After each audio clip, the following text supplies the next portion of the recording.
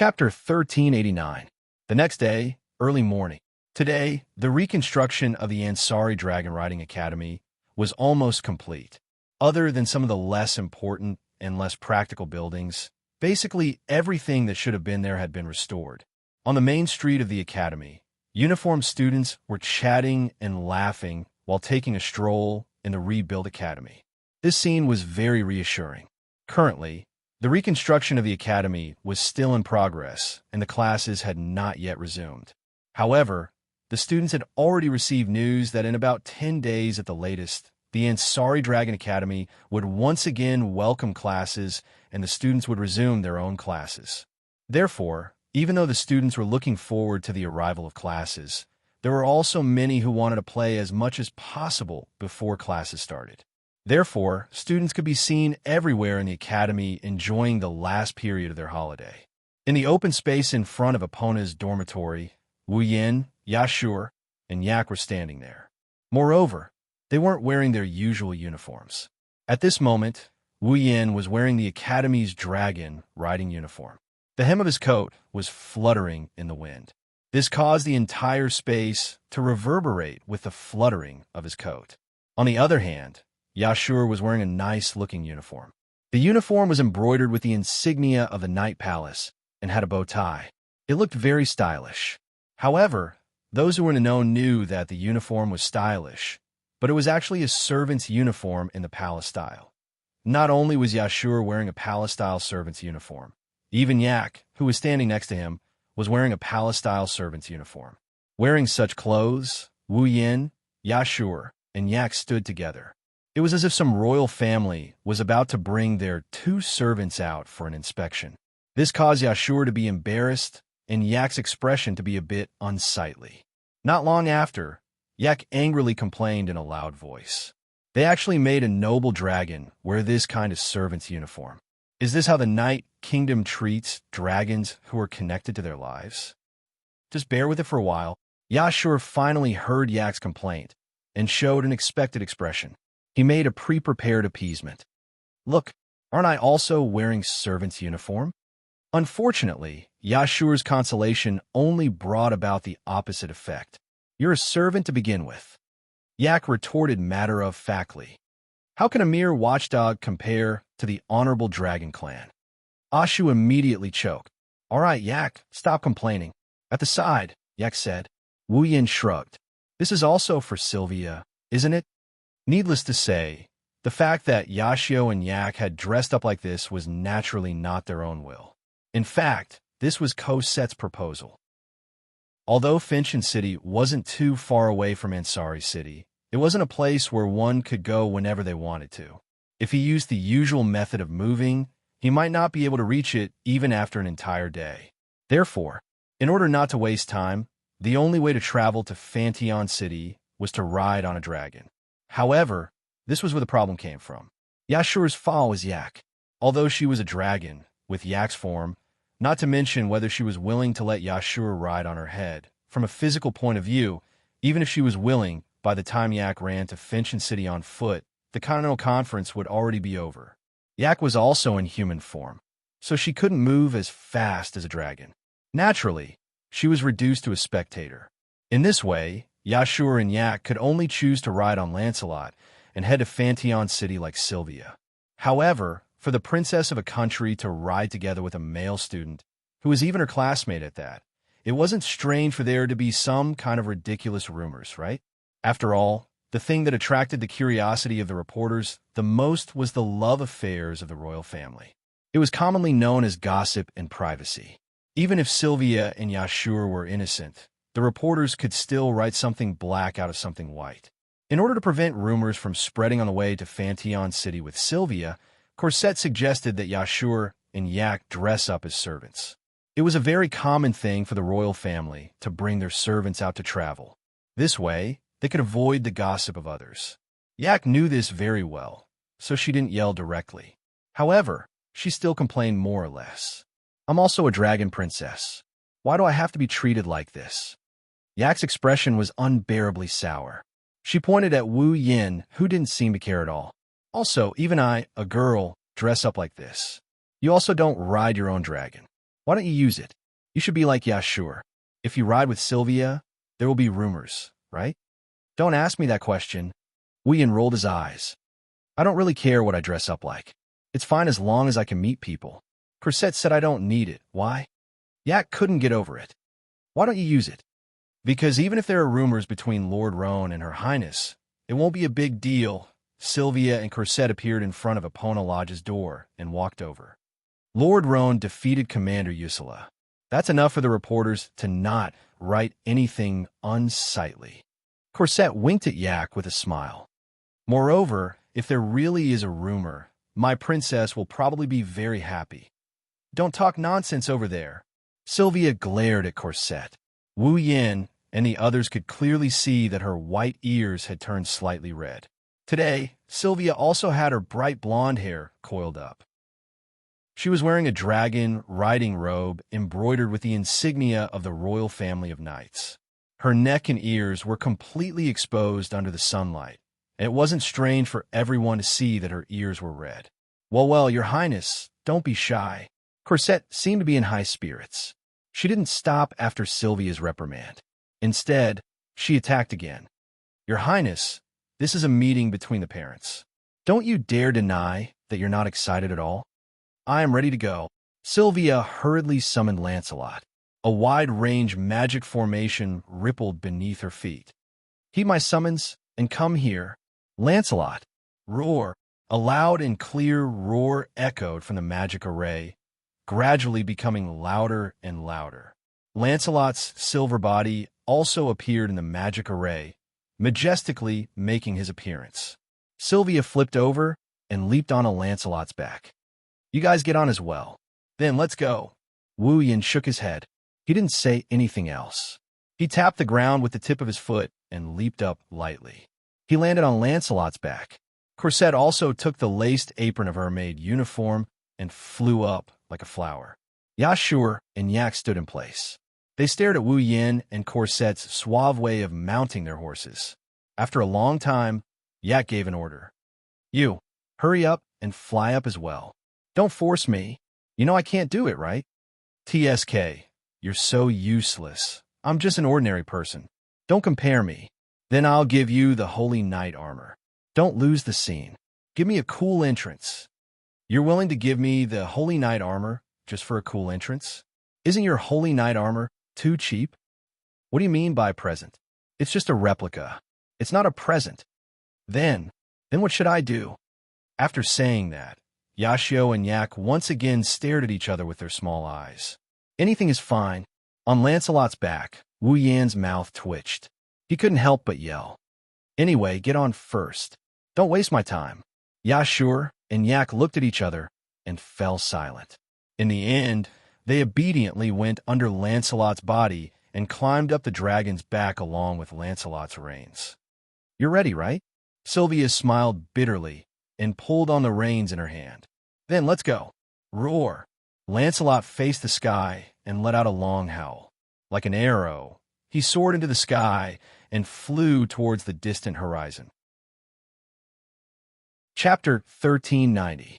The scorching sun hung high in the sky, sprinkling down dazzling rays of sunlight that illuminated the entire land and the bustling city below.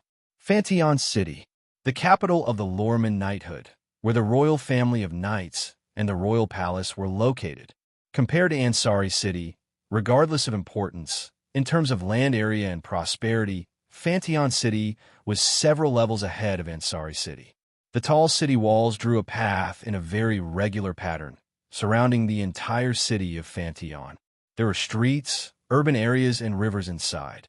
It was just like a small country. There were a lot of people in Fantion City. Although it wasn't a sea of people, it could still be a sea of people if they gathered together. The buildings were more elegant, like small courtyards. It was said that they were all built according to the style of the Shepron Kingdom, the suzerain of the Lorimon Kingdom of Knighthood. If one looked down from the sky above Fantion City, they would discover that the city walls that surrounded Fantion City formed a pattern. That pattern had traces of the royal family's emblem, as well as the shadow of the star carving of the dragon nurturer. Similarly, it also had a part of the flag of King Xiapulon. Although the overall combination couldn't be described as beautiful, it was more than enough to say that it was exquisite. By the way, Fantion City also had city walls. It seemed to separate the entire Fantion City into regions. Because of this, it looked more like a small country. However, the regions were connected to each other. There was no priority. If one had to say which region was more important, then only the central region was more important than the other regions. That was because the royal palace of the Lorman knighthood, the castle that was shaped like a tower, Fantion City, was located here. Originally, Fantion City was a metropolis with Fantion City as the center. Therefore, it was understandable that the central region of Fantion City was more important than the other regions. Fantion City, which was located in the central region of Fantion City, was about to become the venue for this continental conference. The representatives of the top forces from all over the continent would gather and decide the future direction of the continent. Such an important conference was held here. It also made the atmosphere of Fantion City tense. Of course, it was only the central region with Fantion City as the center that was nervous. This was the real venue for the Continental Conference. Therefore, on normal days, the rarely seen Dragon Knights seemed to have gathered in one place today. They rode their respective holy dragons and circled back and forth above Fantion City. The Dragon Knights were all armed, and their faces were solemn. These Dragon Knights, they were all Dragon Knights of the Lorman Holy Dragon Knights. During the Continental Conference, the venue and the safety of the representatives of the top forces naturally became the most important. Under such circumstances, the knighthood couldn't afford to be careless. Thus, during the limited time the Continental Conference was held, Lorimen's Holy Dragon Knights would gather and be in charge of guarding before and after the conference. When Lancelot brought Wu Yin and the others to Fantion City, the vigilant Dragon Knights all rode their holy dragons and adjusted their magic power, causing a whirlwind of magic power to sweep up above Fantion City. However, these Dragon Knights all seemed to recognize Lancelot. They knew that Lancelot was Sylvia's fall. When they confirmed that it was Lancelot and Sylvia on the dragon's back, the magic power in the sky gradually calmed down. Your Highness Sylvia. A moment later, all the Dragon Knights in the sky above Fantion City lined up neatly and bowed to Sylvia in unison. Thank you for your hard work, everyone. Sylvia responded to the Dragon Knights in a loud voice. With a serious expression, she slowly landed in Fantion City. The Dragon Knights dispersed and continued to be on guard. Yashur, who had been holding his breath since the beginning, let out a long sigh and wiped away the cold sweat that had dripped down from his forehead without him knowing. What a tight security. It's the beginning of the Continental Conference, after all. It's necessary to be on guard. Wu Yin looked around at the holy dragons circling in the sky and nodded. With such a scale of security, I'm sure even the big countries wouldn't dare to act recklessly, right? Of course. Sylvia couldn't help but straighten her back proudly. The Lorman knighthood is a famous knight order even in the entire continent. Although the Lorman knighthood is only a small country, in terms of military power, the knighthood is definitely not weaker than the big countries. That's because of the dragons. Yak quickly took the credit. Without the dragons, how could the knighthood be so mighty? The knighthood and the dragons are one. Sylvia retorted with some dissatisfaction. You're being too unreasonable by separating the dragons from the knighthood, aren't you? I didn't mean that. Yak immediately turned her head away in embarrassment. I'm just reminding you not to forget the contributions of the dragons. None of the knights will forget what the dragons have brought to us. Sylvia was very serious when she said this. So, Yak, I hope you don't treat us as outsiders. All right, it's my fault. Yak was helpless. As they spoke, Lancelot landed in front of Fantion City's gates and laid down on the ground. Everyone dismounted from the dragon's back and began to examine the city. It looked like an ancient castle with layers of buildings stacked on top of each other. The top of the building had a sharp shape, so it looked like a large tower. It flashed with a steel-like luster under the sun.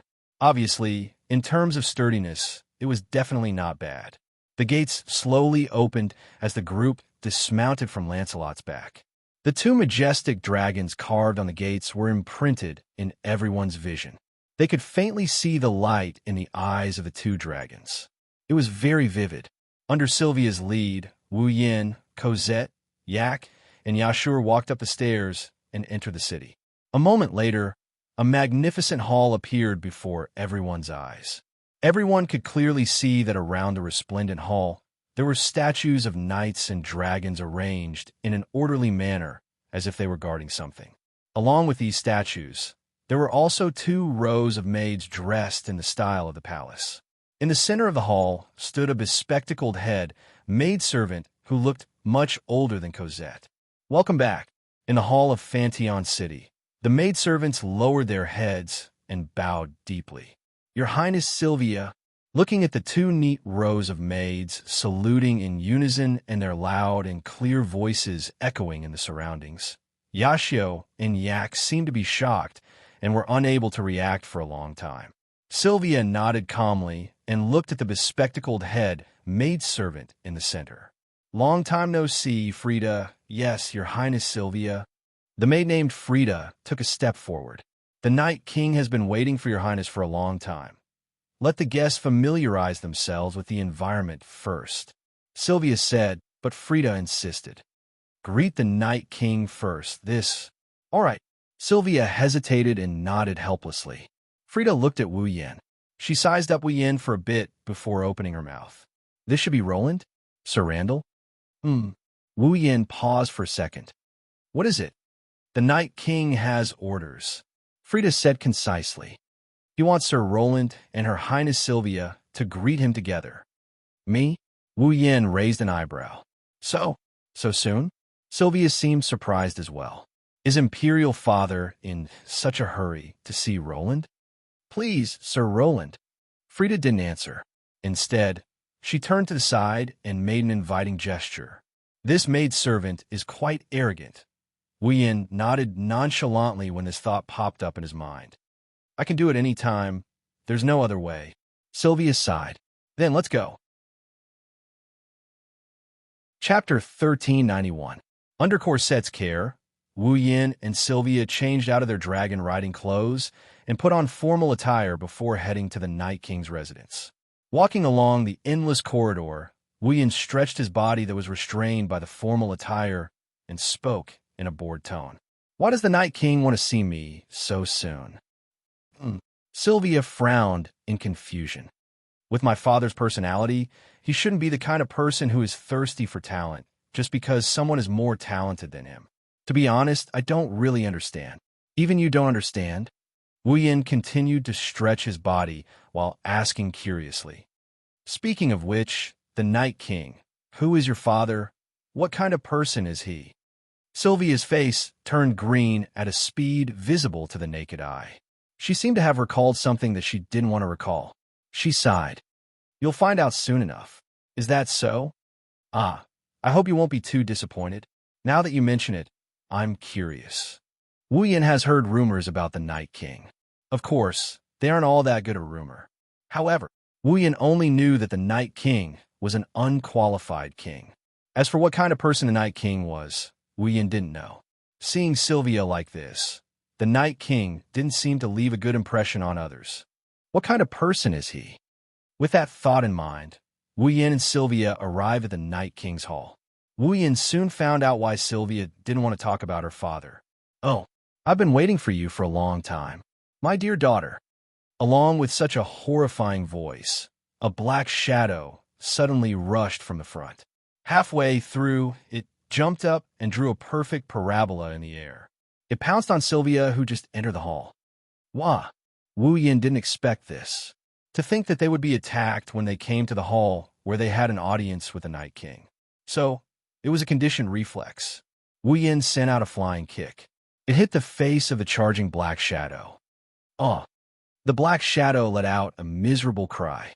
He flew out at a speed faster than when he came, leaving a trail of blood behind him as he landed on his back. It smashed into the floor not far away. Its 2 legs twitched and straightened, then it stopped moving. Only then did Wu Yin see the full appearance of the attacker. It was a man in luxurious clothes with a cloak behind him. He had an extremely mediocre face and a large beard. It was hard to tell if he was middle-aged or old.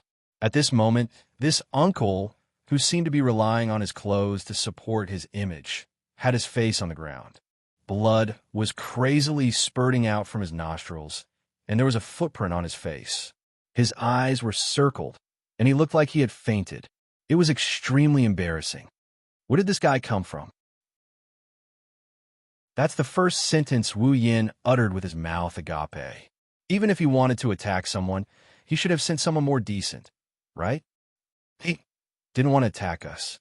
On the side, Sylvia's eyebrows twitched and the corners of her mouth twitched. He wanted to attack me. Attack you? Wu Yin didn't know what to say. As if she couldn't bear to look at it, Sylvia no longer looked at the uncle who was bleeding profusely on the ground. She turned her head away and squeezed out those words with all her might. He is my father, the current Night King of the Night Kingdom of Lorman, Alvard. Night King? Wu Yin was stunned. I know you don't want to believe it, Sylvia said with a sorrowful expression, but it is the truth. Wu Yin's mouth twitched. He couldn't help but look at Alvard. He looked at the Night King, who was bleeding from his nose and covering his face with circles in his eyes. In other words, I sent the current Night King flying with a kick, right? Yes. Why don't I feel fear? Instead, I feel good all over? Don't mind. Why? Because I feel the same way. The two of them looked at Alvard in silence.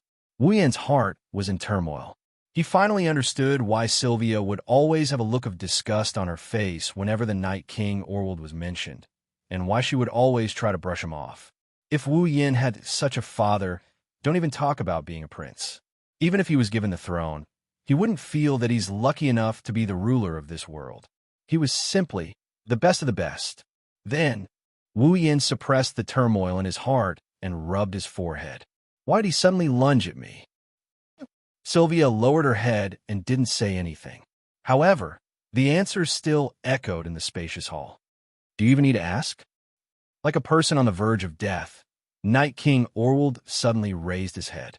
His hand that was covered in blood from his nose trembled as if he was about to die, and he extended it towards Sylvia. To give my beloved daughter a hug of love. After saying that, Alvard tilted his head and his eyes started to draw circles again. Wu Yin and Sylvia looked at each other and saw the speechless expression on each other's face. Sigh. Wu Yin sighed and looked at Sylvia. What should we do now? Let's go back, Sylvia replied without hesitation. When he wakes up, he will naturally summon us again. Is that so? Wu Yin laughed dryly. Then let's leave it at that. Although I can understand your situation, let's wait a little longer before leaving. Just as Wu Yin and Sylvia were about to turn around and leave, a metallic clanging sound entered their ears. Along with it came the sound of footsteps that reverberated through the entire space. The two of them stopped in their tracks and turned their heads at the same time to look at the source of the sound. Wearing a heavy and revealing armor, she slowly walked over from the direction of the throne. Her sharp eyes stared at Wu Yin and Sylvia. Her lips curled into a small grin. Long time no see, Roland, Sylvia. Wu Yin and Sylvia were stunned. When they realized who it was, they were shocked. Veronica, royal sister. The newcomer was the first princess of Lorraine's Kingdom of Knights, the iron-blooded Valkyrie, Veronica. Behind Veronica, Gulian, the captain of her personal guards, followed closely behind her. He was wearing the cold, holy knight armor, and his eyes were equally cold. You're early. Veronica had a rare smile on her face. I thought you two would be late. When Sylvia saw Veronica smile, she felt as if she was a prey being watched by an eagle. She instinctively shrunk her neck. It's mainly because Sylvia thinks it's better to be early. Wu Yin glanced at Sylvia. He knew Sylvia wouldn't be able to answer and could only helplessly answer. But Your Highness Veronica, why are you here? You just called me by my name, and now you're calling me Your Highness. Veronica pursed her lips. She looked at Alvard as if he was a piece of trash and snorted. I didn't want to see him either, but since you're here, I thought I'd come over to say hello. Me? Wu Yin gasped. Huh? You're here because of me? Isn't that a matter of course? Veronica's lips curled into a smile. After all, I'm the one who told him to write a letter to Sylvia and have her bring you here. Wu Yin and Sylvia looked at each other. What? Veronica frowned and said with dissatisfaction, Is that strange? Not that it's weird. Wu Yin scratched his cheeks, and he asked in an uncertain tone, But why did you ask me to come over? After I left Ansari, something big happened in Ansari, didn't it? Veronica's hawk-like eyes narrowed. Let's have a good talk about this. Wu Yin finally understood why Leibeka got that kind of response when she reported to the knighthood about the Corpse Dragon army attacking the Ansari Dragon Academy. It was all part of Veronica's plan. Chapter 1392. That was a pretty heavy kick. Holding a handkerchief, Ao Dahua wiped his face as if he was washing his face, wiping away the nosebleed and the footprints on his face. At the same time, he added a regretful sentence. If possible, I wish it was my dear daughter who kicked me. Do you wish for your daughter to kick you that much? Veronica lifted her foot coldly and stomped on the ground. Her iron boots collided with the ground and stirred up a small circle of dust. I don't mind giving you a hand. Alvard shuddered and looked at Sylvia with tears streaming down his face. I just want to take a good look at my daughter's face after not seeing her for a long time. Is this too much? I don't mind letting you see, Sylvia said with a conflicted expression. Can you please do it in a normal way? Yes, my way is very normal, Alvard said solemnly.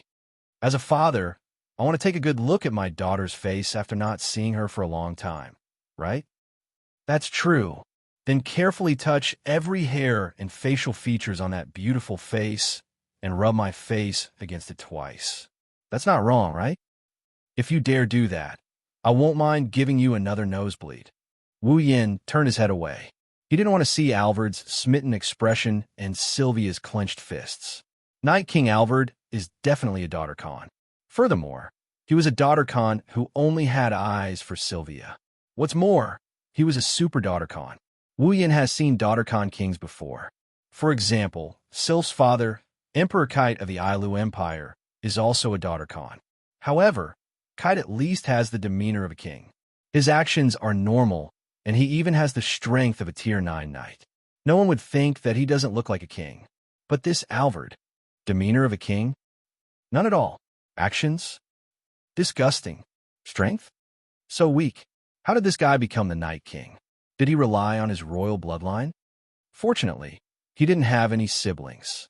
Otherwise, with the Wang family's power struggle, this fellow would definitely be cheated to the point that he would blame himself for not wearing his underwear properly. Wu Yin ignored Alvard, who was entangled with Sylvia, and shifted his attention to Veronica. What about Ursula? Why didn't he see her? During the Continental Conference, Yuzura was the commander of Lorea's Holy Dragon Knights. He must be responsible for the security of Fenshin City. He should still be arranging manpower now, right? Veronica looked at Wu Yin with a faint smile. Ever since he lost to you in the Ansari Kingdom, Ursula seems to have become more energetic than before, but he also works harder than before, especially during training. He works harder than anyone else. He even said that he would defeat you the next time. That's really something to look forward to. Wu Yin licked the corner of his mouth, a hint of interest appearing in his wine-red eyes. Let's hope Ursula can be stronger. You're the only one in the Kingdom of Knights who can say something like that. Veronica shook her head with a chuckle. I see. You're the divine horseman who defeated Commander Ursula? Alvard, who had been fooling around in front of Sylvia, turned around with a serious expression on his face. When I learned that someone defeated Commander Ursula, I wanted to meet him. She was still thinking about when to meet him, but she didn't expect that. He came so quickly. Wu Yin didn't know what to say when he saw Eoward's serious expression. It was the Night King who wrote a letter to Sylvia asking her to bring him here. Even if it was Veronica's idea, she should at least know his identity, right? Could it be that he didn't know who the person Veronica wanted him to write to Sylvia was from the very beginning? Then why did that arrogant head maid say that it was the Night King who sent him and Sylvia to greet her? There are too many things to complain about. I'm sorry. Wu Yin resisted the urge to sigh and nodded at the Night King. Then, the reason for summoning me is Her Highness Veronica's idea. The reason for summoning Sylvia is because she wants Sylvia to attend the Continental Congress. Then, why did you summon Yashur and Acker? Yashur? Blake and Acker whelp? Veronica frowned when she heard Wu Yan's words. She looked at Alvord coldly. I didn't hear anything about this. This is my idea. Being stared at by Veronica's terrifying gaze, Alvord remained unmoved. I can't help it. My daughter is too outstanding. She took care of everything in the Continental Congress while I, as her father, had nothing to do. Besides, everyone is busy with work, but I have nothing to do. It's too boring. Wu Yin was speechless. In other words, Sylvia's pretty face also became powerless. You're just looking for someone to kill time with, aren't you? I'm also very curious about humanoid dragons. Alvord laughed out loud, causing Veronica, who was standing at the side, to explode in anger. Boom! The iron boots kicked up a gust of wind and mercilessly lashed out like a whip at Alvarez. Alvarez screamed as his body was sent flying like a giant piece of trash. He smashed into a nearby wall and was embedded into it with his face facing the wall. Sylvia couldn't help but recall the miserable days she had spent under Veronica, and her pretty face paled as she looked at her father's pitiful fate. As expected, Sister Veronica is still as violent and terrifying as ever. Forget about that bastard, Veronica said in an unquestionable tone as she crossed her arms in front of her chest. Actually, Roland, I called you here because I have a favor to ask of you. Favor? Wu Yin and Sylvia both turned to look at Veronica. Is it about the Corpse Dragon Army attacking the Ansari Dragon Academy? It's currently a busy time for the Continental Congress, even though I'd like to hear the reason behind it. Let's put it aside for now. Veronica waved her hand. I'm looking for you because of the Continental Congress. The Continental Congress. Wu Yin took a deep breath and adjusted his attitude to be serious. Looks like it won't be that easy. It's actually quite easy, provided that nothing happens. Veronica smiled in satisfaction when she saw Wu Yin turning serious. Actually, I want to ask you to attend the Continental Conference with us as a guard of the Wong family when Sylvia, that bastard, and I attend the Continental Congress together. Sylvia cried out in shock. Guard? Wu Yin focused on another word. What? There's danger in attending the Continental Congress? That's not it. It's not strange to bring a guard to the Continental Congress. It's just that there's a limit to the number of people attending. Veronica raised her hand to indicate that there's no need to worry. I have no choice but to ask you to attend as a guard. After all, there are many restrictions during the Continental Congress. One of the restrictions is that participants are not allowed to bring their dragon partners with them. There's even a magic barrier set up to prevent people from summoning dragons. Veronica narrowed her eyes at this point.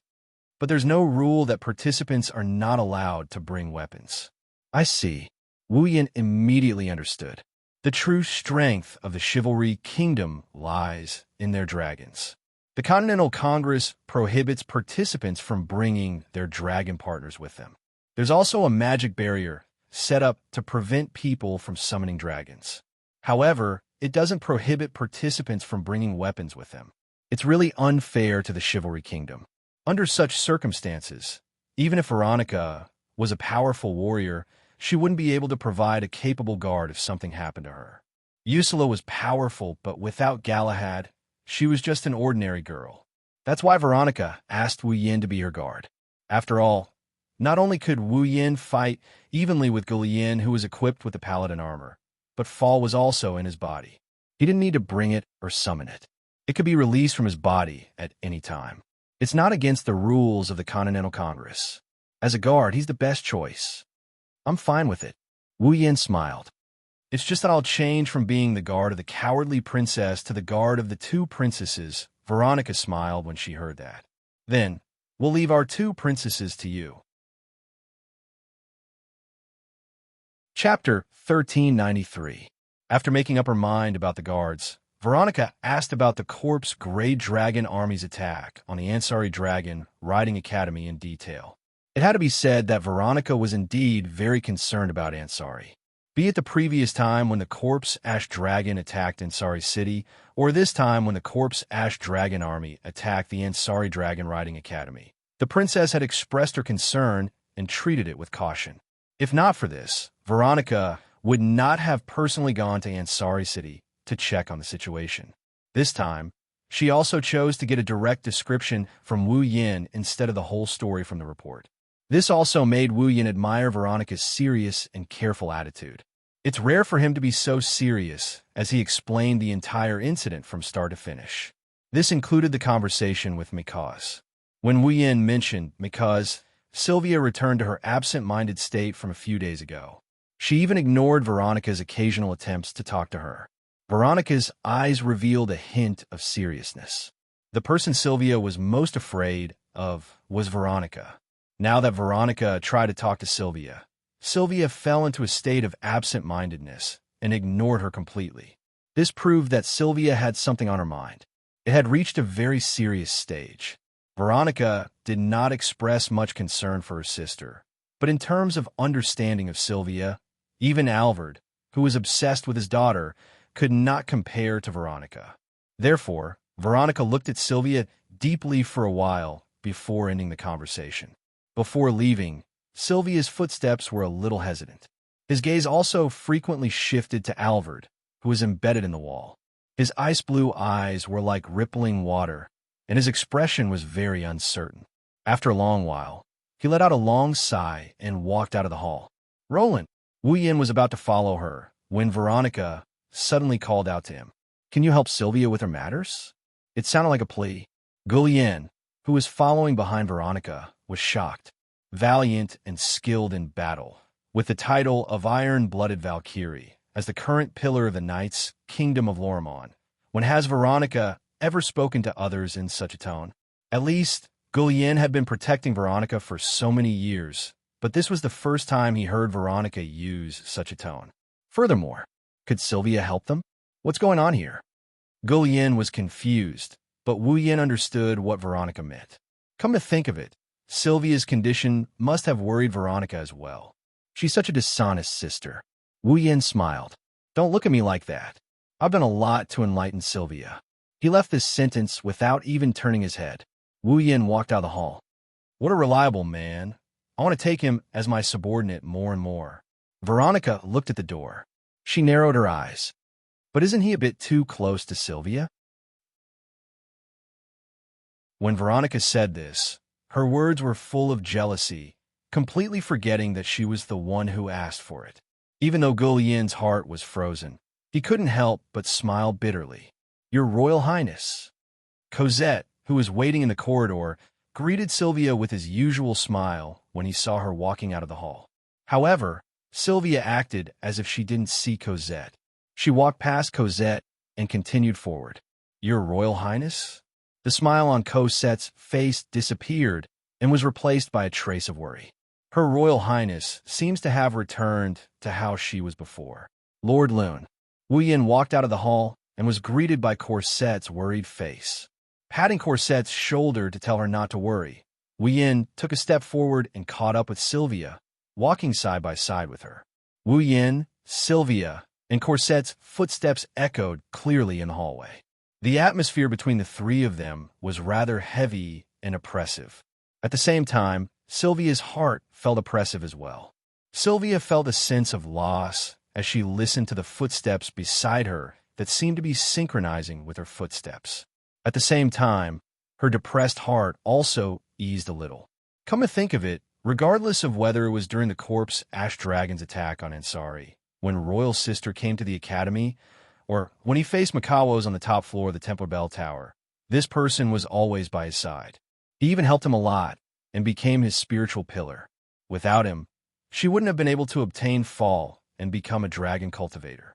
Without him, she wouldn't have been able to realize the weakness in her heart and bravely face the enemy.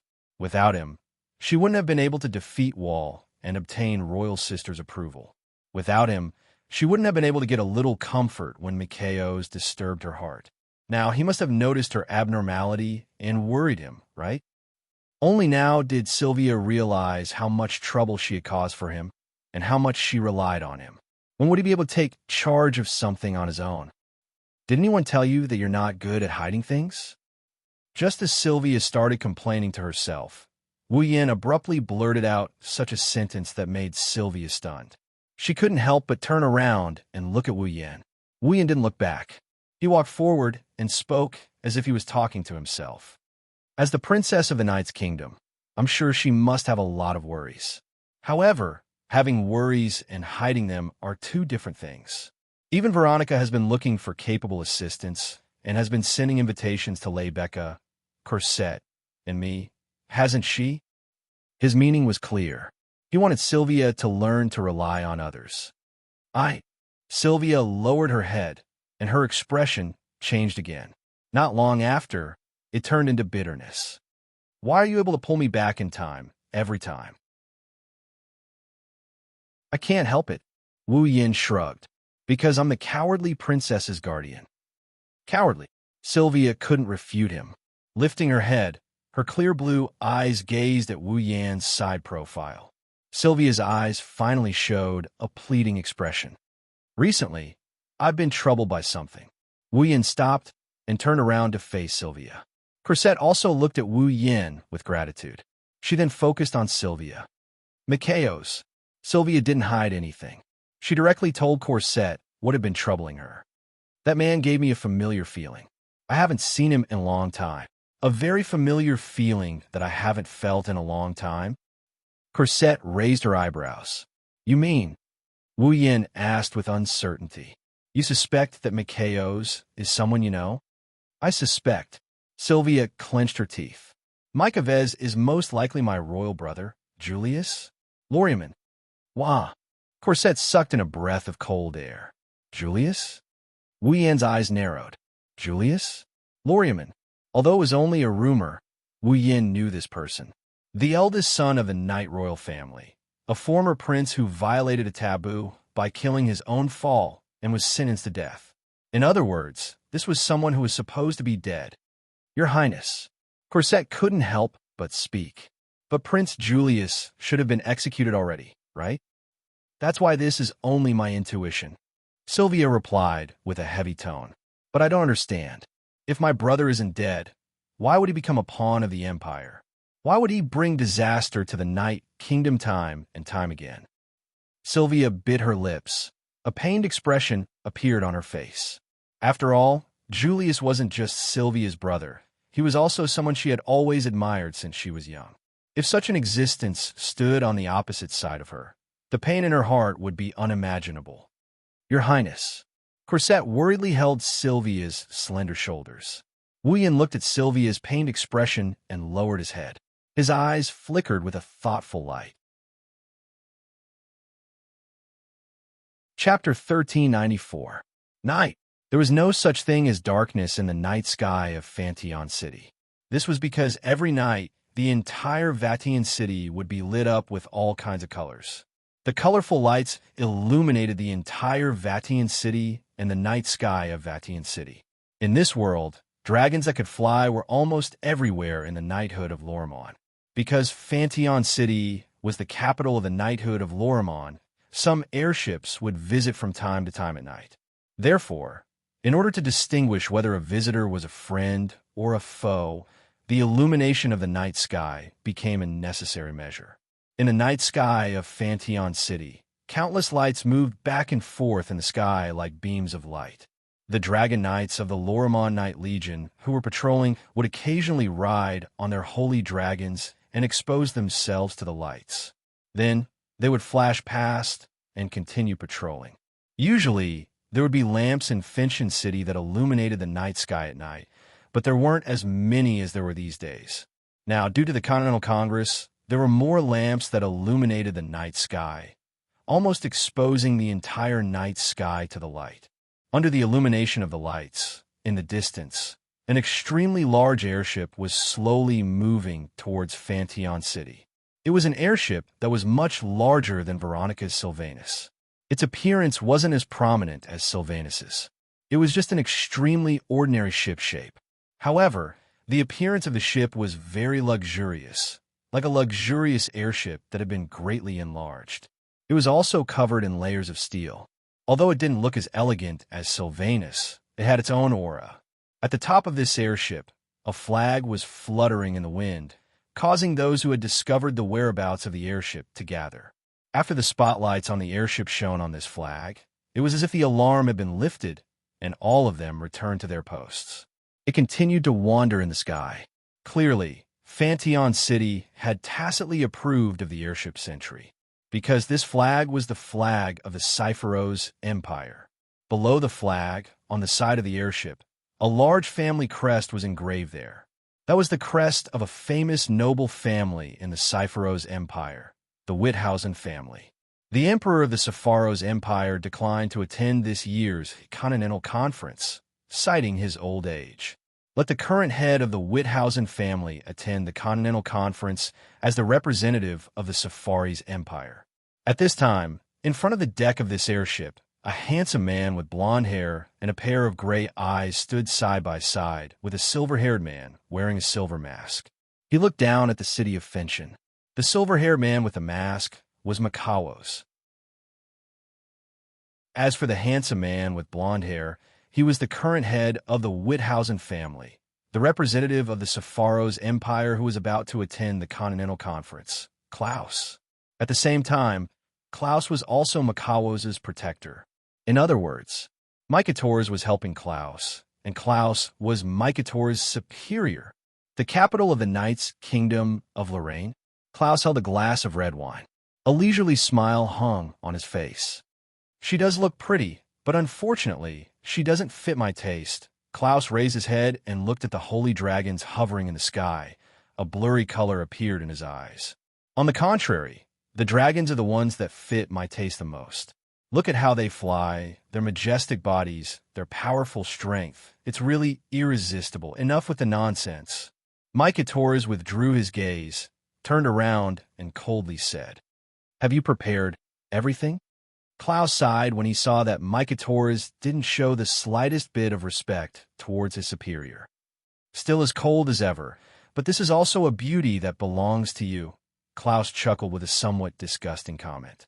The Arcanitech device, excavated from the ancient ruins, is already being adjusted inside the airship. The experts are adding Millennium Chi Hua crystal to it, preparing to activate it. Millennium Chi Hua crystal? Mykators nodded. The so-called Millennium Chi Hua crystal didn't refer to the Dragon Chi Hua crystal that the dragons secrete regularly, but a type of fossil. It's a precious fossil formed by a dragon's corpse after thousands of years underground. Just like the Dragon Chi Hua crystal, the Millennium Chi Hua crystal is also a type of crystal that contains mana. However, compared to the Dragon Chi Hua crystal, the Millennium Chi Hua crystal contains a lot of mana. Some of it is even comparable to the mana of a holy dragon. Because of that, the Millennium Chi Hua crystal is usually used as fuel for Arcanitech ships or airships. It's very rarely used in Arcanitech devices. If a magical device required the use of the Millennium Chi Hua crystal, it meant that the magical device's function was definitely not ordinary. Based on the conversation between Klaus and Mykators, it seems like there's a device that requires Millennium Chi Hua crystal in the airship. So, how's the progress? The assembly is almost complete, and we are now entering the final inspection stage. However, because that device uses the 1,000-year Chi Hua crystal as its power source, we must pay more attention. The final inspection will definitely take a lot of time. A lot of time? Mykators frowned. You should know that we don't have much time left. We can afford to wait for a night, right? Klaus shook his head with a smile. We should be able to officially activate the device tomorrow afternoon for the experiment. Is that so? Makawos' expression relaxed. He looked down at the city of Fenchen again. That's good. Why are you so worried? Klaus swirled the wine in his glass. I also need the help of that Devil Dow device, although I still have a dubious attitude. Klaus looked at Mykators with a smile on his face. However, the look in his eyes gradually turned strange. Can that device really awaken the last descendant of the Holy Dragon royal family, the young dragon yak, and reveal her true form? Hearing that, Mikhail shot a cold glare at Klaus. Are you doubting me? No, no, of course not. Klaus quickly waved his hand. Of course I believe you, my dear Mikatoris. You don't have to worry so much, Klaus. You just have to believe in me. Mikatoris snorted. As long as you do as I say, it's only a matter of time before you obtain the power of the Dragon Clan. With the Dragon Clan as your backing, the throne of the Emperor that you've always dreamed of will be within your reach. Klaus' eyes flashed with greed when he heard the words throne of the Emperor, but he quickly hid it. I look forward to the day you fulfill your promise. Mikatoris, Klaus looked up at the holy dragons dancing in the sky. His smile widened, and he seemed to be in a trance. Truly beautiful to the point of being speechless. Just that powerful posture alone has already conquered me, not to mention that strength that far surpasses that of a human. Dragon Clan, you'll become mine sooner or later and help me ascend to the throne. Seeing that Klaus was in a trance and intoxicated by the soaring holy dragon, Mikawos silently turned around and walked towards the interior of the ship. My dear Mikatoris, Klaus asked without looking back. Where are you going? Prepare the materials for the experiment. Mika's reply was short and concise. How are you going to conduct the experiment without the experiment materials? Klaus immediately revealed a satisfied smile. Then I'll have to trouble you to capture the experiment materials that are jumping around. Mikatoris ignored Klaus and walked out of the deck. He entered the interior of the airship that was slowly descending. Walking along the dimly lit corridor, Mikawos gently raised his head. On the mask, the pair of eyes that were exposed in the eye sockets suddenly flashed with a fierce glint. Shortly after, the pupils in his eyes completely changed. They looked like a snake, a tiger, a wolf, a fox. They were a pair of dragon eyes. The corners of Mikavez's mouth curled up slightly. That cold temperament suddenly disappeared and was replaced by a ghostly, extremely evil smile. The last descendant of the Holy Dragon Clan of Avalon and that white dragon. Yak Loon, wait for me. Chapter 1395. Phew. Lying on the bed of a certain VIP room in Fanteon City, Wu Yin sprawled out on the bed. He gazed at the luxurious ceiling, and he exhaled. He didn't know if he was tired or relaxed. Tick-tock, tick-tock, tick-tock sound echoed in the quiet room. It's so clear that it caught Wu Yan's attention. Wu Yin reached out his hand and rummaged around in his clothes. He found the source of the sound and held it in his hand before raising it in front of him. It was a silver pocket watch with the emblem of the royal family of Lorimon carved on it. It wasn't very luxurious, but it was obviously not ordinary. It was the Dragon Knight's proof. Only the rider of the Holy Dragon, who had the title of Dragon Knight, could receive this gift from the royal family of Lorimon. The initial goal of all the dragon breeders of Lorimon was to let their fall evolve into a holy dragon and obtain this silver pocket watch.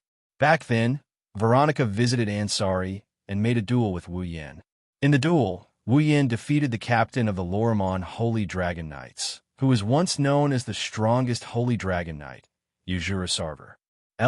With Veronica's approval, Salvin received the Dragon Knight certificate and became a true Dragon Knight.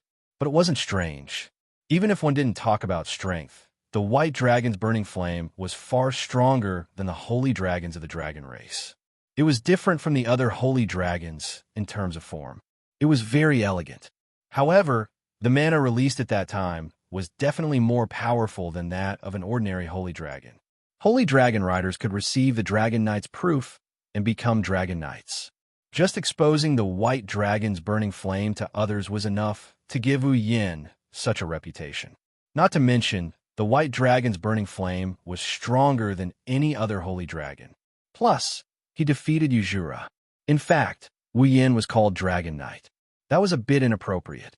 After all, Yuzura, who was defeated by Wu Yin, also had the title of Holy Dragon Knight. No matter what, Wu Yin should at least have the same glory as the Holy Dragon Knight. It's a pity that the title is reserved for those who received the Holy Knight armor from the Holy Dragons. Wu Yin didn't use the Holy Knight armor from start to finish. That's why, no matter how strong the White Dragon's burning flame was, Wu Yin couldn't get the Holy Dragon Knight title. Of course, Wu Yin didn't think much of it. Titles and whatnot. Once he leaves this world, what's the use of them? It's better to get this pocket watch. He thought so. Wu Yin also opened the lid of the Dragon Knight certificate so that he could see the structure clearly. With the passage of time, minute by minute, the operation of the dial was imprinted into his eyes. It's already night time. Looking at the time, Wu Yin put away the silver pocket watch and looked at the ceiling again.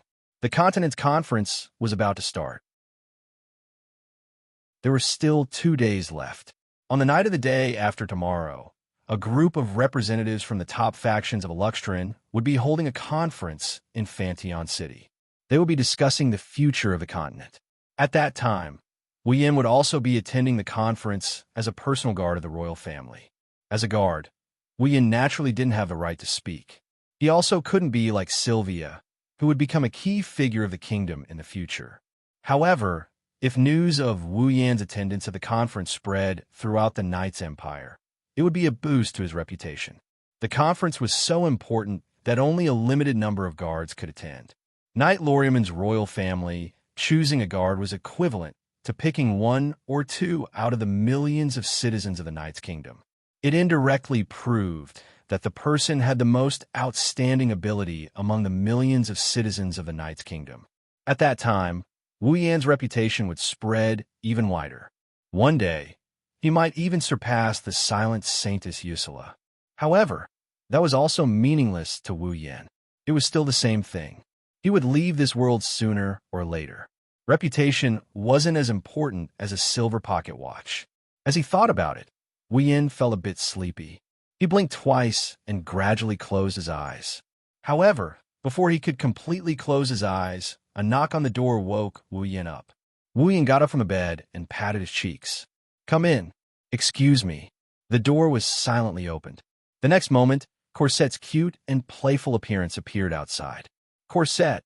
Wu Yan turned his head and looked at the door. "What is it?" "Lord Lune." Corset smiled calmly. "Tonight, the Night King will be holding a banquet. I am here to invite you to attend." "Banquet?" Wu Yan felt a headache coming on just by listening to this line. "Can I not attend?" Hearing this, even Cosette didn't know whether to laugh or cry. Since the Night King had already given the order to meet him, there was probably only one person in the entire Lorraine knighthood who would reject him with such an impatient expression. Apart from Veronica, Sylvia, and the others who knew everything about the Night King Orwald, there was probably only one person in the entire Lorraine knighthood. "I don't think so." Corset lowered her posture and rolled her eyes at Wu Yan. The Night King personally summoned him. Even if Lord Lune is impatient, he has to go up and play along. Like you said, it's perfunctory. Wu Yan rubbed his forehead. "There is no other way. I have to go, yes." Corset smiled from ear to ear. "But before that, please take a bath in the bathroom." "Taking a bath for a meal? The Wang family sure has a hard time."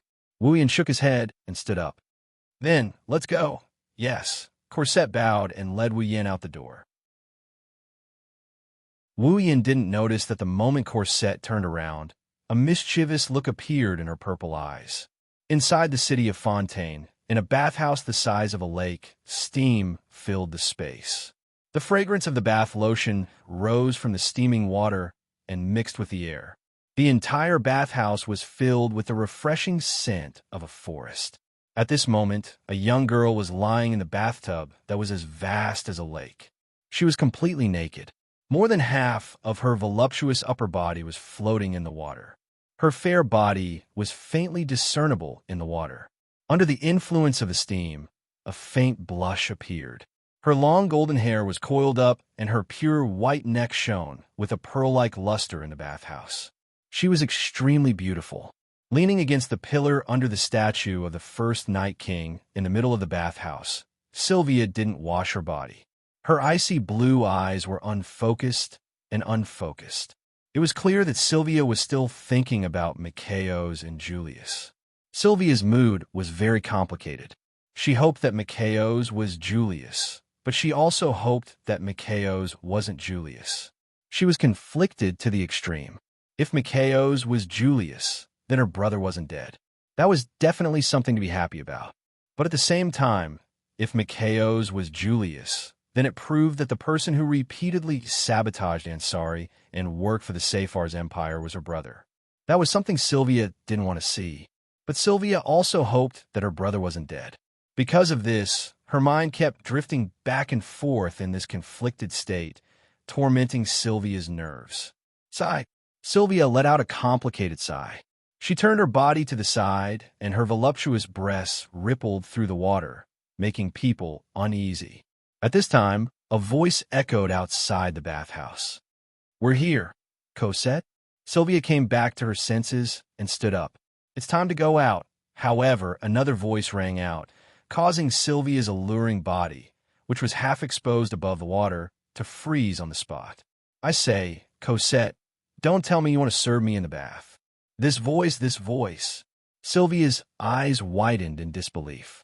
Sylvia had only known the owner of this voice for about 3 months, but whether it was the voice or the owner, to Sylvia, they were both deeply etched in her heart. Therefore, it was impossible for Sylvia to be mistaken. That was clearly Wu Yan's voice. Chapter 1396. Rune? Sylvia was confused. "Why is we in here?" "That's not right. There's a dinner party tonight. Alvarez probably invited Wu Yan as well. Sylvia can guess that much.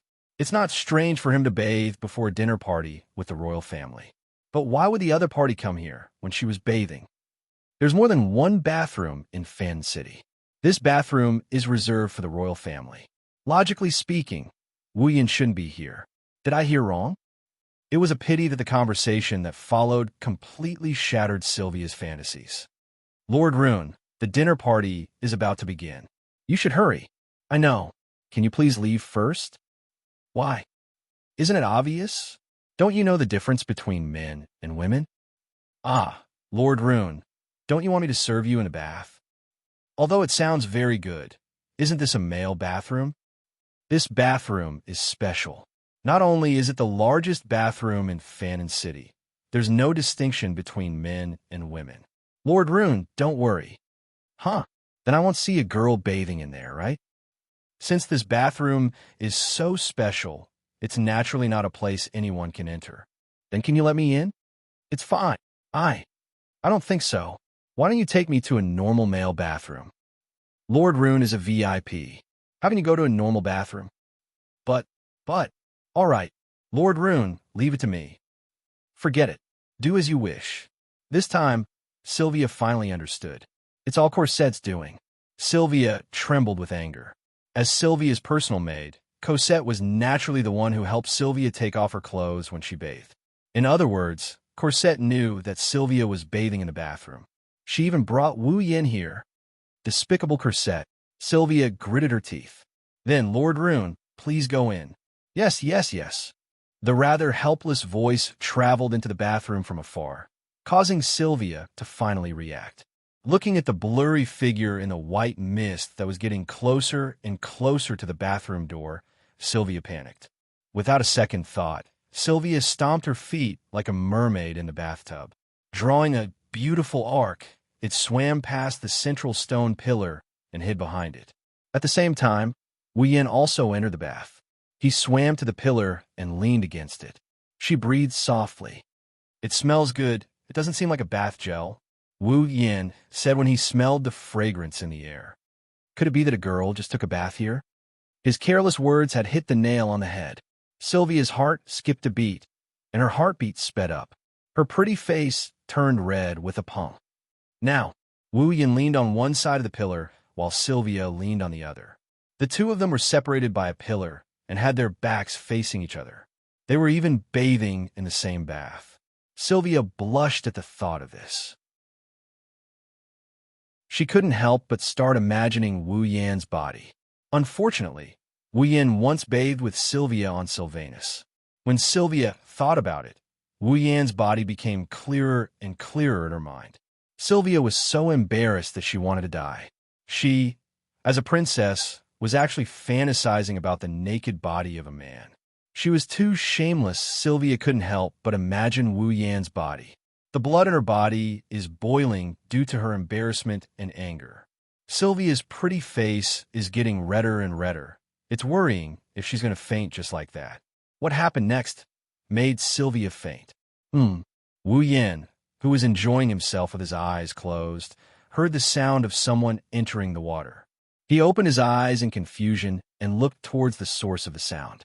Wu Yan's eyes widened, and he subconsciously covered his nose.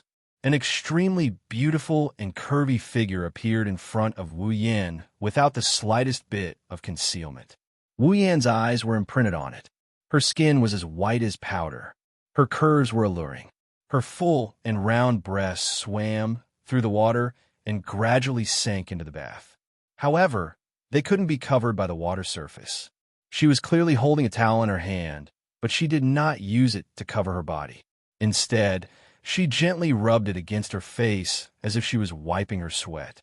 This kind of action caused her perfectly round eyes to undulate, causing one's face to tighten and one's heartbeat to accelerate to the limit. Cosette. Wu Yan raised his head. He tried to avoid the sudden shock that might have caused him to overreact. This perk is too much. Lord Lune, you didn't do this when you bathed with Her Royal Highness in Sylvanus. Cosette shook her smooth shoulders as if she was about to cry. Is it that uncomfortable to bathe with me? Uncomfortable. It is indeed uncomfortable. Wu Yan began to take deep breaths to suppress the uneasiness in his heart. This stimulation is too strong. Is that so? As if she changed her expression, Cosette's sobbing expression was replaced by a flower-like smile. Lord Lune, there's something even more exciting. Something even more exciting? Wu Yan instinctively froze. At the same time, the sound of water splashing entered his ears. Cosette came to Wu Yan's side without any explanation. Before Wu Yan could react, her body suddenly fell into his arms. Her pair of plump breasts pressed against him without any hesitation. Her red lips exhaled a sweet breath. Her purple eyes flickered as she whispered in a blurred voice. Lord Lune, let me give you a massage. Wu Yan subconsciously hugged the petite figure that threw herself into his arms. Feeling the soft touch at such close distance, his taut heartstrings snapped in an instant. Gently sliding his hands on Cosette's soft back, one hand down and the other hand up, Wu Yan looked into Cosette's blurred eyes.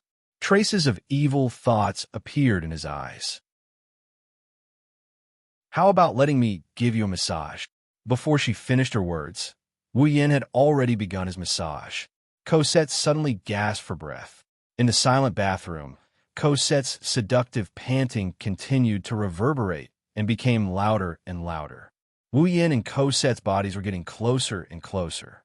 Just as the two of them were about to merge together, a voice that was filled with shame, anger, and hysteria resounded like thunder.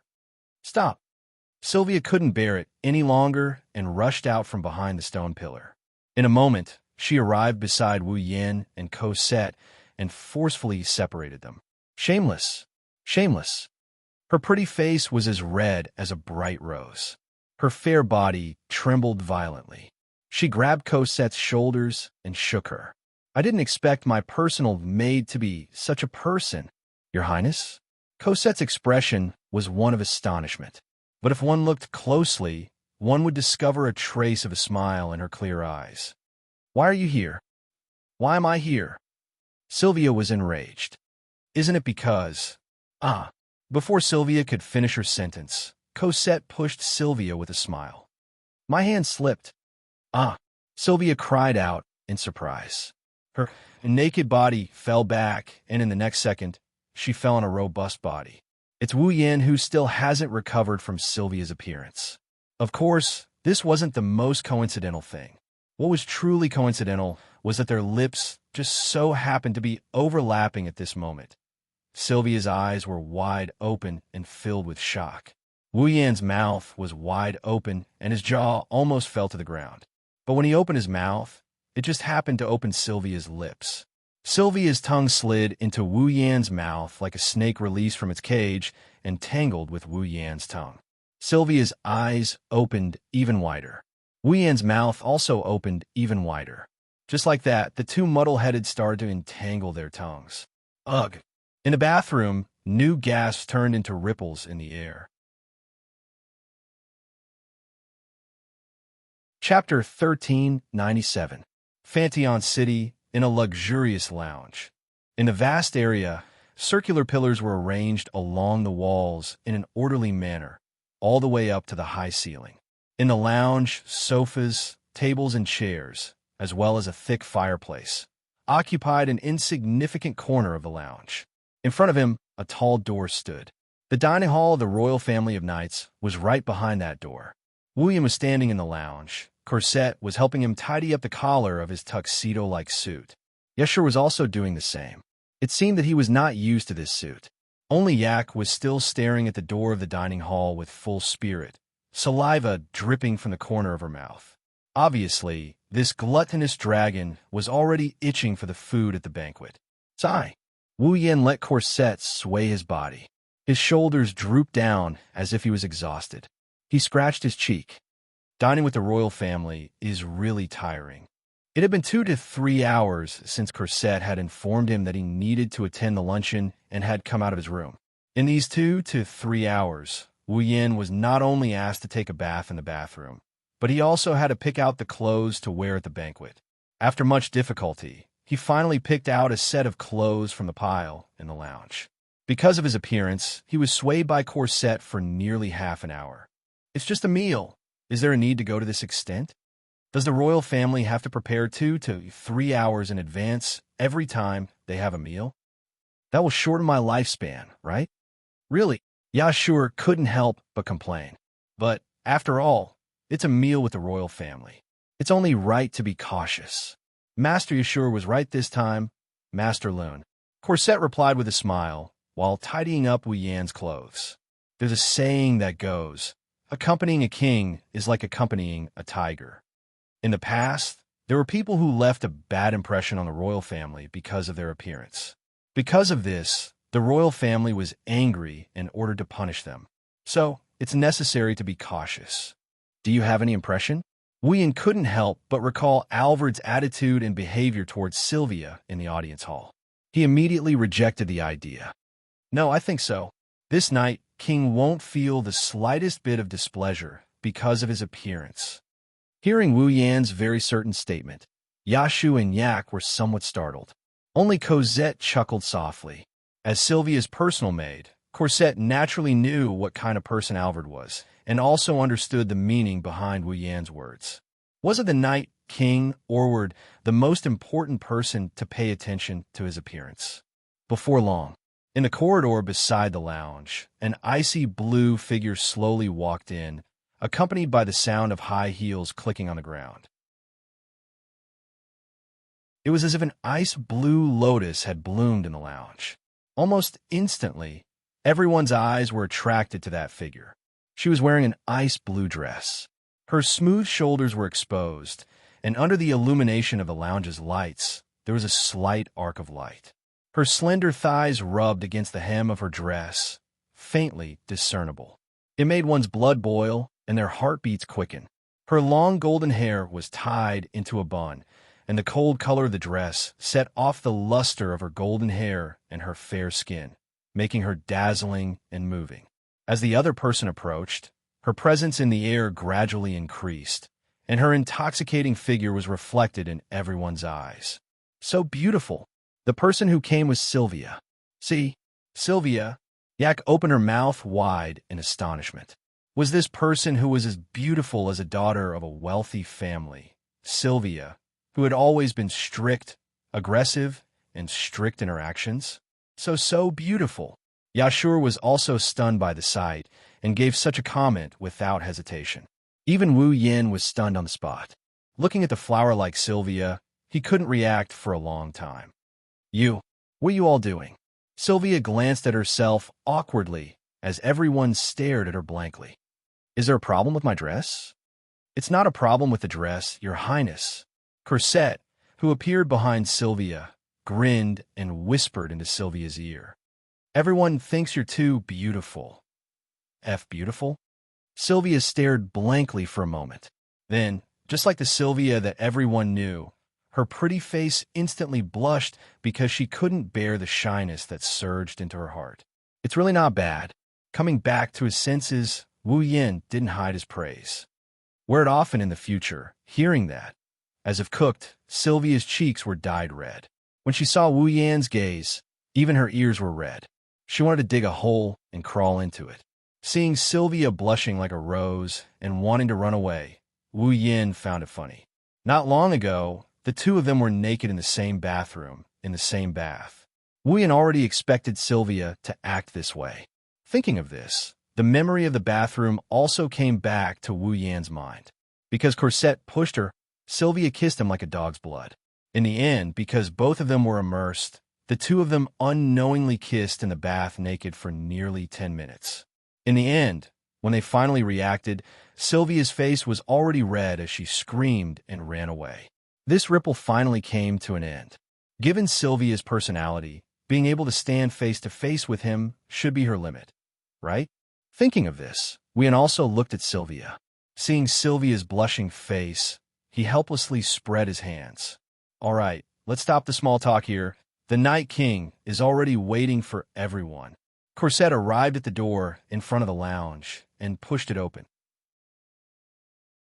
Your Highness, Lord Rune, Lord Yashur, Ike-chan, please come with me. Fantion City, Wang family's dining hall, at the head of a long table that was more than 6 to 7 meters long. Night King overgrinned as he watched Wu Yan's group enter the hall and laughed out loud. You're finally here? I've been waiting for you for a long time. Night King. Yashur's body stiffened as he looked at Alvarez, who was laughing in an amicable manner. Now, the person who was laughing in front of him was the king of this country. As an ordinary civilian, Yashur's nervousness in front of the king of the Night Kingdom of Lorea is unimaginable. Don't be so reserved. Overd seemed to have seen through Yashur's nervousness and nodded as if comforting him. This is just a banquet. Relax. Yashur, relax. Sylvia opened one of her eyes. Your submissive behavior is the real disrespect. As a student of the Ansari Kingdom's Dragon Riding Academy, you should be more at ease. Sylvia, you're here too? Before Sylvia could finish her reprimanding words, a voice as steady as steel rang out from behind her. This voice, Sylvia's body stiffened as if she was a clockwork doll. Her neck made cracking sounds as she turned around. Then, her entire face turned pale. Should I say it's an unexpected reaction? Behind Sylvia, Veronica, who was dressed in her usual armor, stared at Sylvia with her eagle-like eyes. She curled her lips in dissatisfaction. As expected of a cowardly princess. Why? Sylvia took a few steps back and stuttered like a mouse that saw a cat.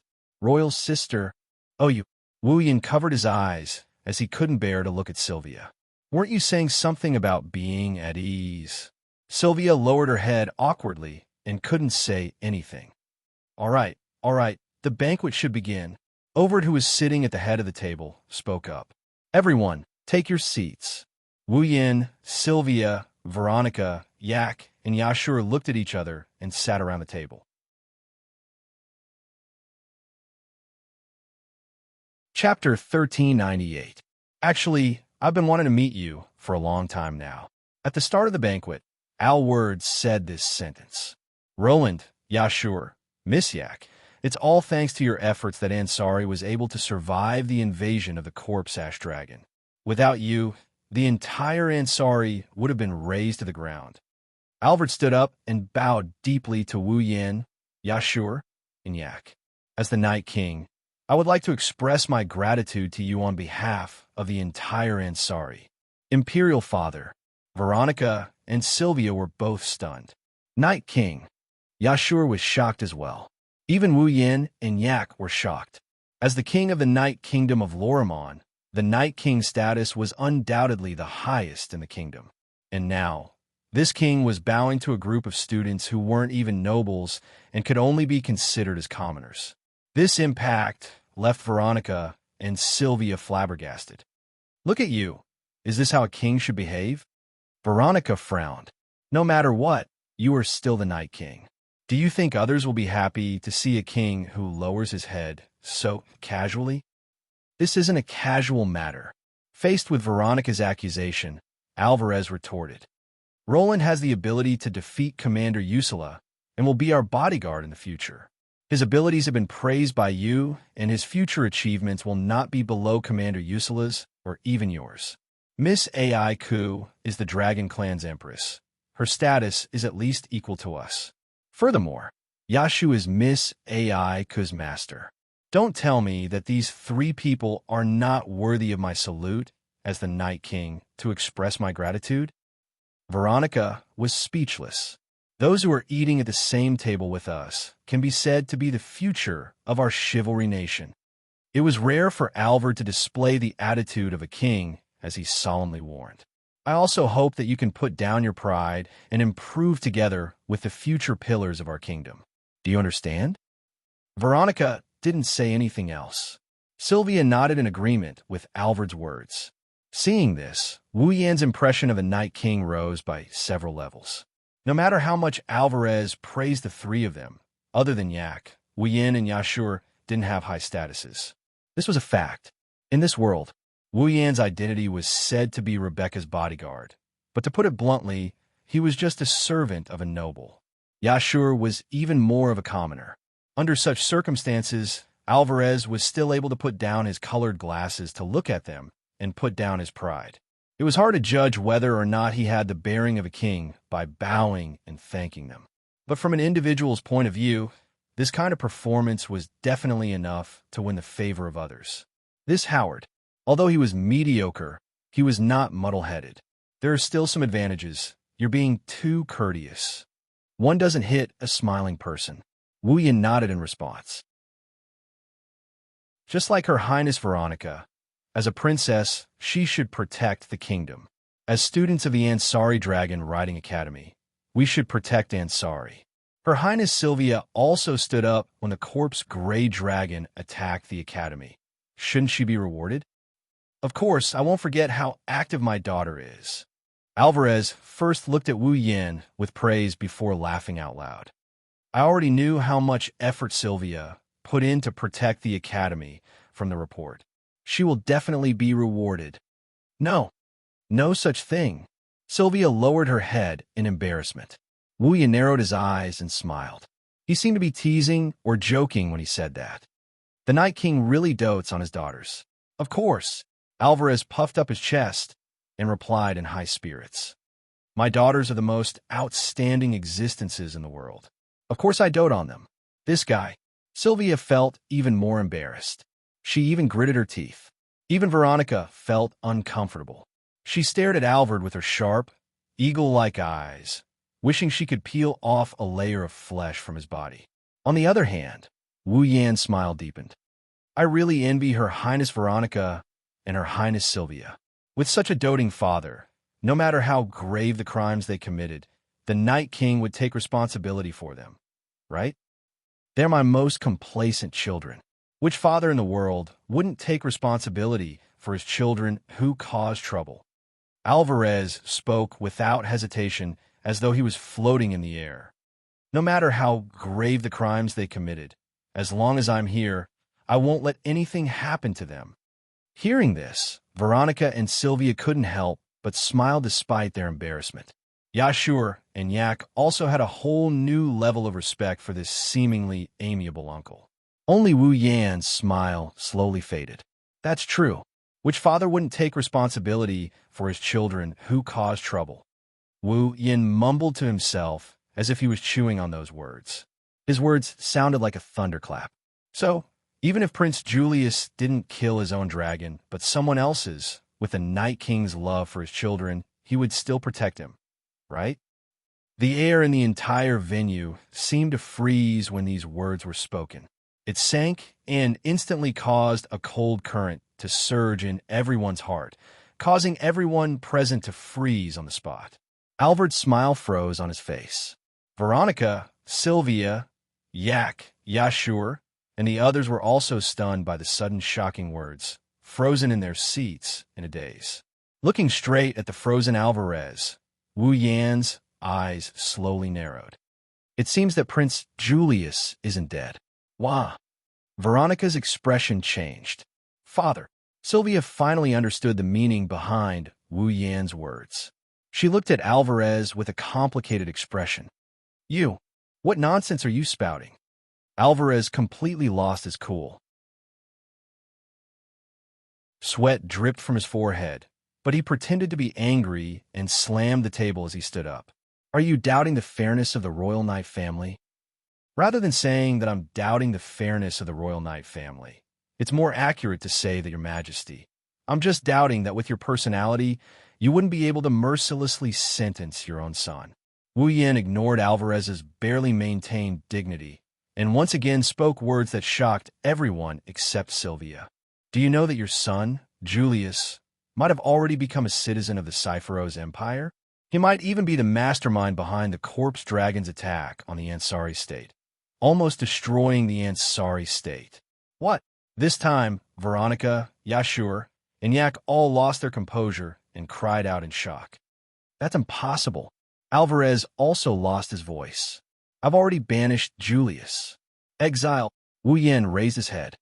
In other words, Prince Julius isn't dead? Only then did Alvarez realize what he had said. His face paled. Royal brother. Sylvia was dazed. He's really not dead. You bastard. Veronica abruptly stood up and walked in front of Alvard. She grabbed the Night King's collar and shouted loudly. Do you know that you're giving the Royal Knight family a chance to suffer heavy losses? Just the fact that the Dragonslayer Julius was still alive was enough to cause a huge uproar in the Night Kingdom. If others were to find out that the Night Kingdom's king was biased and didn't execute his own son, allowing the Dragonslayer to live in this world, the Night Kingdom might descend into chaos. The Cypheros Empire, which was dissatisfied with the Night Kingdom's ruling position and was eyeing the Night Kingdom covetously, could use this as a pretext to cause a heavy blow to the Night Kingdom. Everyone present could imagine what kind of crisis the Knight's country would face at that time. Alvarez was already in a state of confusion. I'm not condemning your actions, Your Majesty Night King. As a father, you are undoubtedly the greatest. Wu Yan stood up. However, as a king, you're not qualified to do so. Excuse me. Wu Yan turned around and walked out of the hall. TSK. Veronica left Ervard behind and walked out as well. Sylvia hurriedly brought Corset along as well. Only Yashur and Yak were left in the hall, not knowing what to do. Alvarez sat on the ground with a dazed expression. After a long while, he sighed.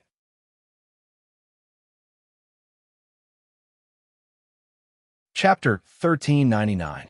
Outside the hall, in the hallway. Gullian stood there like a statue, waiting for Veronica.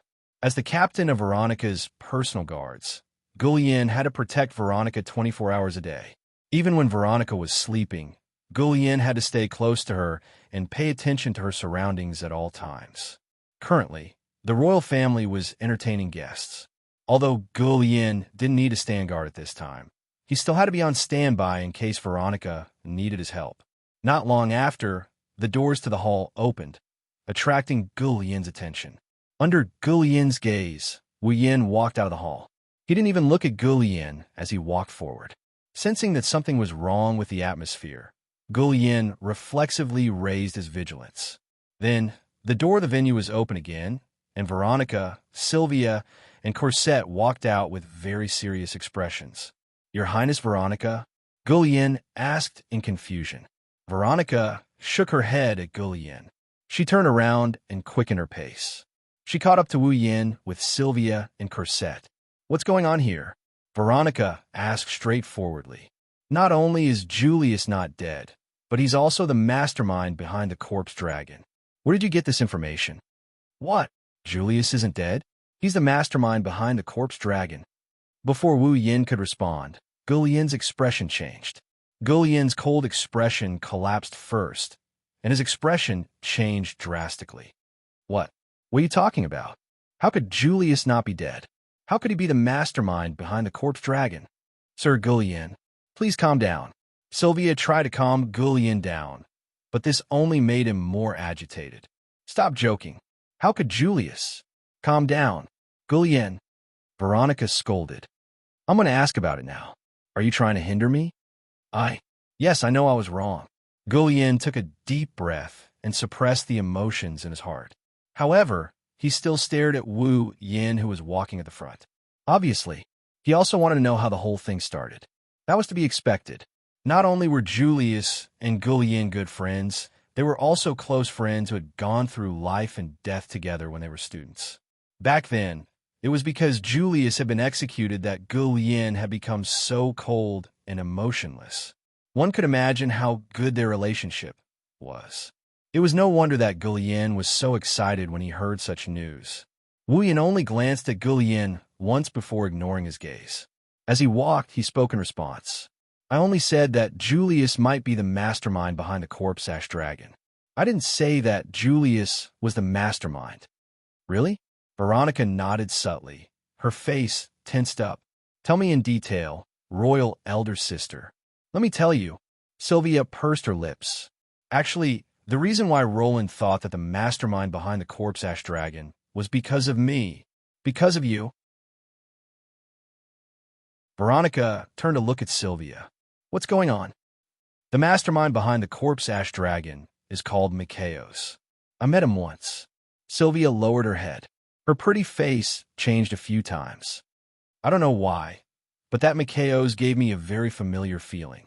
He gave me the same feeling as Royal Elder Brother. That's why I started to suspect that he might be Royal Elder Brother. Feeling? Gulian couldn't help but ask. Just based on your feelings, how could that be? Just based on your feelings, you can't prove that Mikhaos is Julius. Wu Yin coldly interrupted Gulian. But at least now, we can prove that Julius isn't dead. Not dead?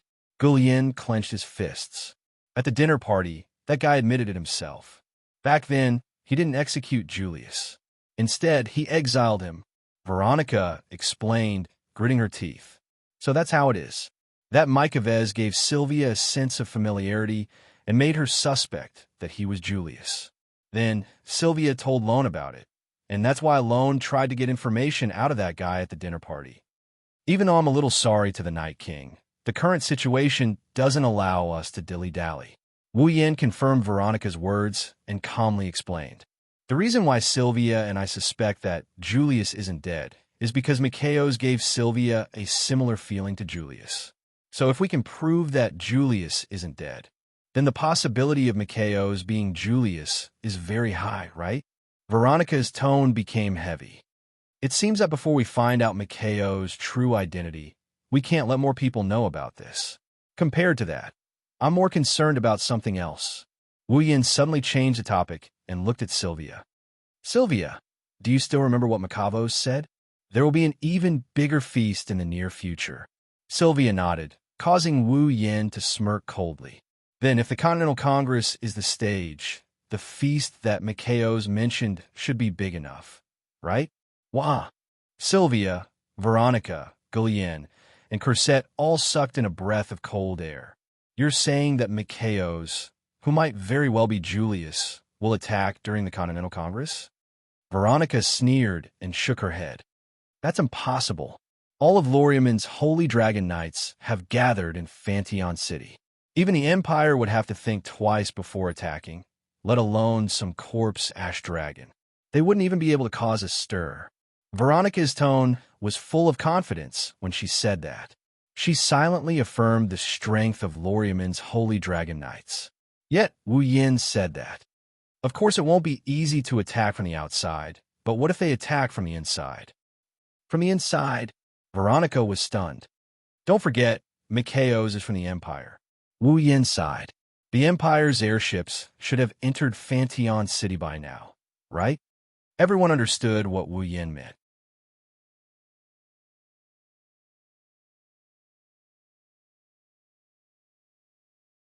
Chapter 1400. Time quickly passed by as everyone was preoccupied with their own thoughts.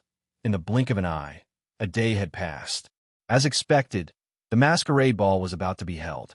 The masquerade ball, as the name suggested, was a ball where all the participants had to wear masks to attend. The purpose of holding the masquerade ball was to promote the relationship between the representatives of the various top forces before the Continental Conference. Every force was inextricably linked to other forces, But these relationships were not all good. Some forces had a very good relationship with each other, while others had a very bad relationship with each other. Take the Lorimon Kingdom as an example. The Shepron Kingdom was the sovereign state of the Lorimon Kingdom, so the relationship between the two was naturally very good. It was not an exaggeration to say that they were wearing the same pants. However, the relationship between the Lorimon Kingdom and the Cypheros Empire was very bad. After all, the Shepron Kingdom and the Cypheros Empire had fought before and killed each other.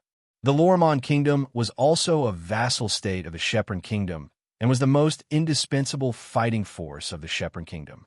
The Night Kingdom that controlled the dragons was undoubtedly a thorn in the side of the Cypheros Empire.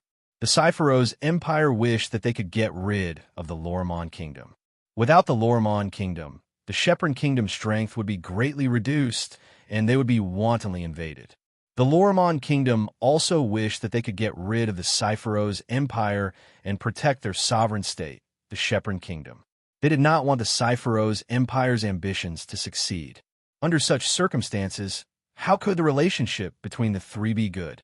In this way, once the Continental Conference was held, two or more forces that had a good relationship with each other would work together to make the content of the conference go towards a situation that was beneficial to them. This would be unfair. Considering this point, in order to let the participants eliminate the gap between the forces, the masquerade ball was held. Wearing a mask and hiding their identity, there would be no difference between the forces that they belonged to. Interacting with each other would be more or less beneficial for the upcoming Continental Conference. In other words, this masquerade ball was like a prelude to the Continental Conference. It could protect the real situation and also build a good relationship. The Continental Conference only allowed the representatives of the various forces to attend. At most, they could bring guards in attendance. But the masquerade ball was different. Anyone related to the leader's camp. Everyone was qualified to participate. Therefore, Wu Yin and the others concluded that if Mikaos really wanted to launch an attack from the inside during the Continental Congress, then the participants of the Cypheros Empire would definitely bring Mikaos to this masquerade ball. At the end of the day, the various forces that came to Fantion City could enter Fantion City. However, for the sake of the safety of the participants of the Continental Conference and the various powers, and to prevent others from taking advantage of the situation, apart from the participants and their recognized guards and attendants, no one else was allowed to leave the airships of their respective powers. Based on this point alone, it was certain that Mikaos would participate in the masquerade ball with the participants from the Cypheros Empire. Unless Mikaos didn't want to use the Continental Congress as a stage to attack. Instead, he wanted to attack the participants of the various forces. In that case, Mikaos might hide in the airship and not participate in the masquerade ball. He would wait until the Continental Congress officially started and then be led into the meeting place by the attendants. But this would create a contradiction. That was because the participants from the Cypheros Empire were also among them. As a citizen of the Empire, Mikaos shouldn't have attacked the participants of the Continental Congress, right? In that case, regardless of whether Mikaos betrayed the Cypheros Empire or not, the Cypheros Empire would be jointly pressured by the other forces. Therefore, the only possibility was that Mikaos wanted to launch an attack before the Continental Congress. In other words, he wanted to launch an attack at the masquerade ball. After all, apart from participating in the masquerade ball, the participants didn't care about leaving the airships until the Continental Congress officially started. The Night Kingdom had the right to let them stay in their airships and not go out. Therefore, the masquerade ball was the only opportunity to move freely and launch an attack. Of course, all of this was based on the condition that Mikaos wanted to use the Continental Congress as a stage to realize the bigger banquet that he spoke of. If Mikaos didn't have any intention of launching an attack at the Continental Congress, then all of this would be directly shattered, causing Wu Yin and the others to worry for nothing. However, that also proved that nothing would happen during the Continental Congress. Therefore, this was still worth Wu Yin and the others to do. Fantion City, in a hall dedicated to the ball, the masquerade ball was held at the highest level of Fantion City. Fanteon City was famous for its resolute and simple characteristics. Only this hall, dedicated to the ball, used the design style of the Shepherd Kingdom. The entire ballroom was grand and magnificent. Even the chandelier used Dragon Chi magnificent crystal as a power source. Once the incantation was chanted, the light would shine down, warming the heart like sunlight. At this moment, the vast ballroom was filled with people, and the scene was quite lively. Everyone present was wearing a mask of different shapes, colors, and styles. However, all of them could only cover their noses and reveal their mouths and eyes. In addition to the orthodox masks that could only cover the eyes, there were also some strange headgear mixed in. The people wearing headgear all had outstanding features and were easily recognized. Therefore, they didn't hesitate to sacrifice their looks and dress up as clowns. The royal orchestra played a lively tune on the opposite side of the door to lighten the atmosphere. Couples of men and women held hands on the dance floor in the center of the ballroom and danced elegantly to the rhythm of the music. There were also people gathered around the bar, tables and sofas around the dance floor, chatting and laughing as they chatted with each other. Looking at the noble-looking gentlemen and ladies with masks covering their faces, Wu Yin is also wearing a tuxedo-like suit. Wearing a mask that looks like a pair of wings that can only cover the area around his eyes, Wu Yin is slowly moving around the venue. Beside Wu Yin was Xianxia. Her dazzling blonde hair was tied into a mature bun, with a dark red ribbon tied on top, reflecting the golden strands of her hair. She wore elbow-length gloves on her hands and a blue evening gown on her body. It was as dazzling as the surface of a lake in midsummer. The gown was tied around her waist, and the fluffy and wide skirt was very eye-catching. In fact, from the beginning, there were always some men who couldn't help but cast their gazes on Xianxia. The butterfly-shaped mask on Xianxia's face couldn't hide her temperament and beauty at all, and it had already made the hearts of many men restless. It was also because of this that Xianxia suppressed the shyness in her heart and held onto Wu Yan's arm like a noble woman. In the eyes of outsiders, they looked like a couple and dispelled the stirring hearts of many men. As for Wu Yan, his heart was also beating fast. Xianxia's figure was already explosive, and her breasts were extremely voluptuous. When she held onto his arm, it was like pressing his arm into the cleavage between those voluptuous breasts. The incomparably soft touch touched Wu Yan's nerves, causing Wu Yan to involuntarily recall the scene of Xianxia's seductive body and the kiss in the bathroom yesterday. For a moment, his mouth became dry. Xianxia also seemed to be recalling the events of that day. Her heart was beating so fast that Wu Yan could clearly feel the frequency of her heartbeat through his arm that was in her embrace. If this continues, it won't be good. Feeling that he was becoming more and more unable to control his desire to take advantage of Xianxia, Wu Yan shifted his attention and asked softly, "Where's Veronica?" Royal Sister didn't participate in the masquerade ball. Xianxia seemed to have been waiting for a long time and couldn't wait to respond. Royal Sister usually doesn't participate in this type of ball. Why? Because Xianxia stuttered as she explained. Royal Sister, it's impossible for her to wear a dress. Hearing this, Wu Yan almost laughed out loud. Indeed, with Veronica's concept of armor as aesthetics, she would rather go on the battlefield and chop off the enemy's head than wear a dress to the ball. Among these people, there are participants from the Cypheros Empire and Mikaos. Xianxia solemnly looked around at all the masked people in the ballroom. Mikaos usually wears a mask, and he has silver hair. It shouldn't be hard to recognize him. Wu Yan nodded. Just as he was about to speak, a figure appeared in his field of vision and blocked his words. That person, silver hair, wearing a cold steel mask.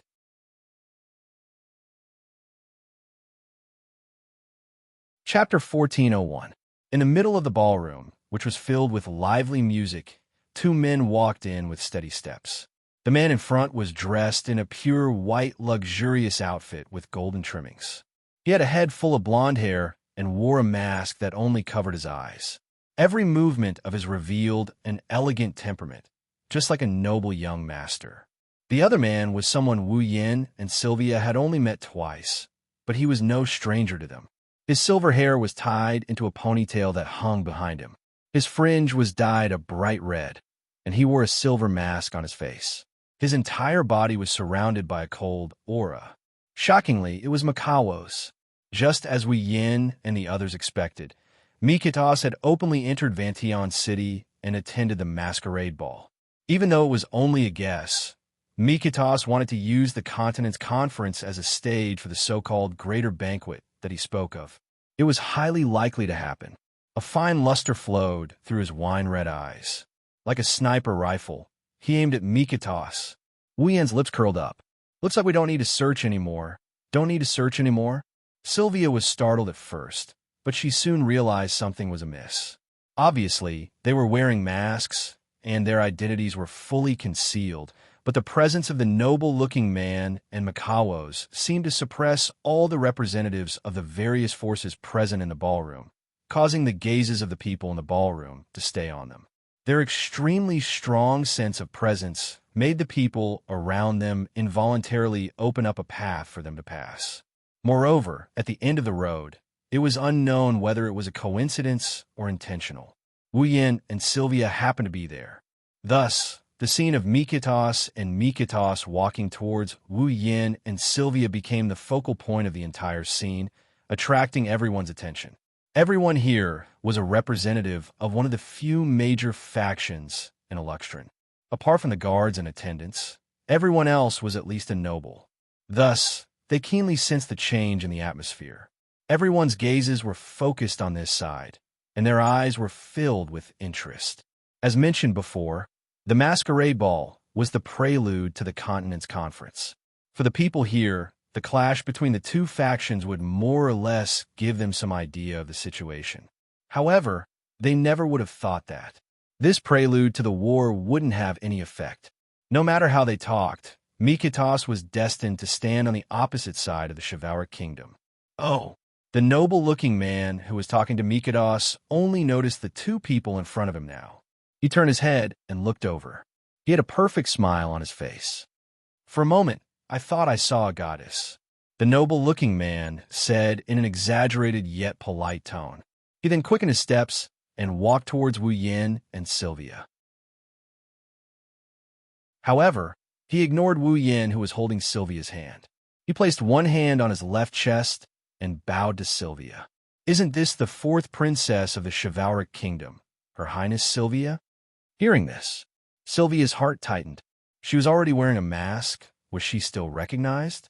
Although you're wearing a mask, your unique aura isn't something a mere mask can hide. The noble-looking man smiled elegantly, as if he saw through Sylvia's thoughts. However, this is a masquerade ball after all. Let's put aside the constraints of our identities and have a friendly chat. You're right. Sylvia suppressed the nervousness in her heart. She lightly nodded her head, as if she agreed with the noble young master's words, but she also lightly returned the other party's compliment. To be able to have a friendly chat with the current head of the Wathausen family, Sir Klaus, one of the most famous nobles in the Sepharo's empire. I'm deeply honored. Oh my, so I was still seen through. The noble-looking man called Klaus shrugged helplessly. The smile on his face didn't change at all. It was clear that Klaus didn't intend to hide his identity.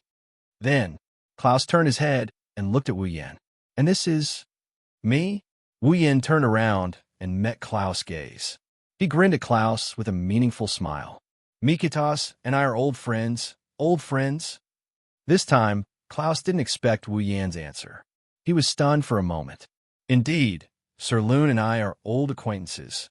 Mikovez raised his head from behind Klaus and said emotionlessly, "Long time no see, Sir Lune. It has indeed been a while." Wu Yin smiled faintly. "I've missed you, Sir Mikitas. What a coincidence. I have the same feeling too." Although Makawo's said so, his tone was filled with coldness, causing the temperature in the surrounding air to drop a little. At this moment, Wu Yin and Makawo's only have eyes for each other. One has a leisurely smile on his face, while the other has a cold expression on his face. They don't look like they're old acquaintances at all.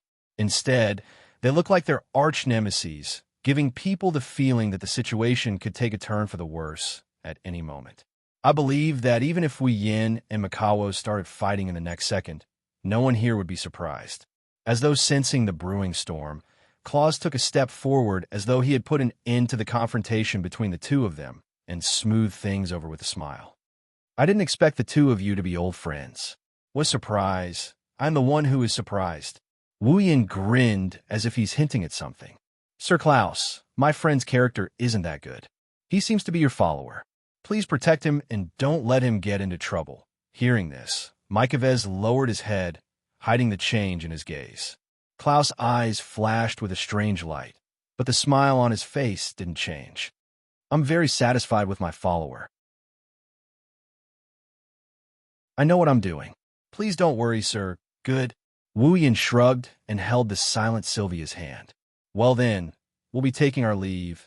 Please enjoy your time. Klaus didn't ask him to stay. Instead, he gave him a polite greeting.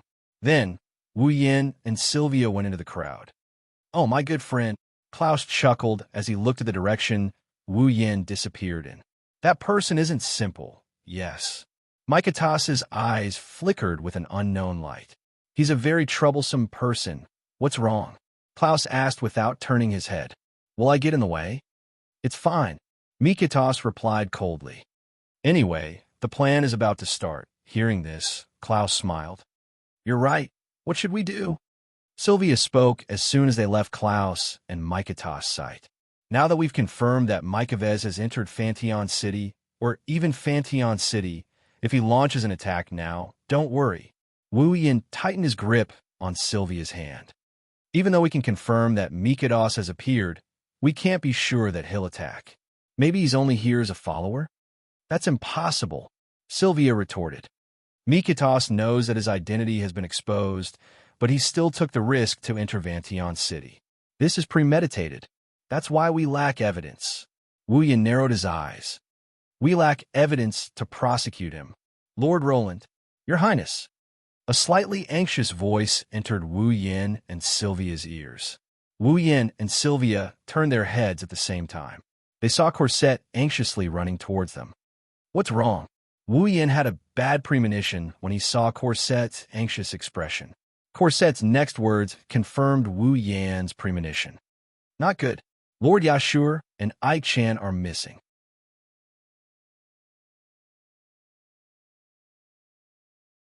Chapter 1402. Fanteon City, inside the airship of the Cypheros Empire. In a vast space at the rear of the airship, there was a very strange instrument. It looked like the tail or head of a ferocious beast. It was beautifully decorated, as if it had been plated with real gold. It emitted a dazzling halo. Although its appearance was strange, there was a transparent round cover in the center of the device, allowing people to see the situation inside. It was like a cockpit, but more like a capsule. There were cables hanging from the bottom, connected to some mechanical devices with screens installed on the ground. The instrument was very large, more than enough to fit an adult dragon. The side of the instrument was inlaid with countless sparkling crystals. These crystals were all dragon chi crystals. The instrument was inlaid with dragon chi crystals? Was it that the element that a product born from magical engineering should have? This enormous instrument was none other than a Magitech instrument. Near the magical instrument, several people in white overcoats, who looked like researchers, were leading about 10 technicians in work clothes. They were observing the instrument's movements while burying their heads in the instruments with screens, constantly operating something. As the magical instrument operated, buzzing sounds could be heard. The 1,000-year chi crystals inlaid on the instrument's body were sparkling, causing the air to ripple with dense magic power. If one looked closely, they would discover that in the capsule of the magical instrument, a petite girl and a naked boy were hugging each other like conjoined twins. Their eyes were closed, and they were moving up and down. The boy and girl were the missing Yashu and Yak. At the front of the magical instrument, a dark-skinned petite girl and an old man in a white coat stood together. They stared at Yashu and Yak in the capsule with different expressions. The dark-skinned petite girl's expression changed slightly, as if she was disgusted, but also as if she was trembling. Clearly, she was disgusted by the instrument, or rather, by the matter of Yashu and Yak being thrown into the instrument. She was disgusted. The old man's expression was calm, or rather, cold and emotionless.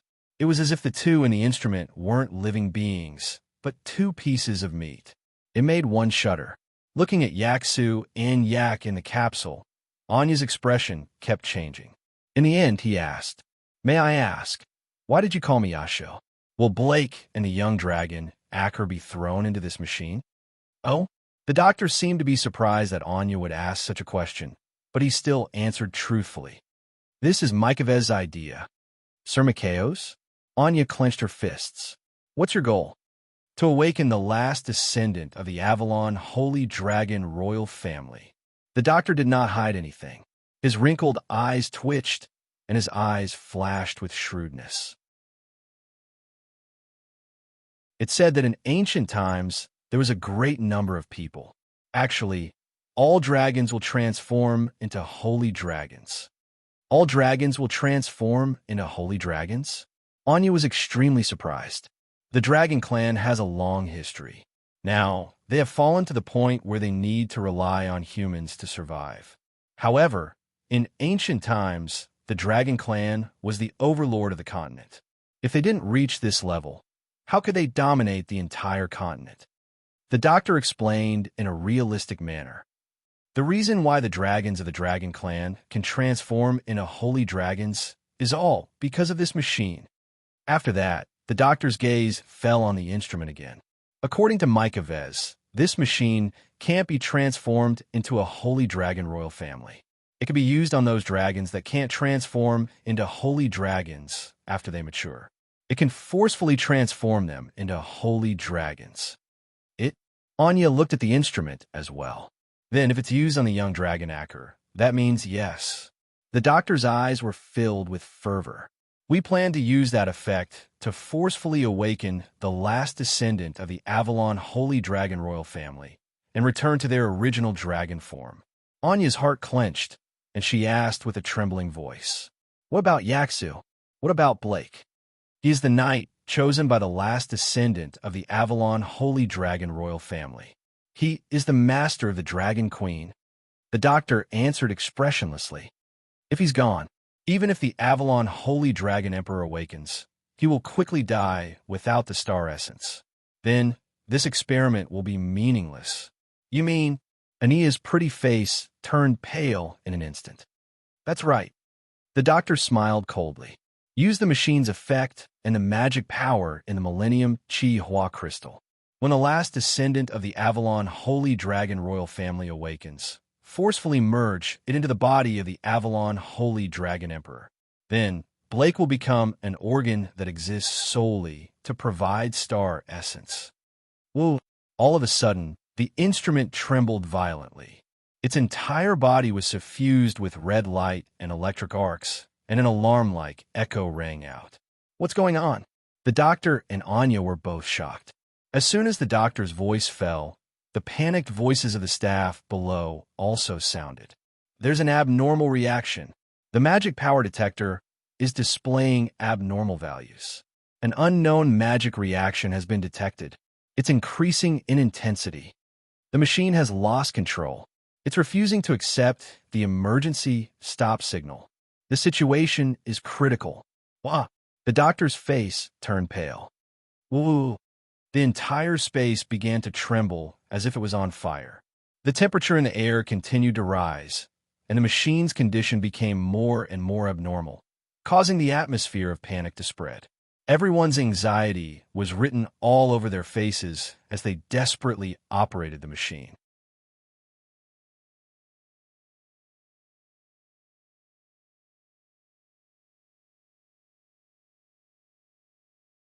The calm before the storm descended upon the world.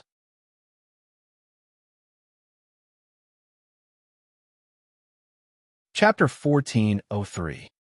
What is that? In the ballroom where the masquerade ball was held, the beautiful palace music and the nobles' joyful laughter seemed to have been cut off. Everyone in the ballroom gathered on the balcony where they could clearly see the outside. They were all dumbfounded as they stared at the gigantic winged egg in the sky. "It's so beautiful." Sylvia stared blankly at the glowing object floating in the sky. She unconsciously let go of Wu Yan's arm and immersed herself in the beautiful scene. Sylvia wasn't the only one. Almost everyone in the ballroom had an intoxicated look in their eyes. They were all attracted to the glowing object. Wu Yan was the only one who stared at the egg in the sky. His expression became more and more serious. Inside the glowing egg, Wu Yan sensed a magic power not inferior to that of the old generation vampires in Blood Frenzy. He also sensed a familiar presence. "Yeshu, yak!" Wu Yan clenched his teeth. "It can't be. Look, dragons!" In the ballroom, a nobleman with sharp eyes suddenly exclaimed and pointed to the distant horizon, causing everyone present to look up at him. Holy dragons equipped with riding equipment flew over from all directions in Fanteon City. They were enveloped in magic power and looked like glowing stars. They all flew toward the egg in the sky. "What's wrong with the holy dragons?"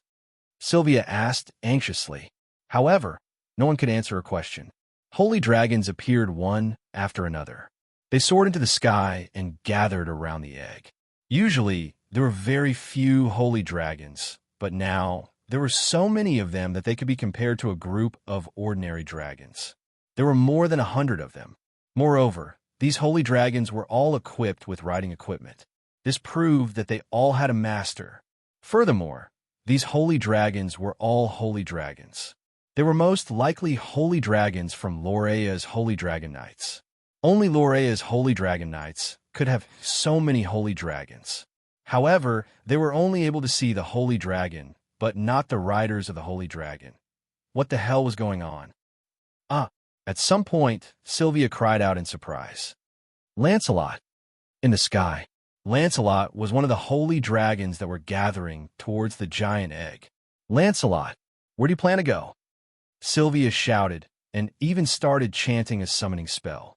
Unfortunately, Lancelot did not appear at all when the incantation was cast. "Lancelot!" Sylvia's face paled.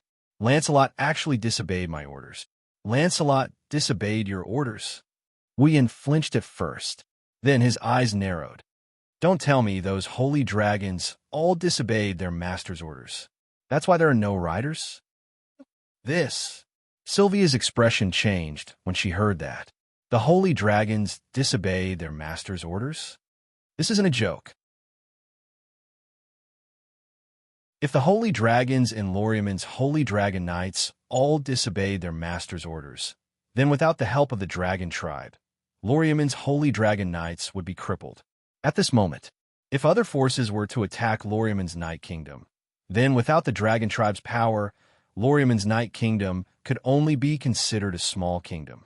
It would definitely be destroyed overnight. The situation wasn't optimistic. What the hell is going on? Sylvia's delicate body trembled when she thought of the consequences. Why did the dragon tribe suddenly lose control? What's going on with that egg? I'm not sure about the details. Wu Yan cast his gaze towards the giant egg in the sky and the groups surrounding it.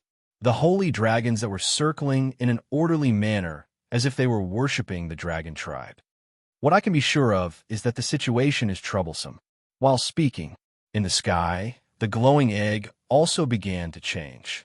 Silver feathers floated down from the wings surrounding the egg. Like white snow, they adorned Fanteon City like a dream. Then, on the surface of the huge egg, a kacha sound was heard. At the same time, a crack appeared on the surface of the huge egg. Everyone in Fanteon City felt their hearts skip a beat when they saw this. Kacha, kacha, kacha.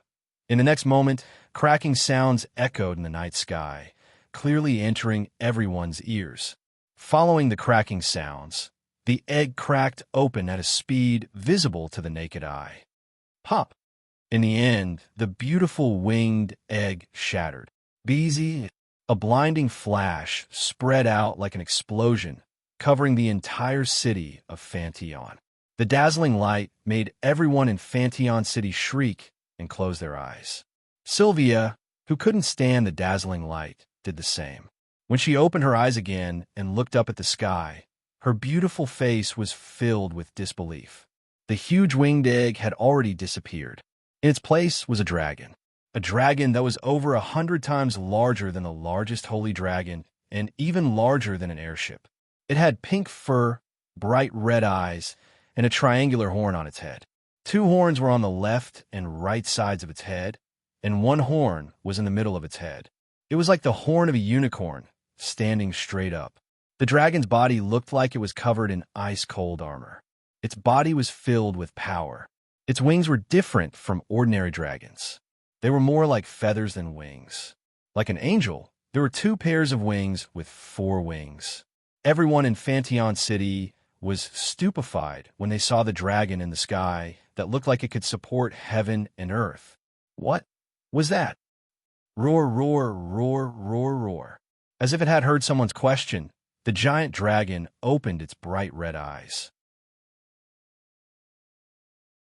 A loud roar that was enough to disperse the clouds in the sky rubbed against the air and turned into a storm-like airwave that shook the entire night sky. At the same time the dragon roared, a naked person slowly emerged from the dragon's body in the middle of the 3 horns that formed a triangle above its head. One of his hands and lower body was buried in the dragon's body. Only his upper body and an arm with a strange pattern of a snake were exposed to the air. His eyes were tightly shut, and he looked like Jesus who had been nailed to the cross. It was creepy. Sylvia's eyes widened in shock when she saw this person. Yeah, sure. Wuyan couldn't help but suck in a breath of cold air. If Yashur showed up there, then what about Yak? That dragon. Wu Yin stared at the roaring dragon. Could it be Yak? While Wu Yin was thinking about this, the dragon descended from the sky and stomped on the ground with a powerful stomp. Boom! Following the sound of an explosion, the Cypheros Empire's airship was trampled into 2 by the dragon's foot and exploded into pieces. What? What is going on?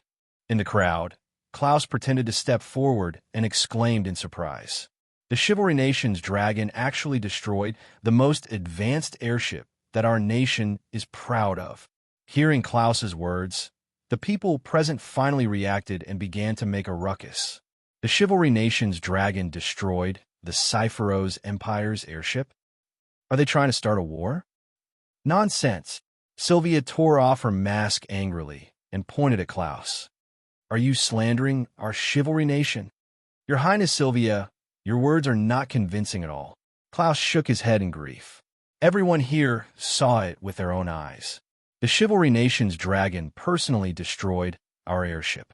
Isn't that the truth? Sylvia clenched her fists but couldn't find any words to refute. She was so anxious that she was going in circles. The dragon tribe only contracted with the Chivalry Nation's people, and only the Chivalry Nation's people had the right to control the dragon tribe.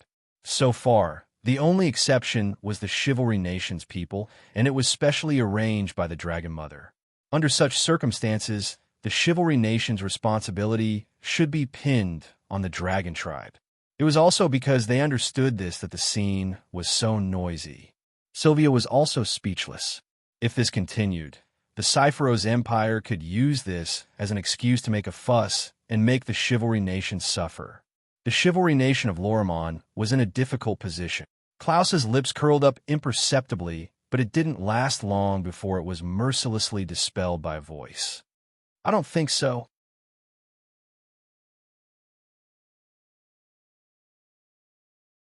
Chapter 1404. I don't think so, right? Wuyan patted Sylvia's shoulder and pulled her behind him. He looked at Klaus, whose smile froze on his face, and sighed. Sir Klaus, you set yourself. Everyone here saw it with their own eyes. Wu Yin raised his voice and pointed at the dragon that was destroying the Cypheros Empire's airship.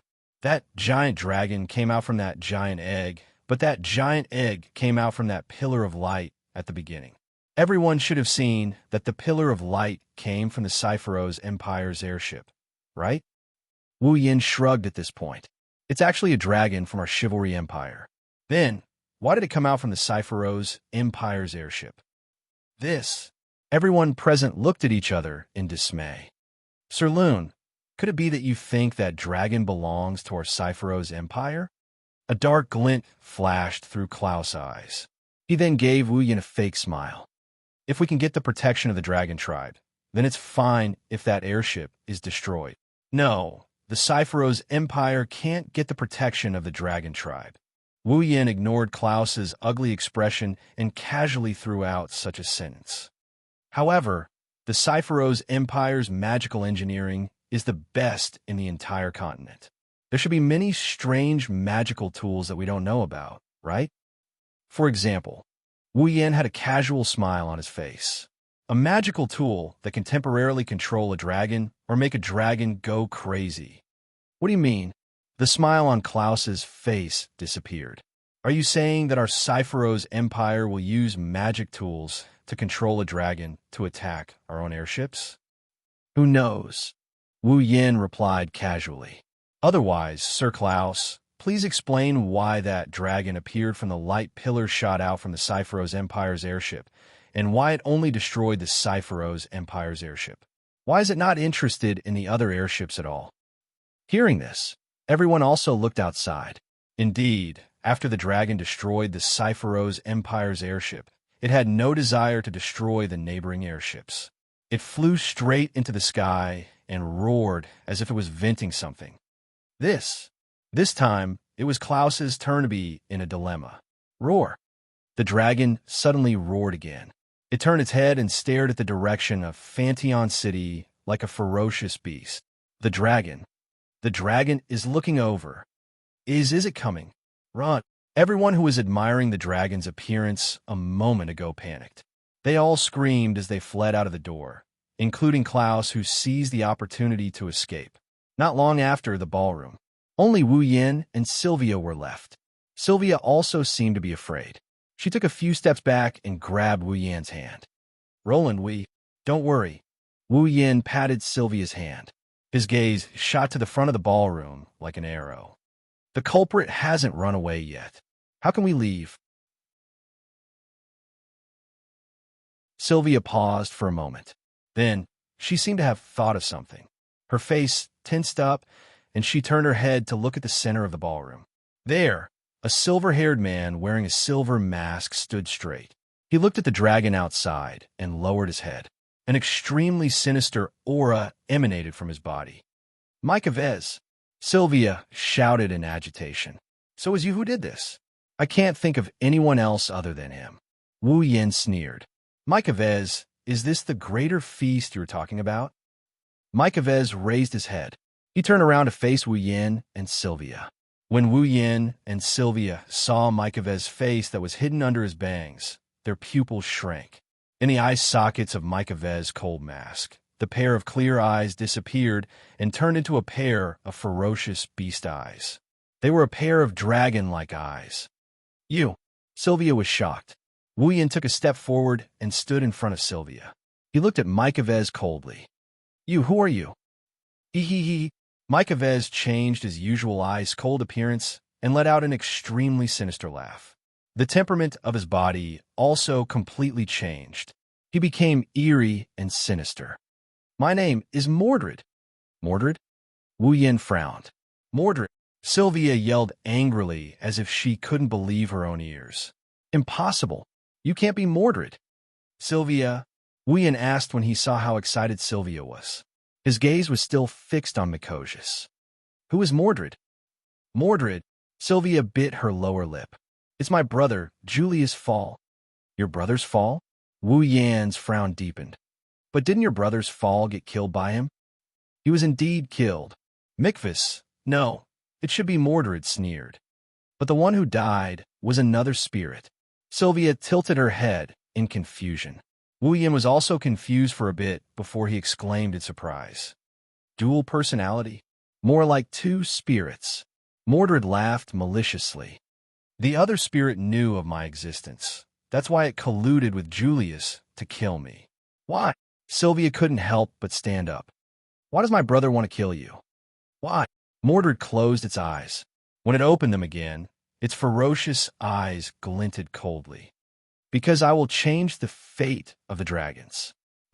Xianxia didn't understand what was going on. Why do dragons have to compromise and become slaves to humans? Is it because they don't have enough astral essence? Mordred clenched its fists, its expression becoming even more sinister. That's a joke. If that's the case, why don't you just eat humans as food? Anyway, eating food with star essence can give you the star essence, right? Wah! Sylvia's scalp tingled. I see. Wu Yin understood. It's because you have such dangerous thoughts that Julius wants to kill you. Am I right? Correct. Correct. Mordred snorted. He knows that my existence will bring disaster to this world. That's why he wants to kill me. That's unnecessary. Wu Yin snorted. You want to change the way dragons live with just one dragon? What a joke. Is that so? Mordred's lips curled into a devilish smile. Then, what if this dragon is one of the two main bloodlines of the Sage Dragon King?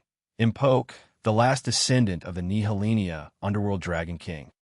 The Nihilenia Underworld Dragon King? Sylvia was stunned. You!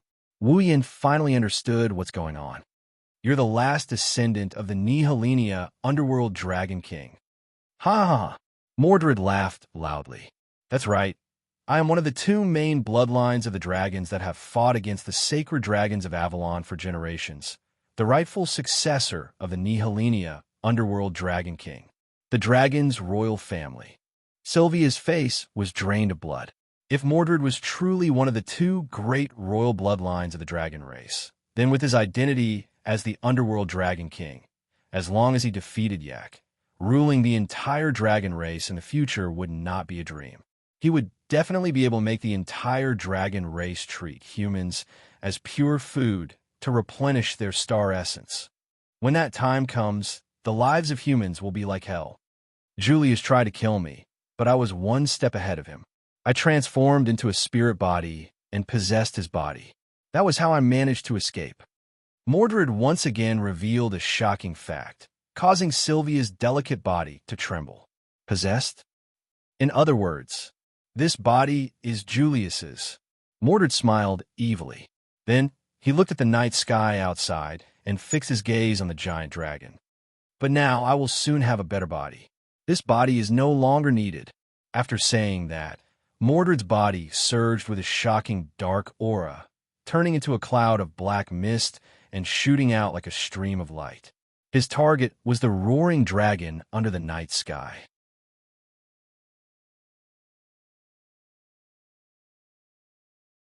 Chapter 1405. Roar. Floating in the air, the giant dragon with two pairs of angel wings suddenly roared, and a look of pain appeared in its pair of red eyes. Ah! At the same time, Yashu, who was naked and unconscious like a crucified Jesus, also let out a painful howl. His body twisted and turned as if he was struggling. The star carving on his left hand flickered like a light bulb before it was extinguished, emitting a dark and evil aura.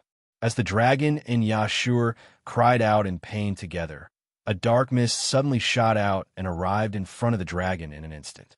It followed the dragon's wide, open mouth due to its painful roar and drilled into the dragon's mouth bit by bit like sewage. Roar! Ah!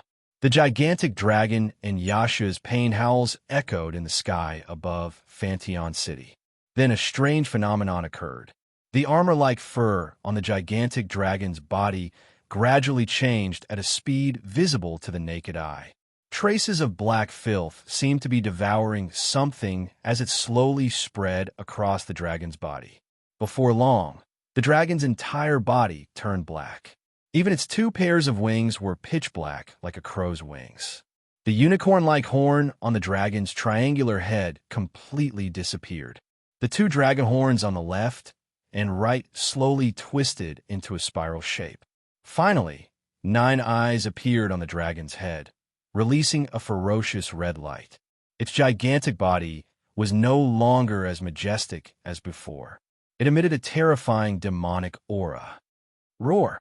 In the night sky above Fanteon City, a pitch-black demonic dragon roared at the sky. It was like a demon god from hell had descended between heaven and earth. Roar! Roar! Roar! However, when such a demon descended, The holy dragons that were worshipping the gigantic dragon all stopped what they were doing. It was as if they wanted to surround it. They formed an encirclement and mobilized the magic power in their bodies. A hostile roar resounded through the night sky. For a moment, the atmosphere above Fantion City became tense. Roar. This time, the black dragon's roar was filled with anger. Obviously, the holy dragons planned to rebel against it. Both the Avalon Holy Dragon royal family and the Nihilenia Underworld Dragon King family had the right to rule over the dragon tribe. However, the holy dragons had disobeyed their master's orders when Yak had awakened and offered their loyalty to the awakened Holy Dragon Emperor. Instead, when the Underworld Dragon King reappeared in the world, they had raised the horn of rebellion. Wasn't this telling Mordred that the dragons only recognized Yak as their king, the peak of the dragon race? Roar. Immediately, Mordred became even angrier. Pitch-black magic power also emerged from his body. A civil war within the dragon clan was about to break out.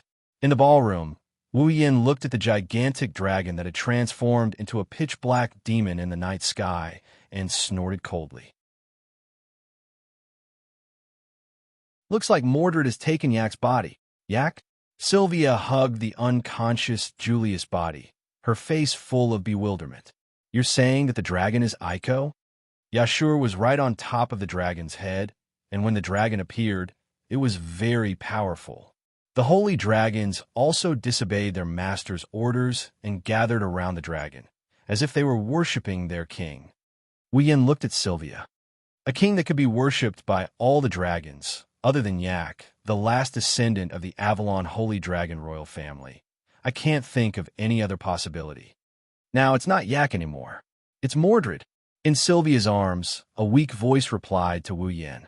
Mordred's original body was lost because of me.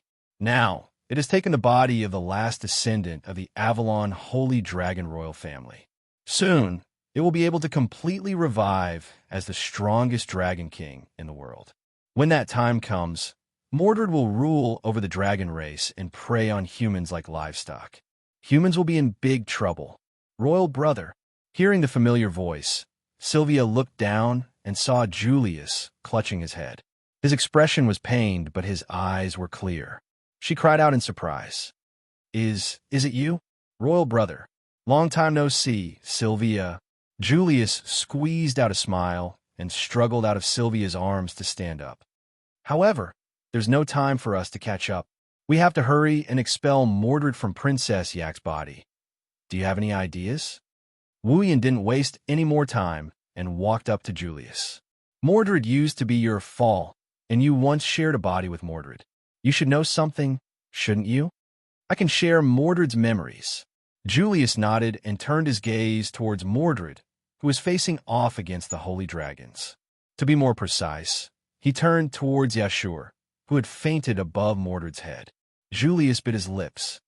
If Princess Avalon's rider is also here, with his connection with Yak, it's not impossible to chase Mordred out of Yak's body. But now, Julius revealed a troubled expression. Even Yashur has been reduced to a mere tool to provide star essence and has lost his consciousness. Princess Avalon, whose life is connected to his, must not be in a better state. She has no way of resisting Mordred. In other words, Wu Yin turned to face Mordred. The only way now is to defeat Mordred, right? That's one way, but the opponent is the strongest king of the dragon race. Julius smiled bitterly. Although both the Sacred Dragon Emperor and the Underworld Dragon King need to fuse with the incarnation of the Dragon Seed memory and obtain extraordinary wisdom before they can obtain true power, the dragons are already fighting on their own to resist the Underworld Dragon King. If they don't listen to their liege's orders, there's no way humans can defeat the Underworld Dragon King. Is that so? Wu Yin smiled. Looking at Mordred, who was in a standoff with the dragons in the night sky, Wu Yan's wine-red eyes flashed with system perception. Mordred, level 79, impossible to defeat? With a sound as smooth as flowing water, Wu Yin walked towards the balcony. On the back of his hand, the star carving suddenly emitted a dazzling light, carrying with it a wave of mana that soared into the sky. Like a storm, it swept out and blew towards Julius and Sylvia. Sylvia raised her hand to block the incoming gale, but the corners of her mouth curled up in a long-awaited arc. Julius, on the other hand, was shocked. Magic? How could a human use magic power without the help of the dragon chi crystals and the paladin armor? Furthermore, it was such a powerful magic power. How is this possible? Even if the Holy Dragon Emperor and the Underworld Dragon King have obtained their full power, I don't think they can't be defeated. With that, a pillar of light shot into the sky. Wuyan's magic exploded. In the next moment, a blood-red mist rose from his body. Descend. Black Dragon's lightning trap. In the dimly lit ballroom, cracks started to spread across the space that was shrouded in bloody mist. Beep, beep, beep. It was as black as Mordred's fur, but it didn't have an evil aura.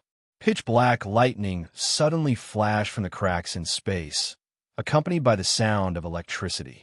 Within the cracks in space, a scarlet eye slowly opened. An extreme pressure descended upon the world.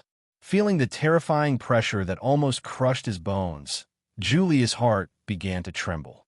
What is that? Lightning? Black lightning? Even Sylvia was at a loss.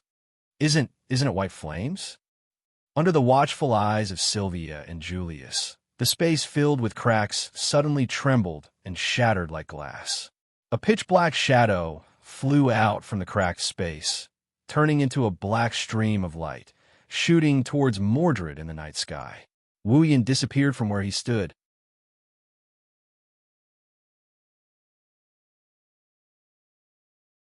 Chapter 1406.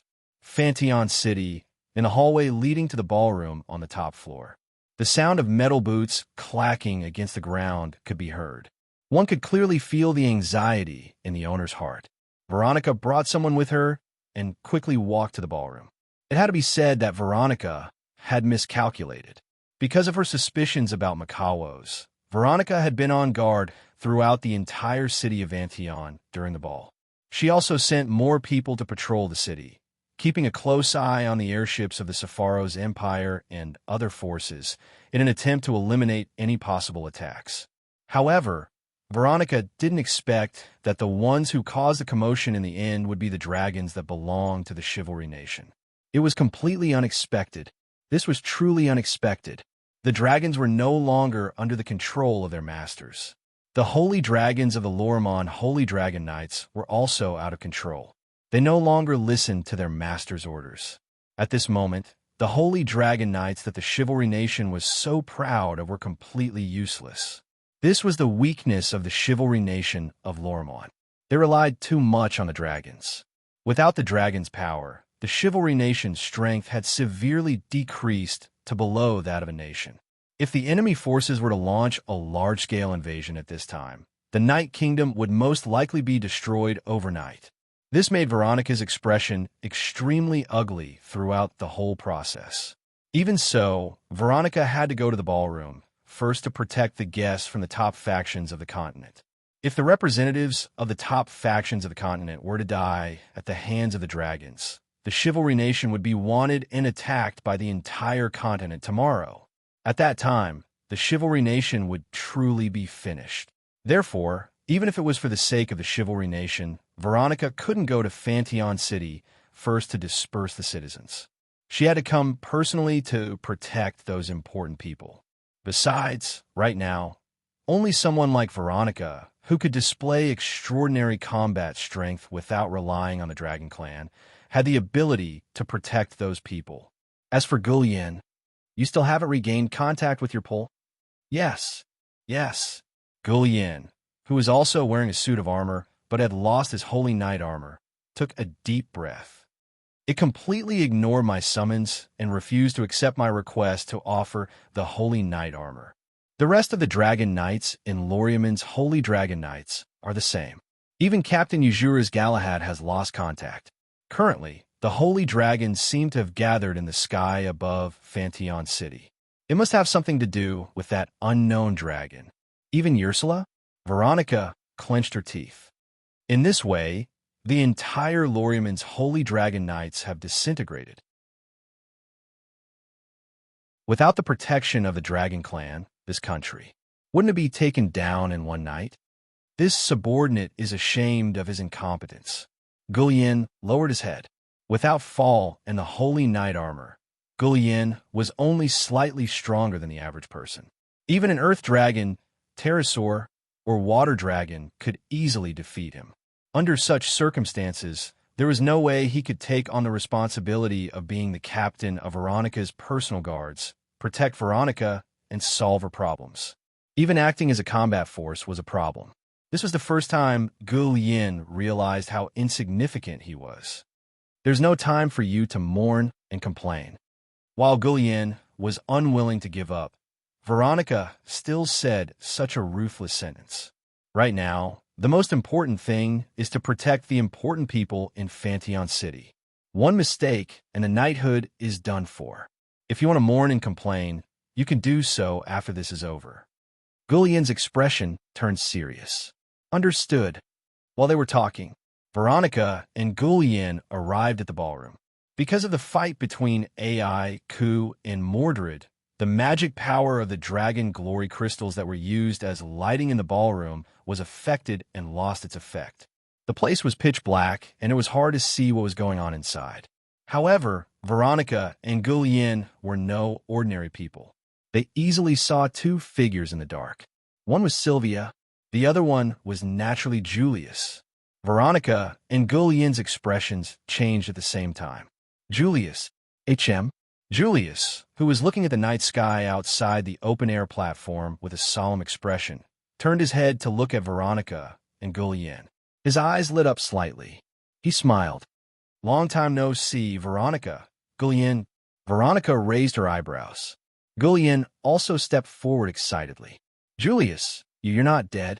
I know you have a lot to say, and I know you have a lot to ask, but if it's possible, please wait until after this is over. Julius raised his hand and stopped the two from asking.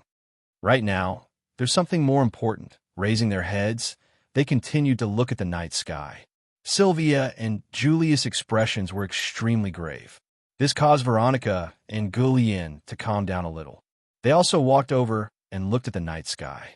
Their two pitch-black dragons were facing each other from afar, facing off against each other. That's right, there were two of them. It was covered in pitch-black fur, and its horns were twisted like the horns of a demon. There were 9 eyes on the dragon's head, and there was an unconscious youth hanging from its head. Its entire body was fluctuating with an evil aura. The other dragon was also completely black. However, unlike the other dragon, it didn't have fur. Instead, it was covered in dark armor. Its shoulders were adorned with steel shoulder guards, which looked like wings made of steel. Its back was also covered with armor, which looked like a fan or a net. Its forelimbs had a pair of dragon claws, which didn't look ferocious. It only had 3 claws, which looked like a pair of gauntlets, but they looked extremely sharp. On its back, a tail with spikes, which looked like a huge cone, was vibrating slowly, making a buzzing sound. The dragon's body was pitch black, but its eyes were scarlet. Black lightning flashed around its body.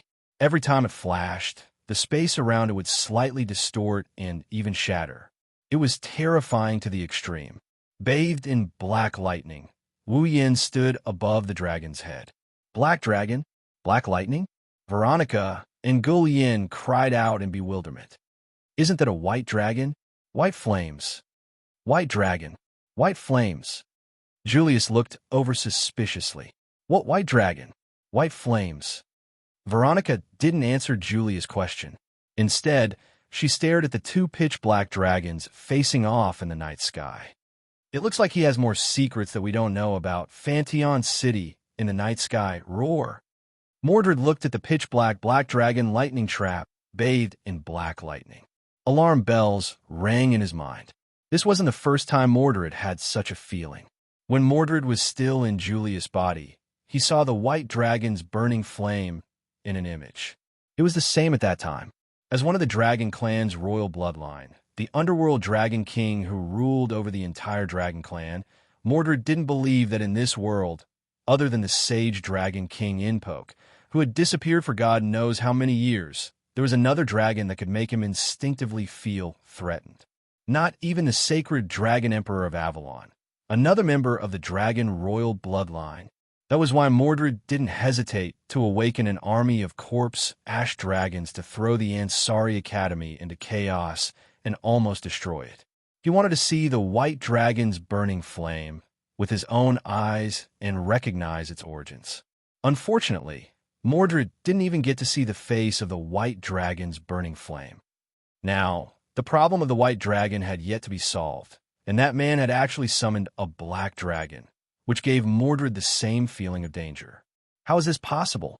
As the king of the dragon race, even if he hadn't fused with the dragon seed's memories and possessed true strength, there shouldn't be any dragon stronger than him. Now, not only did two dragons appear, but they were also being controlled by the same person. Just who was this guy? Beep, beep, beep. Just as Mordred's heart began to tremble, in front of him, a thick sound of lightning flashed in the night sky, like thousands of birds chirping in unison. In the black lightning, above the black dragon lightning trap, Wuxian raised his head and met Mordred's eyes. The corner of his mouth curled up slightly. A sense of danger suddenly appeared in Mordred's heart, causing his pupils to shrink. In the next second, the entire world was filled with black lightning arcs. The space also let out an unbearable roar.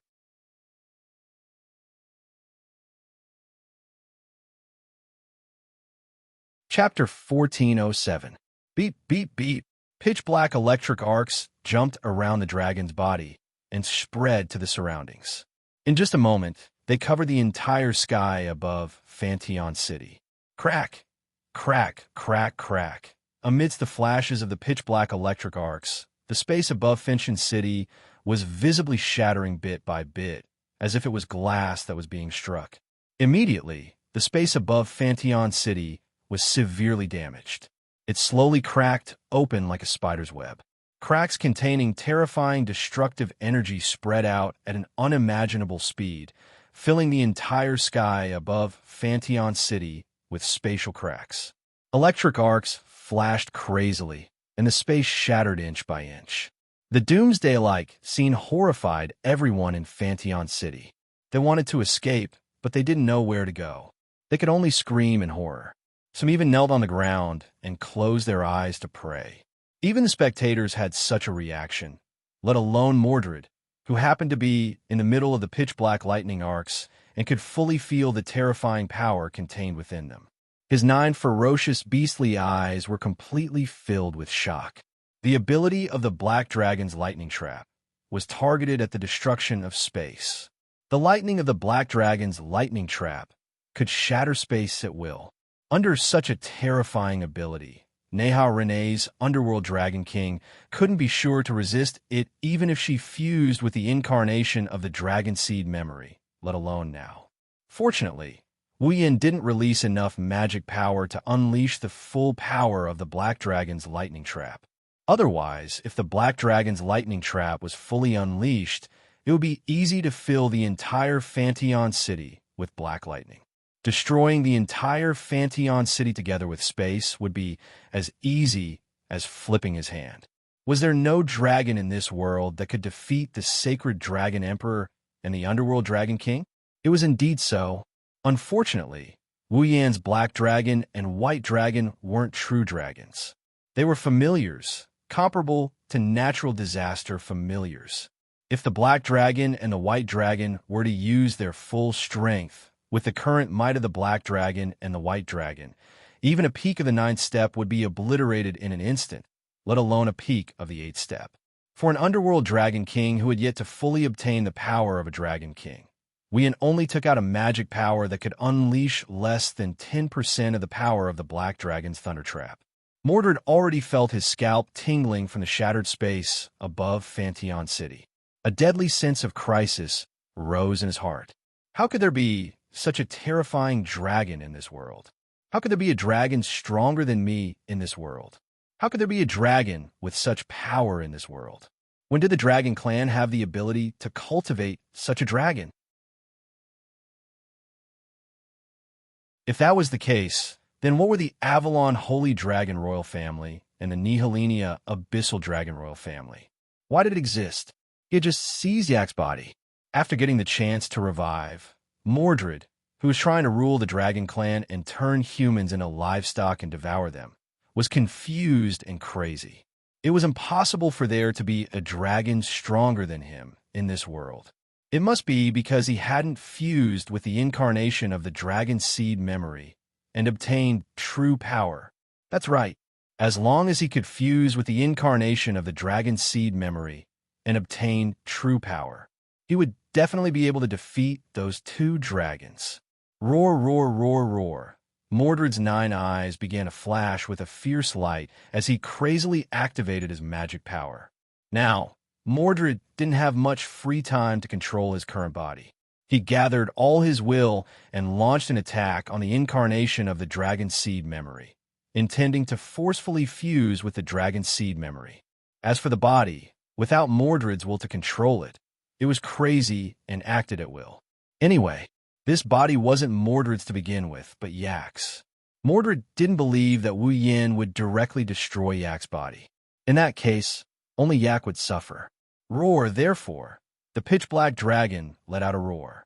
He ignored the threat of the black lightning around him and flapped the 2 pairs of pitch-black wings on his back. His huge body was like a war fortress, setting off a gust of wind and the atmosphere trembling. He charged straight at the black dragon and Wu Yin. Wu Yin was stunned by Mordred's action at first, but then he guessed Mordred's thoughts. He curled his lips and rode the black dragon. The terrifying lightning that filled the sky above Fanteon City and caused the space to shatter inch by inch was all collected by the black dragon. It slowly dissipated between heaven and earth, falling into a state of no will control. The crazy black dragon brushed past the black lightning that disappeared in time and crashed into the black dragon at the critical moment. Boom! All of a sudden, it was as if 2 heavy mountains had collided with each other. A muffled crash resounded throughout the world, and a strong gust of wind was stirred up from the impact. It blew away the clouds in the sky and also hit Fanteon City below. The frightened citizens were shaken to the point that they staggered and fell to the ground one by one. Roar! Incomparably berserk magic power surged on the pitch-black dragon's body. In the most primitive way, it supported the dragon's strength and also increased the dragon's impact. The black dragon's 2 3-fingered dragon claws, which were covered in arm-like armor, clamped on the dragon's arms like iron pincers. The dragon's body was continuously pushed back by the impact. Originally, the dragon's body was more than 100 times larger than the largest model of Holy Dragon. It could be said to be incomparably huge. Although the black dragon and white dragon were not small in size, they were not as big as the dragon. Compared to the dragon, they were like children. In addition, the black dragon's ability was not in strength, and it was not at full strength now. This collision easily pushed it back. With an endless sound of friction in the air, the black dragon used its claws to clamp the dragon's arms and kept retreating in the sky. The surrounding scenery was constantly changing. It was not until they reached the edge of Fanteon City that the black dragon blocked the dragon's impact and stopped. Roar! The dragon struggled a few times, but it could not break free from the black dragon's sharp claws. Its arms could not move, and it could not pull away. At that moment, it simply opened its mouth and gathered all the magic around its body. The magic swirled up like an air current and flowed to the dragon's mouth. Several overlapping magic formations rippled out in an instant and were placed in front of the dragon's mouth, pointing at Wu Yin, who was standing above the black dragon's head. Dragon's breath. Wu Yin suddenly knelt on one knee and pressed a hand on the black dragon's head. Roar! The black dragon also roared. Its scarlet eyes glowed brightly. In the next instant, a black arc of lightning jumped up and rushed out, hitting the magic formation in front of the dragon's mouth. Bang! With a crisp cracking sound, the black lightning struck the overlapping magic array without any hindrance. Suddenly, the magic array set up by the dragon was shattered as easily as breaking a piece of rotten wood. Moreover, it was the space around it. The black dragon's lightning could shatter space. Without space, there was no way for things to exist. It was the same for magic formations and magic power. Therefore, when space was shattered, the magic formation and magic power that existed in the space would be destroyed along with the space.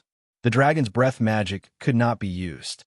However, space had the ability to automatically repair itself. Therefore, in just a short moment, the shattered space was once again restored to its perfect state. Roar!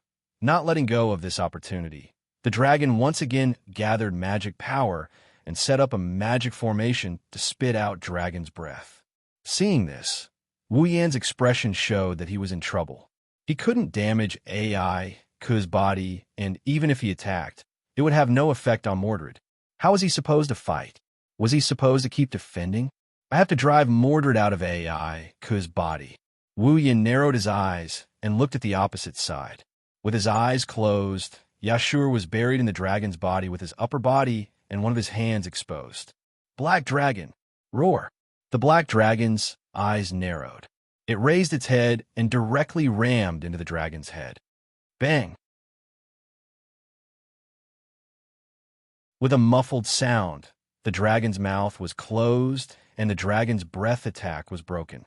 At this time, above the black dragon's head, an afterimage flashed in the air. It flew to the dragon's head and stopped in front of Yashur. Then, a hand gently rested on Yashur's head.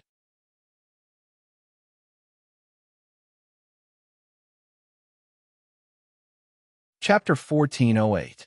This place is a very peculiar space. This space is a piece of chaos. There's nothing here. There's no scenery. There's only a piece of space that is as bright as honey. In this space, from time to time, some ripples will appear in the bright chaos. It is like a lake that has water droplets. It is very beautiful.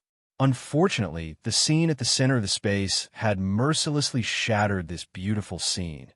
If one looks carefully, one can see that there is a battle taking place in the center of this space.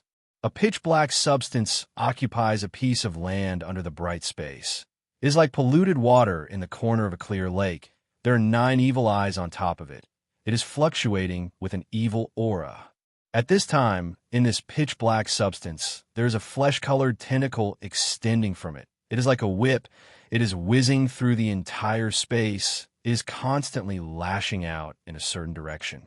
There is an extremely flirtatious girl in that direction. She is tall and slender and very voluptuous. Instead of calling her a girl, it is better to call her an elegant, noble lady. Looking at her makes one's heart itch. Her waist-length pink hair has a bright red luster, as if it is showing its owner's passion. White as snow skin, ruby-like eyes. There is a pair of dragon horns on her head, but they are not round like AI Kuz, nor are they like the antlers of the mother of dragons. They are more similar to the horns of a normal dragon, sharp and angular. As for the girl's appearance, those who know AI Ku will be able to recognize her, because compared to AI Ku, the girl's appearance is very similar. It is not an exaggeration to say that they are exactly the same. However, compared to AI Ku, the girl's appearance is undoubtedly a lot more mature and also a lot more flirtatious. Just like AI Ku after she has grown up, she also has a graceful temperament around her. This proves that the girl's cultivation is very different from the unreasonable AI Ku. However, this mature and flirtatious girl is currently in a very sorry state. Her hair is not disheveled, but it is a bit messy. The dress covering her body is tattered. The degree of exposure was extremely high, as if someone had forcefully pulled it apart.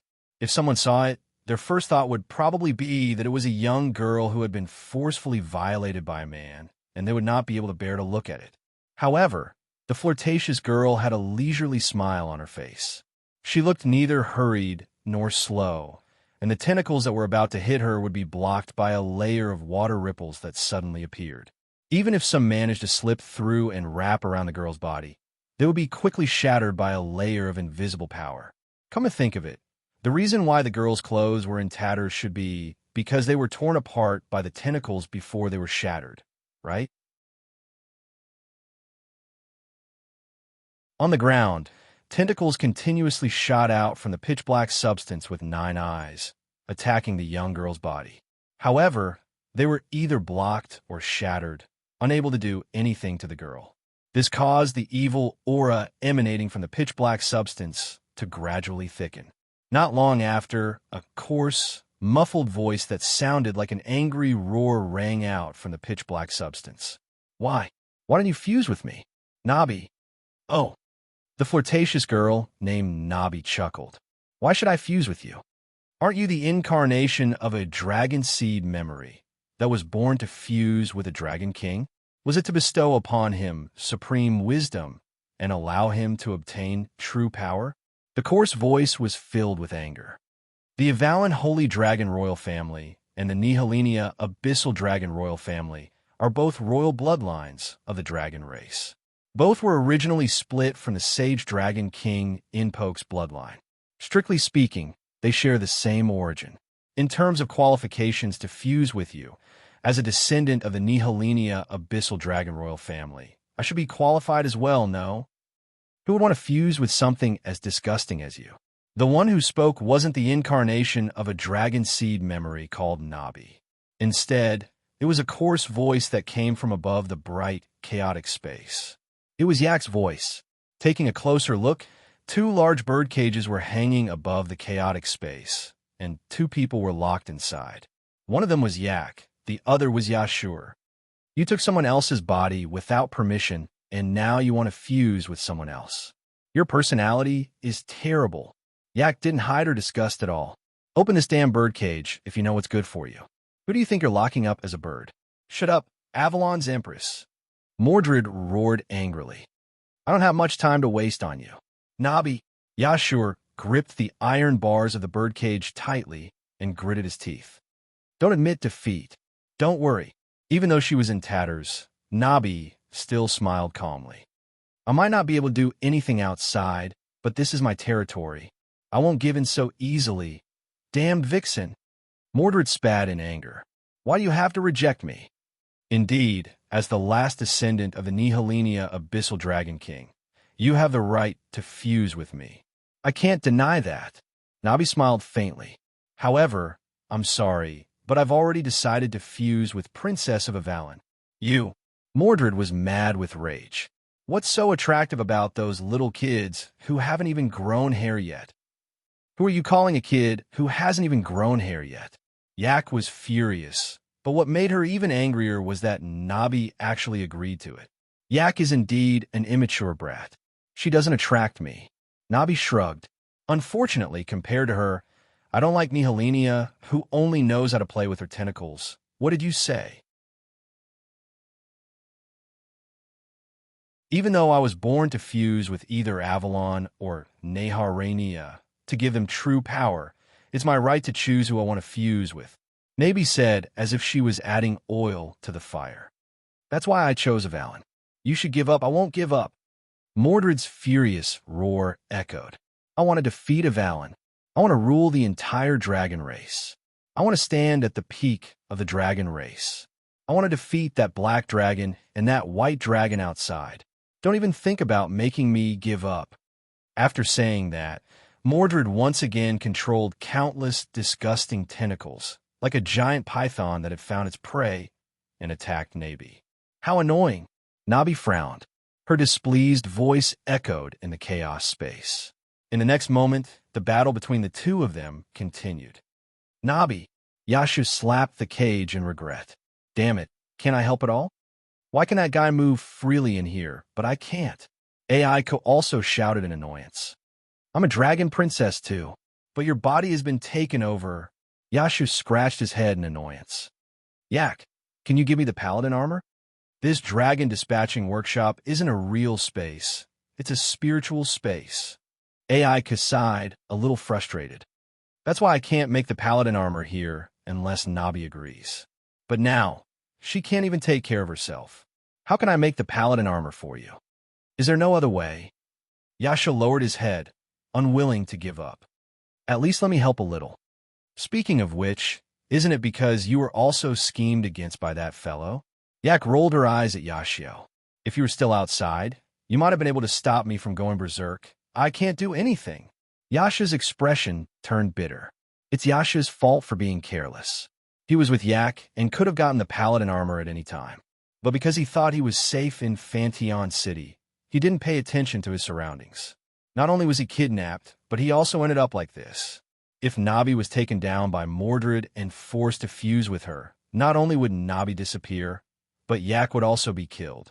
When that happened, Yashur could only muddle along as a star essence maker and live out the rest of his life. That's worse than hell. Damn it. Yashur slammed the cage. Can someone help us?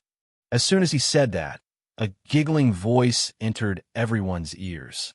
Young man, do you need help?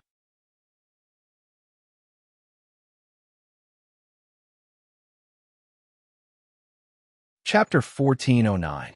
Young man, do you need help? An ethereal voice with a hint of mockery echoed clearly in the chaotic space and entered everyone's ears. That voice, which definitely belonged to the impossible fifth person, caused Yashur and Yak to be stunned. It also caused Nabi and Mordred to stop attacking and defending on the spot. This was the Dragon Workshop, a spiritual space created by the great holy dragons of the primordial dragon clan. It was used to allow the spiritual bodies of dragons to enter and create products. It was the place to create holy knight armors. Therefore, this was Nabi's territory. Nabi was the embodiment of the dragon species memory. It was the knowledge accumulated by the dragon clan over tens of thousands of years. The dragon clan stored the accumulated knowledge in the dragon workshop. As the embodiment of the dragon species memory, Nabi was the master of this place. Generally speaking, only dragons could enter the dragon workshop. If Nabi invited an outsider, she could also pull their spiritual bodies into the dragon workshop. However, this was not a situation where the fifth one could appear. The Avalon Holy Dragon Royal Family and the Nihilenia Abyssal Dragon Royal Family were engaged in a fateful battle. Mordred was fighting for the embodiment of the dragon species memory in an attempt to obtain the true power of the Abyssal Dragon King. Under such circumstances, the Dragon Workshop became a battlefield between the two Dragon Kings. No other Dragon Clan members were allowed to interfere. Yashu was able to appear here because he had become a part of Yak's body. Therefore, he was able to witness the battle with his own eyes. However, other than him, it was impossible for any other existence to enter this spiritual space. Did Nabi invite them in? Impossible. Nabi was having a hard time protecting herself. It was useless to invite others in. In this spiritual space, no matter how strong a person was in the real world, they would not be able to defeat the spiritual bodies of the Dragon Clan in this territory that belonged to the Dragon Clan. The other Dragon Clan members were unable to enter the Dragon Workshop due to the battle between the kings.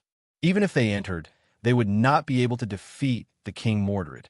Logically speaking, the fifth one should not appear in the Dragon Workshop. It was a pity. His calculations were flawless. However, in this world, an anomaly appeared. I didn't expect that I would be locked up in a birdcage one day. Bang! As the fifth person who suddenly intervened spoke, Yashur's birdcage made a cracking sound.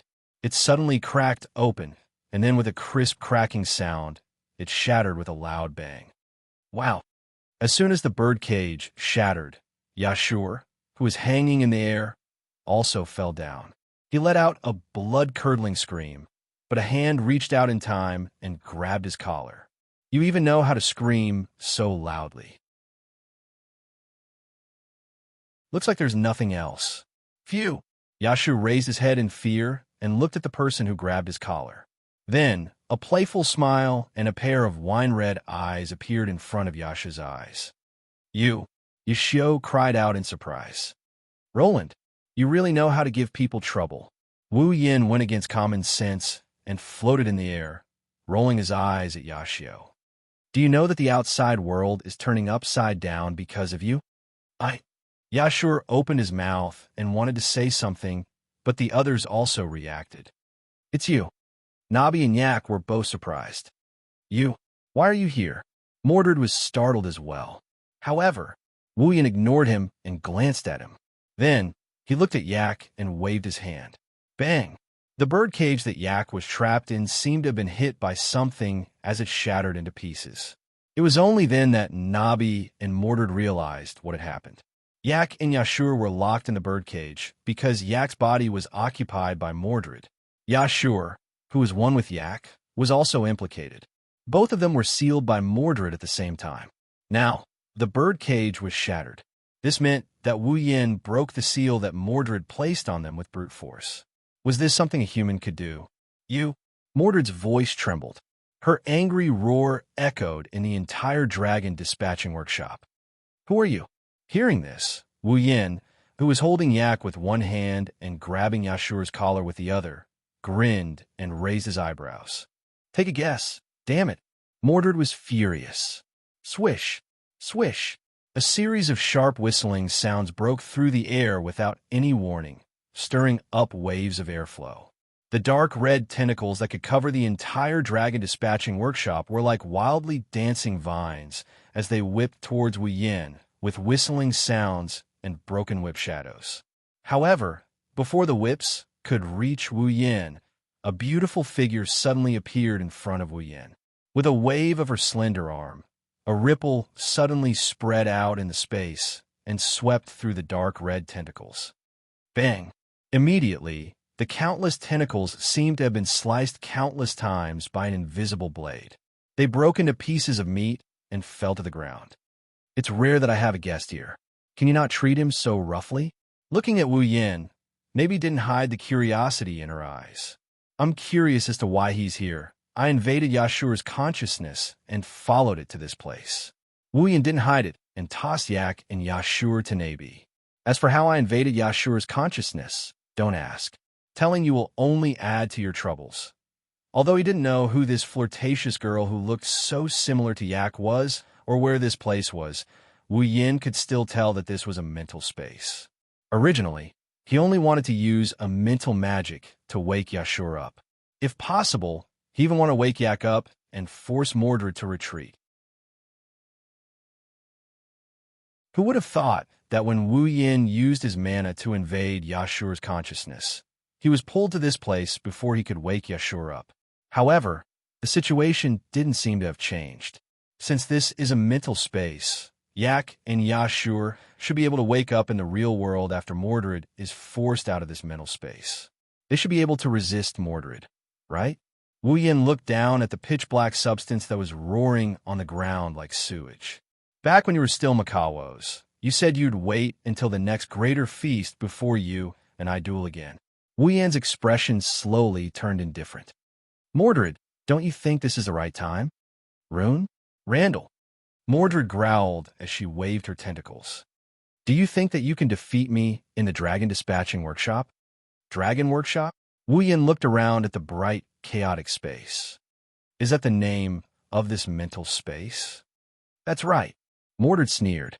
In here, all the standards of the real world cannot be brought in.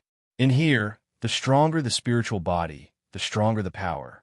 You, a human, indeed surprised me by being able to break my seal. However, can your spiritual power surpass that of the dragon clan? Dragons had magical power. Among the spells they controlled, there were many mental spells. With the support of mana and the training of magic, as well as the various advantages that dragons had over humans, it wasn't without reason that Mordred dared to make such a boastful claim. However, Mordred was wrong again. Magical power? Who could defeat Wu Yin now? Magic? Wu Yin has 103,000 grimoires. How could he lack magic and magic? So, would Wu Yin's mental power be weak? The answer, of course, was no. In the next instant, the world trembled as a vast and invisible force descended from the sky, enveloping Mordred without any explanation. Wah! Mordred didn't even have time to be shocked before the force slammed into her.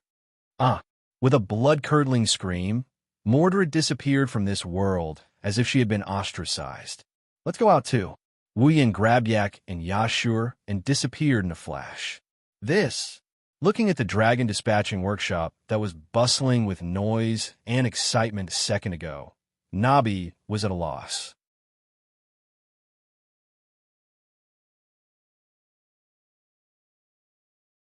Chapter 14:10. Yeshu fiercely opened his eyes and gasped for air. His body was already drenched in sweat. Yeshu's eyes were wide open and he was gasping for air. When he woke up, Yeshu noticed his current situation. Not only was his body completely naked, his entire lower body and one of his arms were buried in a ball of soft flesh, as if he was buried in a swamp. It was hard to tell whether it was comfortable or uncomfortable, but Yaxu could clearly feel that his left hand, which was covered with snake-like ferocious star carvings, was currently in a heart-wrenching pain. "Are you awake?" Wu Yin retracted his hand and shouted at Yeshu. "Don't be in a daze. Stop daydreaming. Yak should have woken up by now. You need to fuse with Yak's will as a rider and expel Mordred from Yak's body." Oh. Yashur was suddenly startled and hurriedly closed his eyes. The will belonging to the rider was like an old tree that had taken root. It followed the pitch-black dragon below him and fiercely stabbed downwards. Roar! The black dragon that was still wrestling with the black dragon lightning trap suddenly let out an earth-shattering roar. Its voice was filled with pain. Roar! Roar! As it howled in pain, the black dragon began to struggle. However, its body was tightly gripped by the black dragon's lightning trap. It couldn't break free at all. Damn it! Mordred's pained cries rang out from within the black dragon's body. No! I can't possibly lose. I spent so much effort to find the awakening apparatus and trick Klaus into becoming my supporter. I spent so much effort to finally reach this stage. How could I possibly lose? I must say, you did spend a lot of effort. Wu Yin knelt on one knee and pressed his star carvings hand on the black dragon's head. He closed his eyes. Unfortunately, in your eyes, your enemies have always only been Yak, the last descendant of the Avalon Holy Dragon Royal family, and Yak's master, Yashu. You've never put anyone else in your eyes, so you've never thought that in this world. You never thought that there would be someone else who could suppress you, the Dragon King. This is where you failed. Wu Yin mobilized the magic power in the star carvings. A dazzling white light suddenly flashed, illuminating the sky above Fantion City like the sun at dawn. A pure divine power invaded the body of the black dragon. It attacked a certain dark spiritual entity in its body. It was the purification power of the angel's holiness, Kines Natsuan. Dong! Ah! Mordred howled in agony as a dull thud echoed in her mind. Now, Yashu abruptly opened his eyes.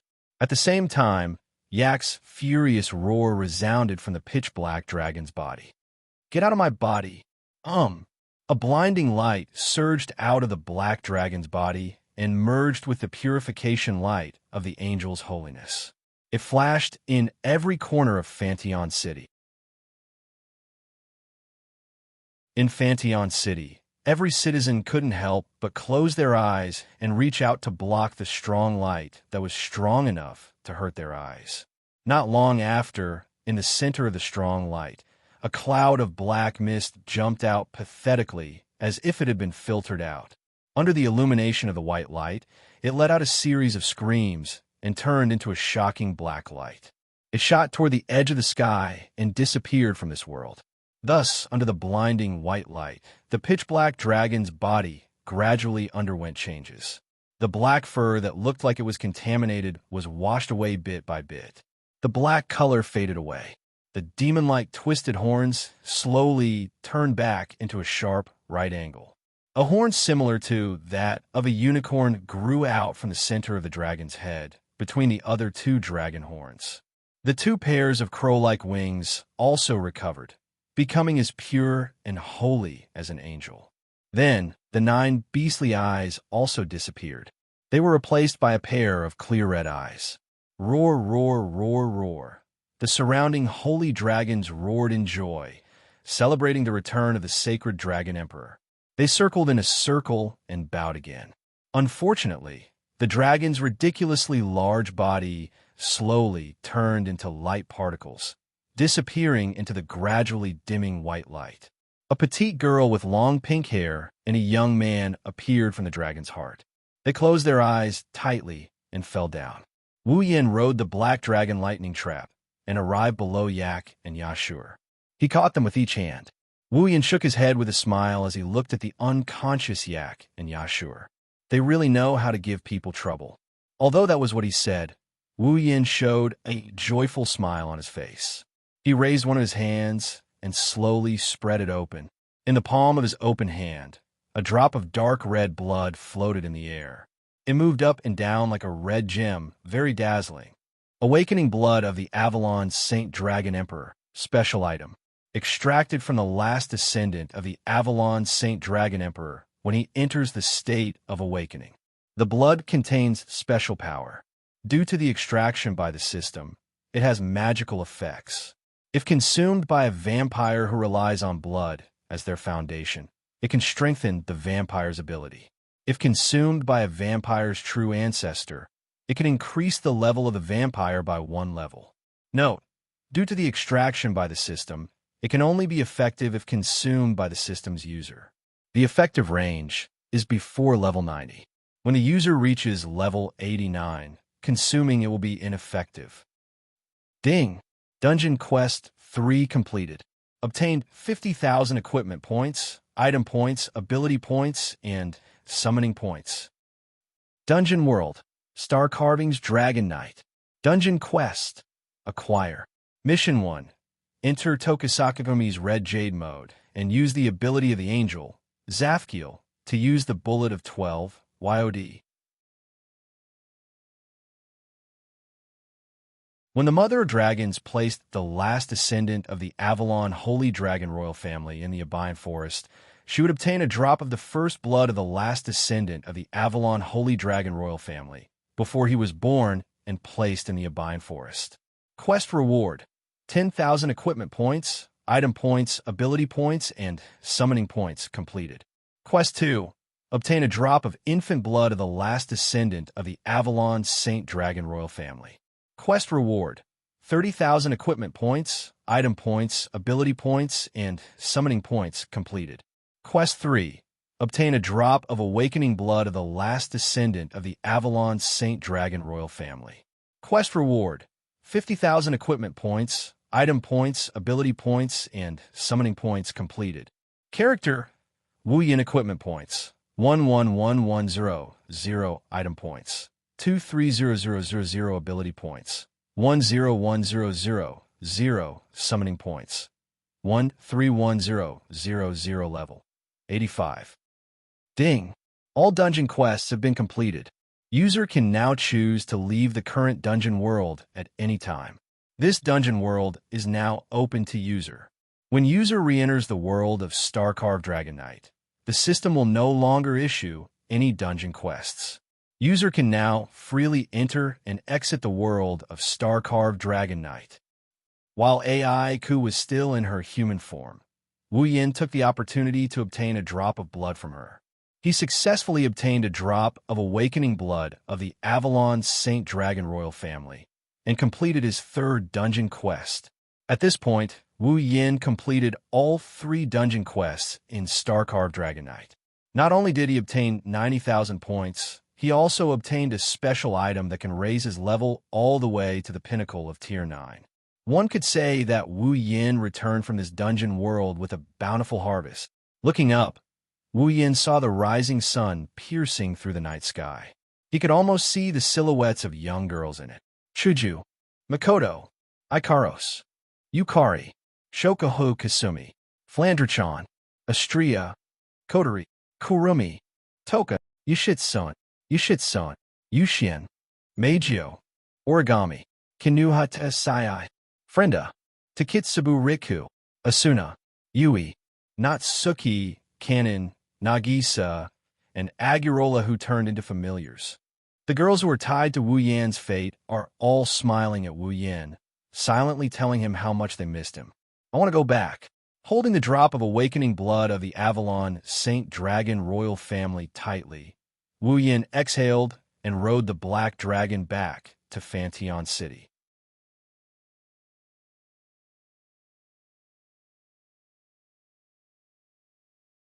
Chapter 1411. The night that made the people of Fantion City and the important figures of the various top forces in Eluxtran tremble in fear finally passed without any mishaps. Although Yak was forced to awaken this time, and her body was almost taken away in Fanteon City, putting humans in a dangerous situation, the end result was very fortunate. Not a single person was injured, and not a single brick of the building was destroyed. The entire Fanteon City was intact, and there were no accidents. If one were to say what effect Yak's forced awakening had, it was probably that it made the people of Fanteon City panic, and also made the various top forces tremble in fear. The roaring dragon under the night sky, whose body was even larger than the airship, was deeply engraved in the hearts of all the witnesses. During the entire chaotic night, other than the Cypheros Empire's airship being crushed by the awakened Yak, there were no other losses. So, it was said to be a close call. Of course, for the Cypheros Empire, this was definitely not a good thing. The Lorraine Kingdom of Knights was in perfect condition. All the major forces were in perfect condition. The buildings were in perfect condition. The Kingdom of Knights was also in perfect condition. Even the holy dragons had returned to their places and reconnected with their owners. Everything was in perfect condition. However, the Cypheros Empire had lost an airship. That was an airship, not some luxurious ship. Losing an airship like that was not a huge blow to the Cypheros Empire, but it was definitely not a small blow either. Moreover, everyone else was safe and sound, and only the Cypheros Empire was in trouble. How could the Cypheros Empire be willing to accept this?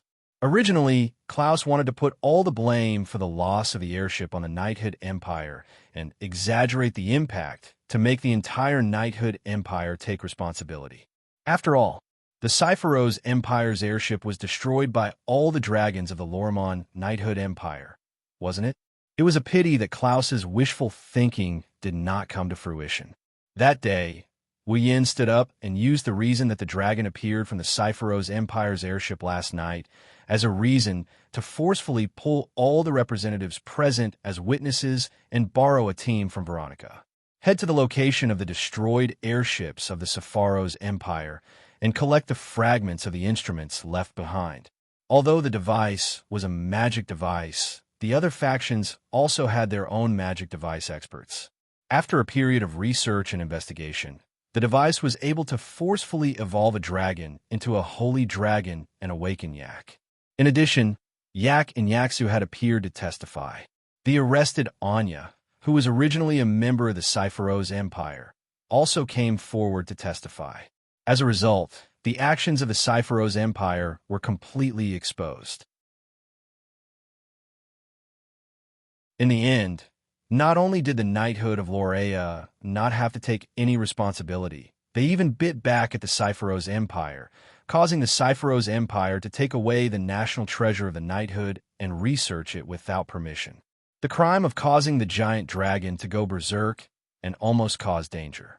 Veronica personally ran to Wu Yan's room and told him that this time, they must make the Cypheros Empire bleed fiercely. Of course, regardless of whether the Cypheros Empire bleed or not, the representatives of the various factions were no longer in the mood to hold the Continental Conference. After the incident ended, the Continental Conference that was originally planned to be held in Fanteon City was also cancelled. The organizer, the current Pope of the Espadar Cathedral, Lazor IV, officially announced the cancellation of the Continental Conference on the same day.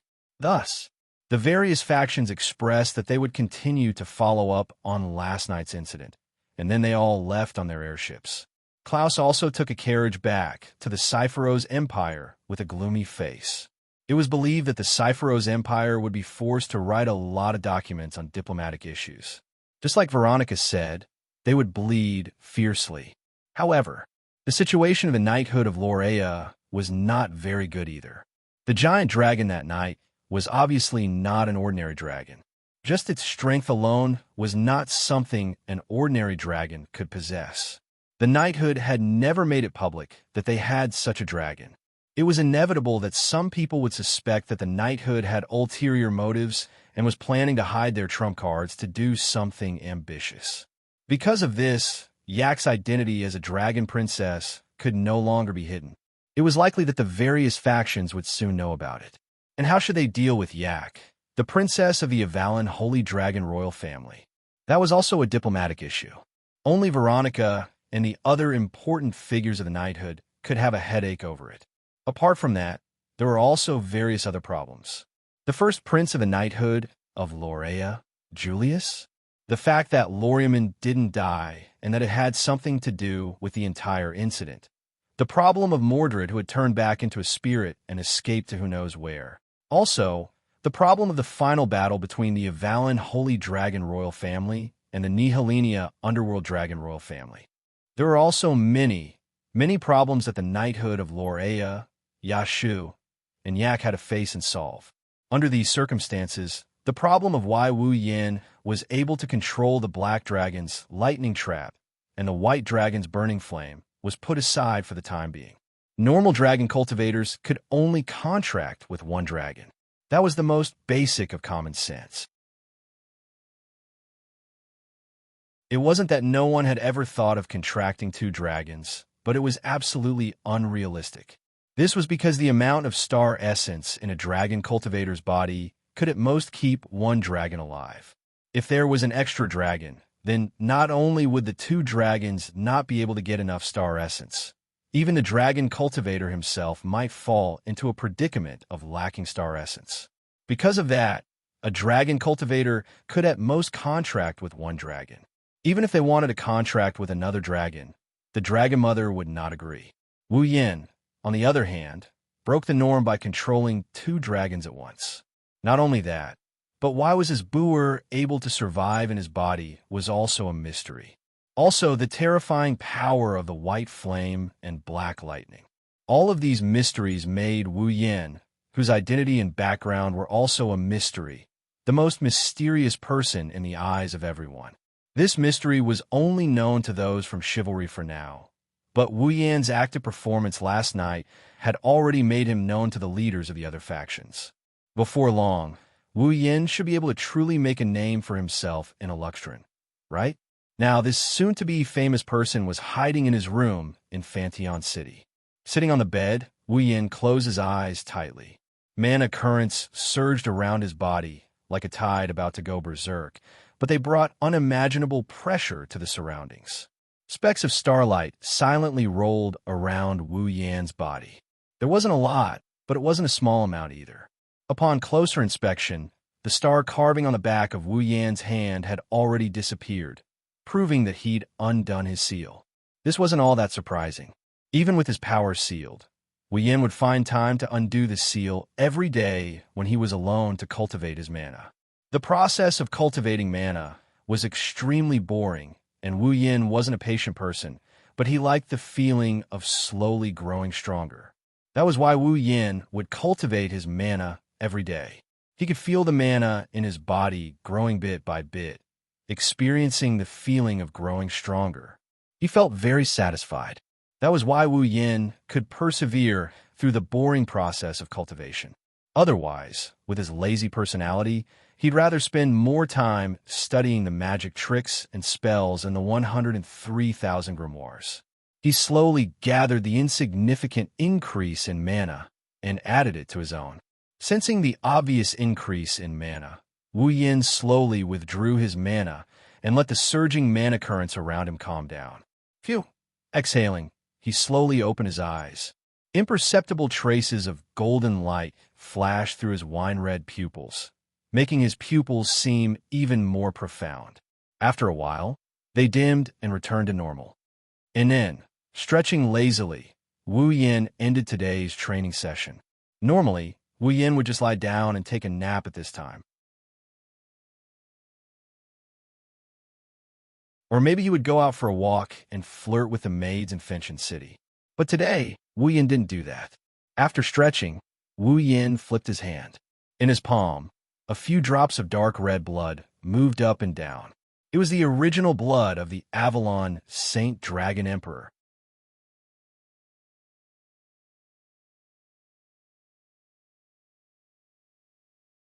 Chapter 14:12. For drops of the original blood of the Avalon Holy Dragon Emperor floated above his palm, rising and falling rhythmically, exuding a brilliant gem-like brilliance. It was extremely beautiful. Whether it was the original blood of the Avalon Holy Dragon Emperor infant blood of the Avalon Holy Dragon Emperor, or awakening blood of the Avalon Holy Dragon Emperor. They could only raise Wu Yin to the peak of rank 9, stopping at the threshold of demigod rank.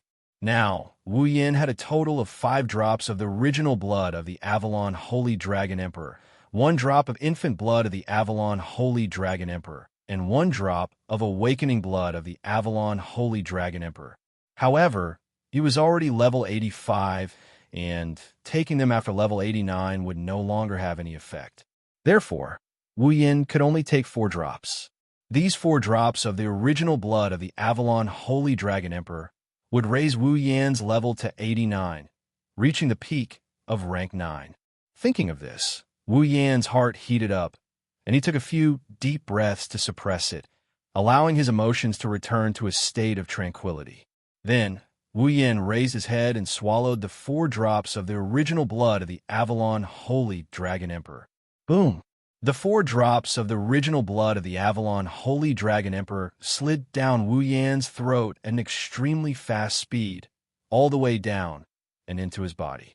Before Wu Yin could react, the 4 drops of the original blood of the Avalon Holy Dragon Emperor immediately turned into a powerful energy, like a rushing river, rolling down his throat, wandering around a few times, and entering his blood.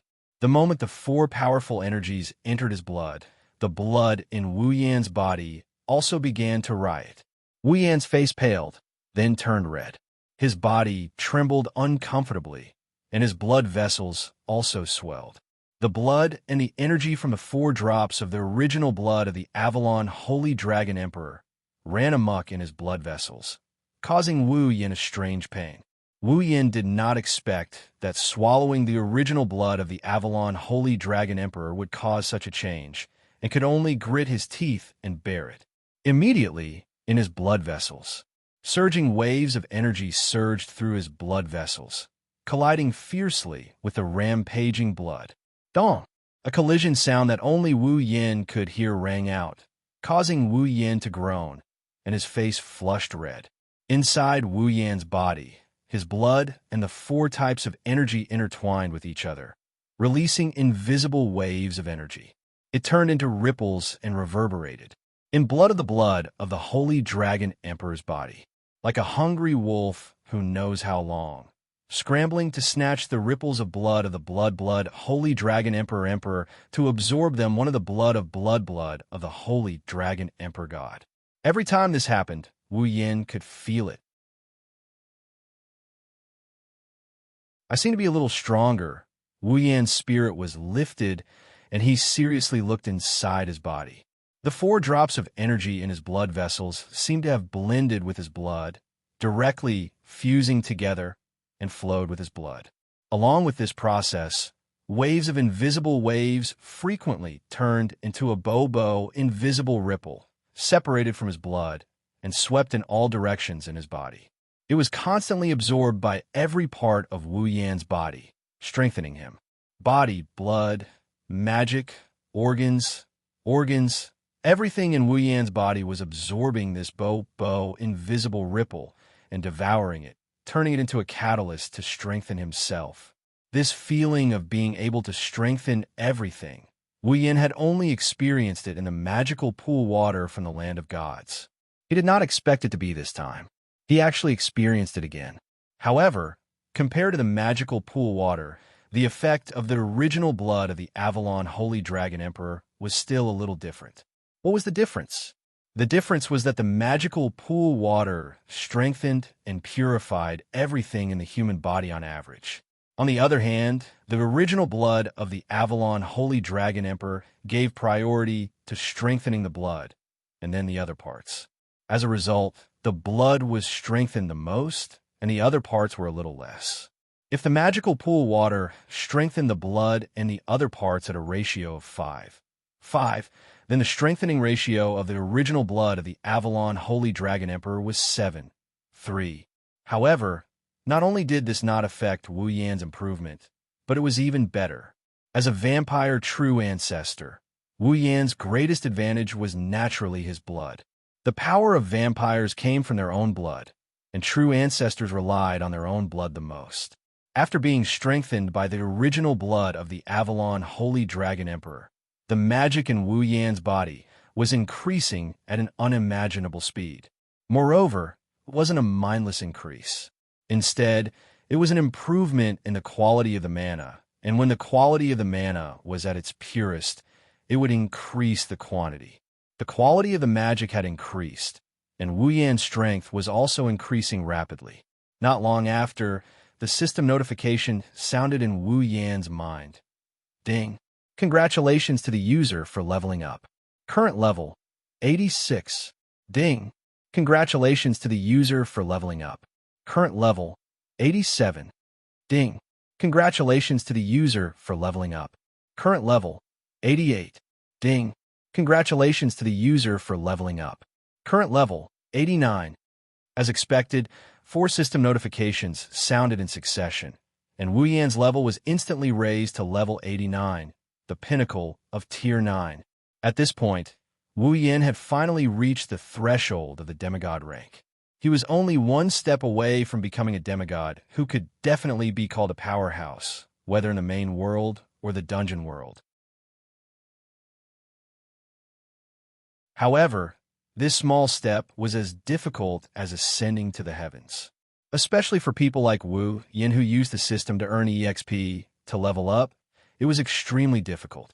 After all, at this stage, there was no existence that could provide them with a huge amount of EXP.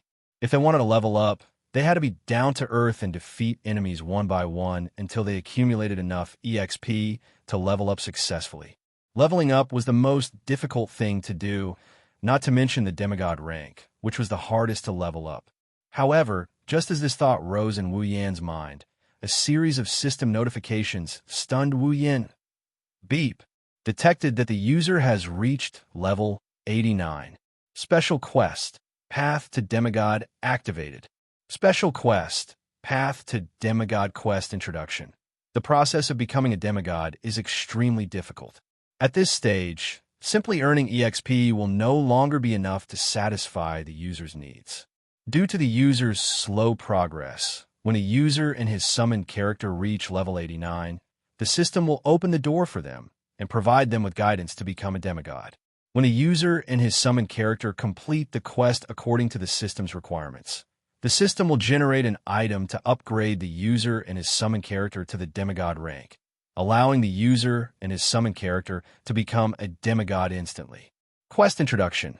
The special quest Path to Demigod is a chain quest.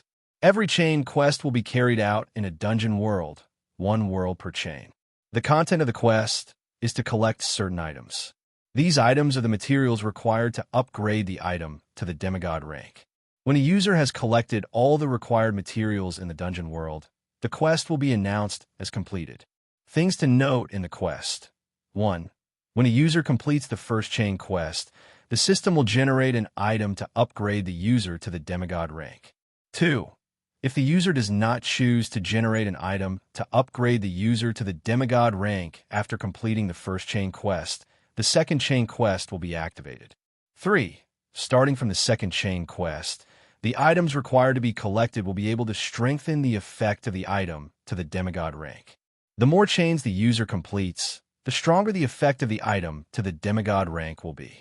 After a certain extent, the item will be able to increase the user's level again before reaching the demigod rank. 4. No matter how many chains the user completes, the final item will only be able to upgrade the user to level 99 at most. After the item is able to upgrade the user to level 99, the effect of the item will not increase anymore. 5. When a user chooses to complete the Path to Demigod mission, the system will automatically allow the user to enter the dungeon world where the items required to be collected are. The dungeon world where the user completes the Path to Demigod mission will not activate the dungeon world. The user will only be able to leave the current dungeon world after completing the Path to Demigod mission. 6. Some special dungeon worlds will add some restrictions to the user to increase the difficulty of the Path to Demigod mission. 7. The user can only bring along 2 summoned characters to participate in the Path to Demigod mission in each chain quest. More than 2 summoned characters will not be able to enter the dungeon world. Beep. Do you wish to proceed with the special quest Path to Demigod?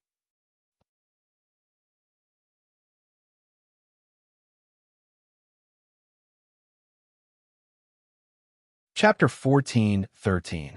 Beep. Do you wish to proceed with the special mission Demigod Path? Following the notification, the system list popped up without any warning and opened up in front of Wu Yin. Wu Yin subconsciously shifted his gaze to the system list. What he saw was a 4th option at the bottom of the system list that originally had 3 options: status, exchange, and instance. Demigod Path. There's really a shortcut to becoming a demigod? Wu Yin didn't know if he should be happy or surprised. Originally, he had already mentally prepared himself for a long war. He had planned to transform into a battle maniac and challenge the strongest in the main world. He had even activated Violet's Red Jade mode to challenge the other 5 demigods. Otherwise, he would have gone to some of the more advanced dungeons and slaughtered his way through them. However, Wu Yin knew that it wasn't easy to become a demigod. Otherwise, he wouldn't have boasted to Sylph that he would become a demigod in 5 years. With the system's help, Wu Yin felt that he wouldn't be able to become a demigod in less than 5 years. One can imagine how difficult it is to become a demigod. There are only 5 demigods in the entire Spalier world. Among the demigods he encountered in the dungeons, Violet was the only one he could summon. It's easy to imagine how difficult it is to become a demigod. However, it's different now. As long as he completes the first round of the Demigod Path mission, Wu Yin will be able to obtain the item to become a demigod. This was much faster than honestly challenging each and every one of the experts. Wu Yin stared blankly at the last option in the system list.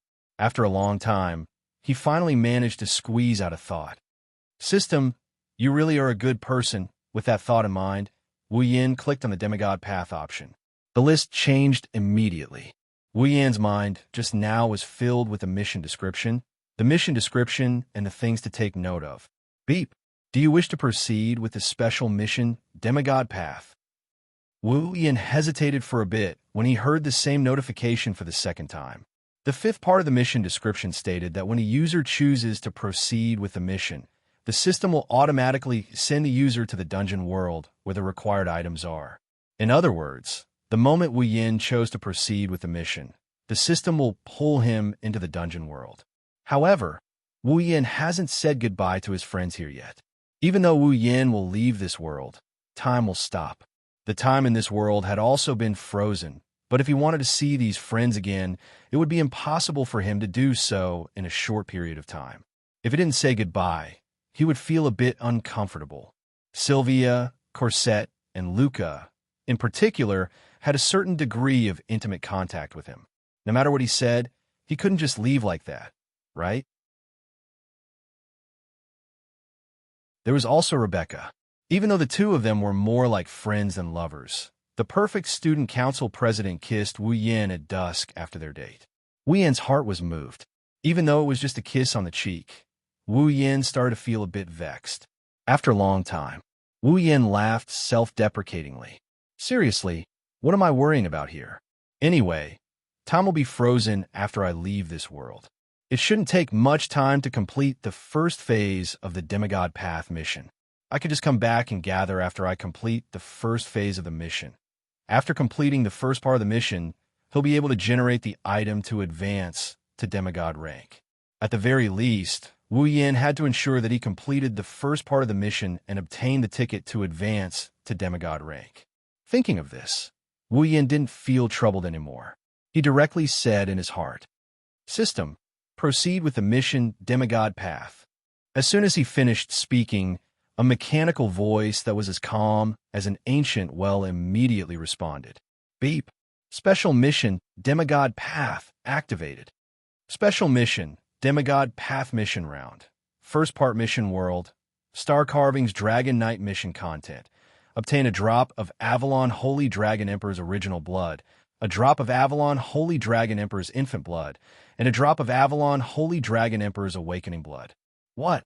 The mission content that appeared on the Demigod Path interface in the system list and in his mind at the same time stunned Wu Yin. A drop of Avalon Holy Dragon Emperor's original blood? A drop of Avalon Holy Dragon Emperor's infant blood? A drop of Avalon Holy Dragon Emperor's awakening blood? Weren't these the items that Wu Yin had left behind? Moreover, weren't the 3 dungeon missions in the Star-Carving Dragon Knight dungeon world the items required for the first part of the mission of Demigod Path? Could it be the system had already calculated everything? Beep. A drop of Avalon Holy Dragon Emperor's original blood has been detected. Beep. A drop of Avalon Holy Dragon Emperor's infant blood has been detected. Beep. A drop of Avalon Holy Dragon Emperor's awakening blood has been detected. Beep. The first part of Demigod Path mission has been completed. Completed? Completed just like that? I can ascend to Demigod? Even Wu Yin could not react at this time. Wasn't it difficult to ascend to Demigod? Did I just get the chance to ascend to Demigod like that? Beep. Do you want to create the item to ascend to Demigod? However, the system's notification broke the surreal feeling in Wu Yan's heart and told Wu Yan everything was reality. This, although he had already obtained the qualifications to ascend to Demigod, Wu Yan unexpectedly did not feel happy. At first, he was still worried about how difficult his Demigod path would be. He was even prepared to fight for a long time and become a battle maniac. Then, the system gave him a Demigod Path mission. Just a second ago, he had decided to come back and reunite with his friends after completing the first part of the mission. Now, he had completed the first part of the Demigod Path mission. This made Wu Yin feel like he was full of energy and wanted to punch the enemy in front of him, but he ended up punching the air instead. He could not feel happy at all. However, this should be a good thing. Shaking his head with a bitter smile, Wu Yin looked at the system list in front of him and pondered for a while before putting it away. The first part of the Demigod Path mission had been completed. He only needed to think about it, and the item to ascend to Demigod would appear in his hands. After using it, he would be able to ascend to Demigod. However, Wu Yin was not satisfied with this. This was because he wanted to continue with the Demigod Path mission. Didn't the third point of the mission already say that? Starting from the second part of the mission required him to collect items that could enhance the effect of the item to Demigod Path. As long as Wu Yin completed more parts of the mission, the effect of the item to Demigod Path would be stronger. It would also allow him to level up before reaching Demigod Path. In this case, he might as well continue and enhance the effect of the item to the maximum before using it. The fourth point of the mission was that no matter how many parts of the mission the user completed, the item would only be able to enhance the user to level 99. After the item could enhance the user to level 99, the effect of the item would not increase anymore. In other words, Wu Yin wanted to enhance the effect of the item to the maximum. When he used it, he would be able to reach level 99 in one go. The pinnacle of Demigod Path. In this era without Celestials, he was an invincible existence. Wu Yin had such an ambition. Or rather, after reading the description of the item in the Demigod Path mission, Wu Yin came up with this idea. After all, he was already at Pinnacle Tier 9. It would be difficult for him to find a worthy opponent. With his familiars, who below Demigod Path could possibly be his match. Even if he faced a Demigod Path opponent, he still had the Red Jade mode.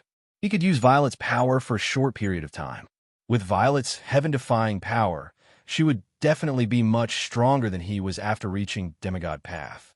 Since he had no opponents below Demigod Path and could use Violet's Red Jade mode to fight against Demigod Path opponents, he would be a fool not to seize this opportunity.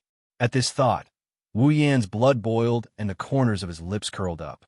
Pinnacle Demigod Path, huh? He could definitely achieve that.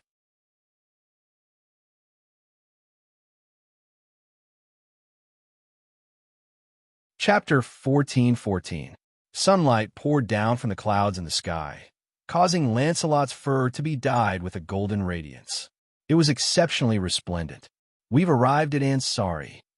Sylvia, who was sitting on the dragon's back, looked at the corner of the bustling city below and reminded the people behind her. Wu Yin, Yashur, and Yak, who were about to doze off, perked up and looked into the distance. Compared to Fantion City, the city was clearly inferior in terms of land area and prosperity. Wu Yin and the others smiled. Yashur and Yak let out sighs of relief. We're finally here. It had been about a week since Yak was forced to awaken and was almost possessed by Mordred, causing a ruckus in Fantion City. Now, the mysterious dragon's attack on the capital of Lorea's knighthood, Fantion City, which caused the Continental Conference to be suspended, had caused an uproar in the knighthood of Lorea's knighthood. It was still a hot topic that attracted everyone's attention. Even after a week or so, the impact of such a major incident didn't calm down. It was treated as an after-dinner conversation from time to time. No one would forget about it without a long period of time. During this time, Yashur and Yak, who were at the center of the incident, didn't have an easy time. Although the Cypheros Empire's actions against Yashur and Yak had been exposed, and Yak had successfully returned to her original state and the matter had been resolved, Yak's existence had been exposed. That was a fact. The princess of the Dragon Clan. An existence like that couldn't be casually ignored. Thus, it didn't take long for the various factions in Eluxtran to request the Knight's Kingdom to disclose all information about Yak, the Dragon Princess. Yashur also received attention. Under such circumstances, Yaksu and Yak were personally summoned by Veronica for an entire week. They were questioned and investigated day after day, causing the two of them to be deprived of their freedom to go out as they wished.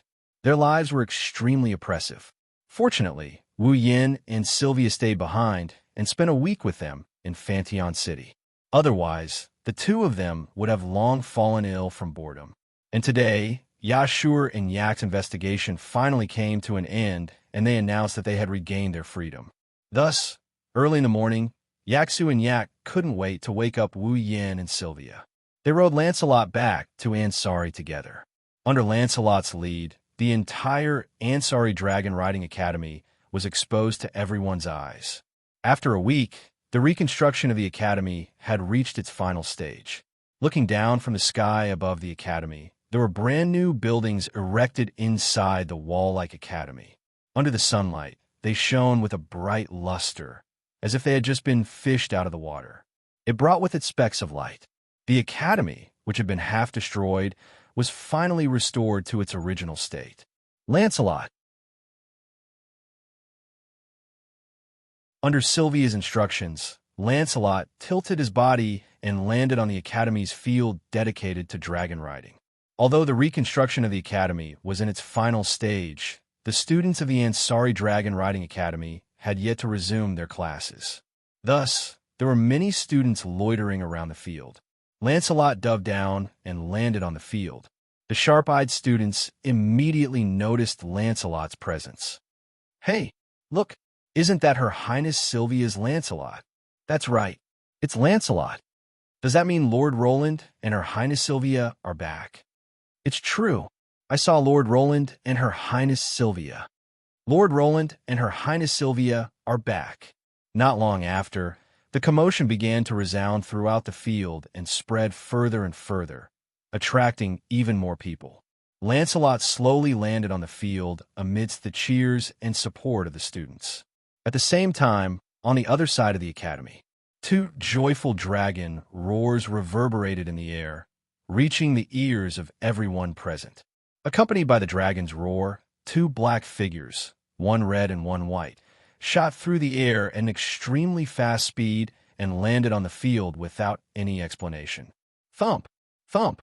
Two heavy thuds were heard as they landed on the ground.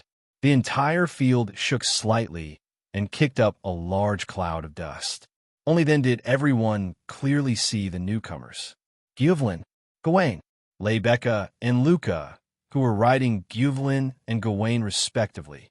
President, Sylvia and Yashur hurriedly dismounted from Lancelot's back. Lebecca, Luca, Wu Yin smiled and jumped down from the dragon's back. Just as he was about to greet Lebecca and Luca, two longing roars came from Gyuvlin and Gawain, interrupting Wu Yin.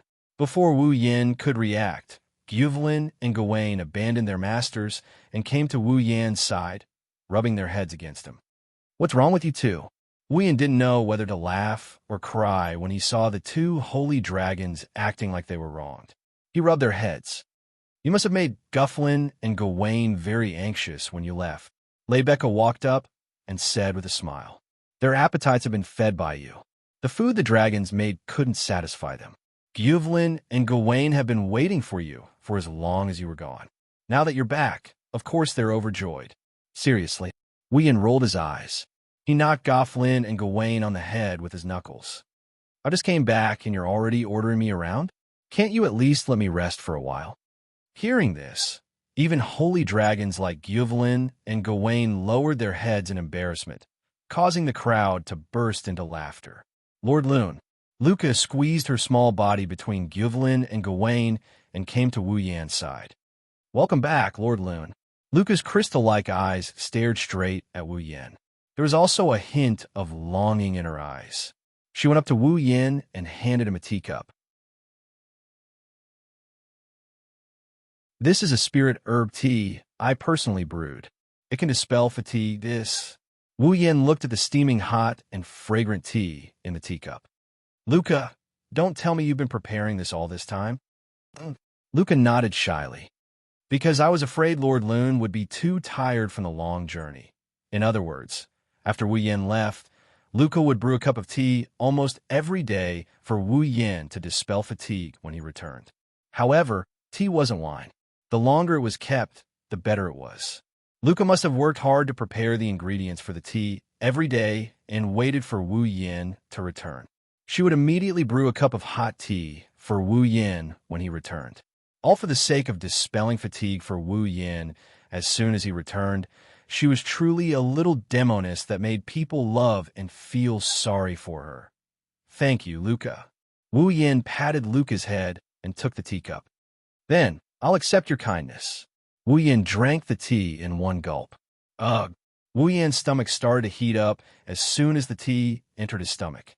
His body started to warm up as well. His sleepy head seemed to have been stimulated. He became awake and his strength started to recover. Just as Lucas said, this tea can dispel fatigue.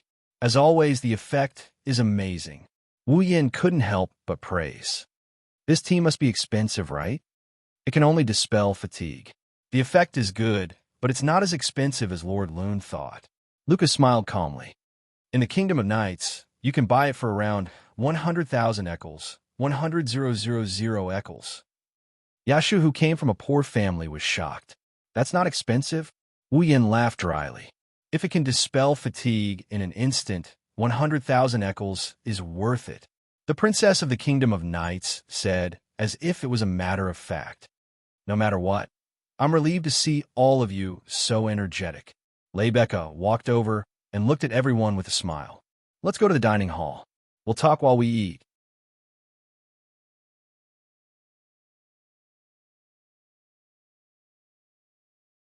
Chapter 14-15.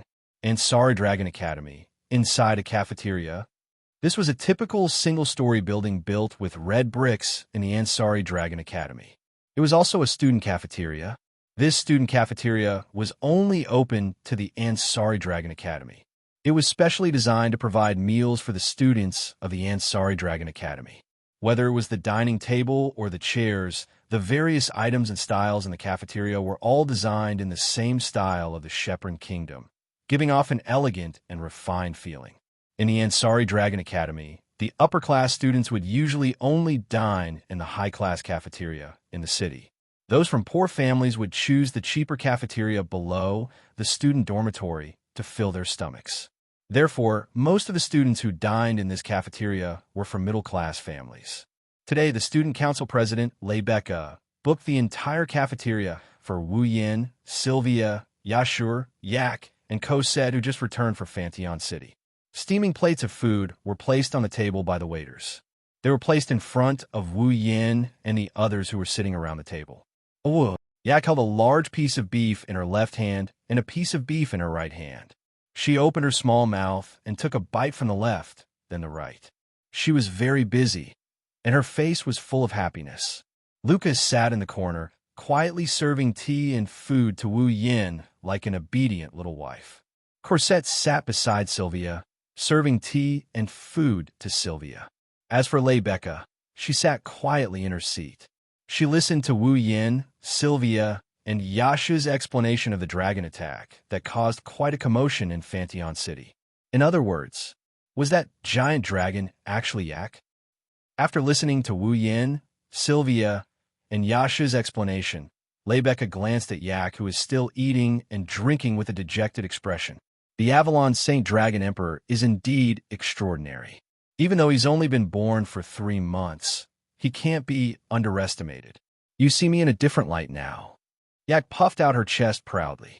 However, she soon withered like a frosted eggplant.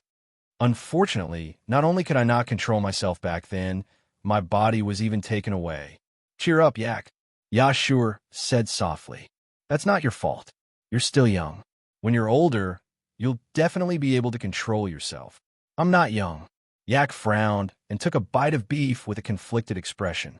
Then, her face turned into a happy expression. What an obvious expression. Wu Yin shook his head and looked at Lebecca. Anyways, it's in the past.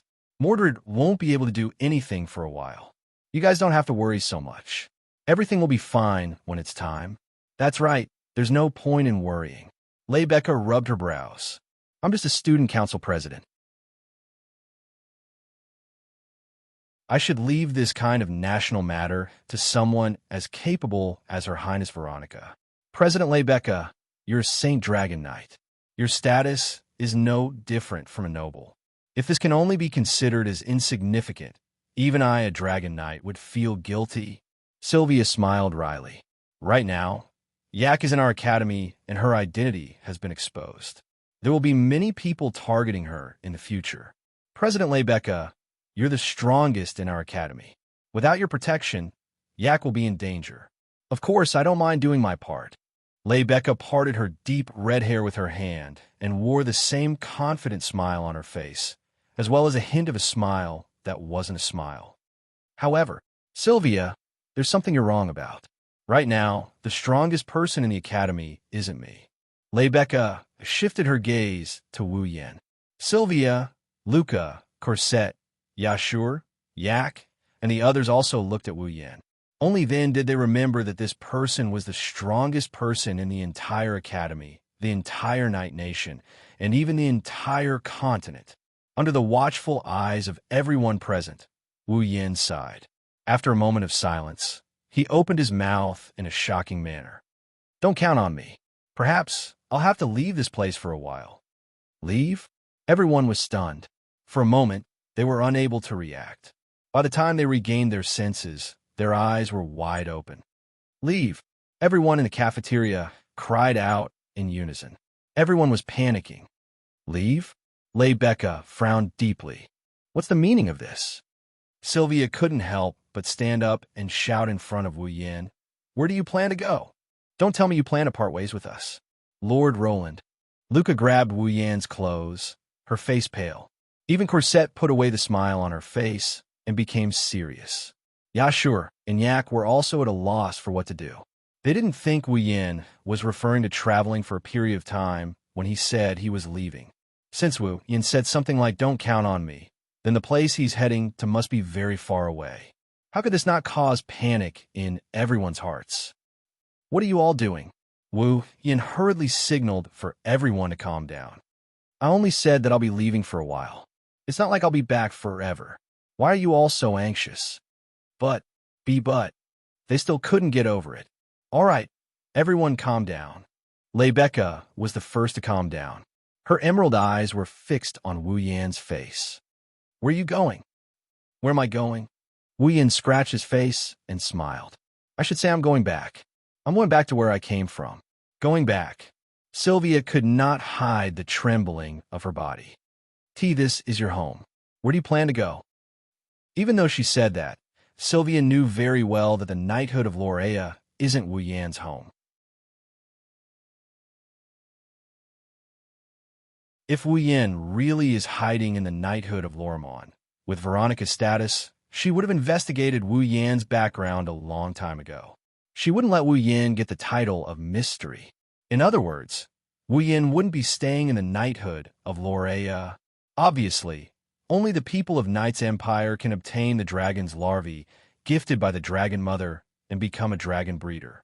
Wu Yin also has his own dragon, but there's no information about his background anywhere in Knight's Empire. This is also a puzzling issue.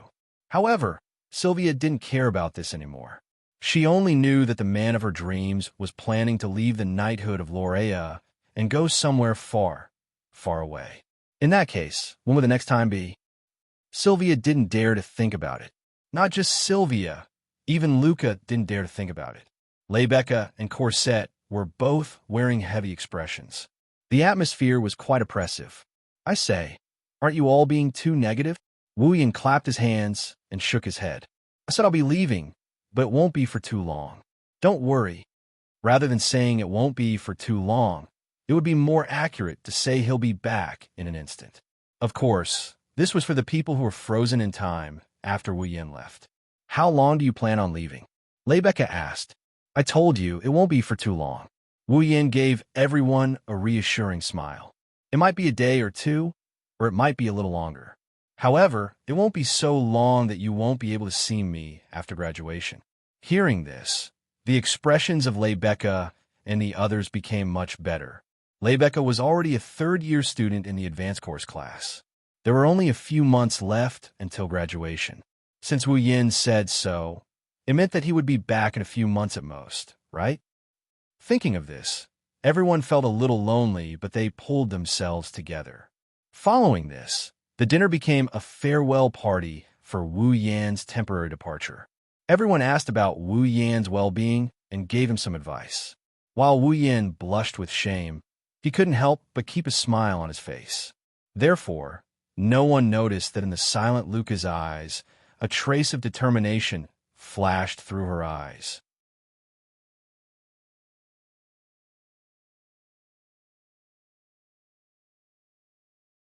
Chapter 14:16. Night.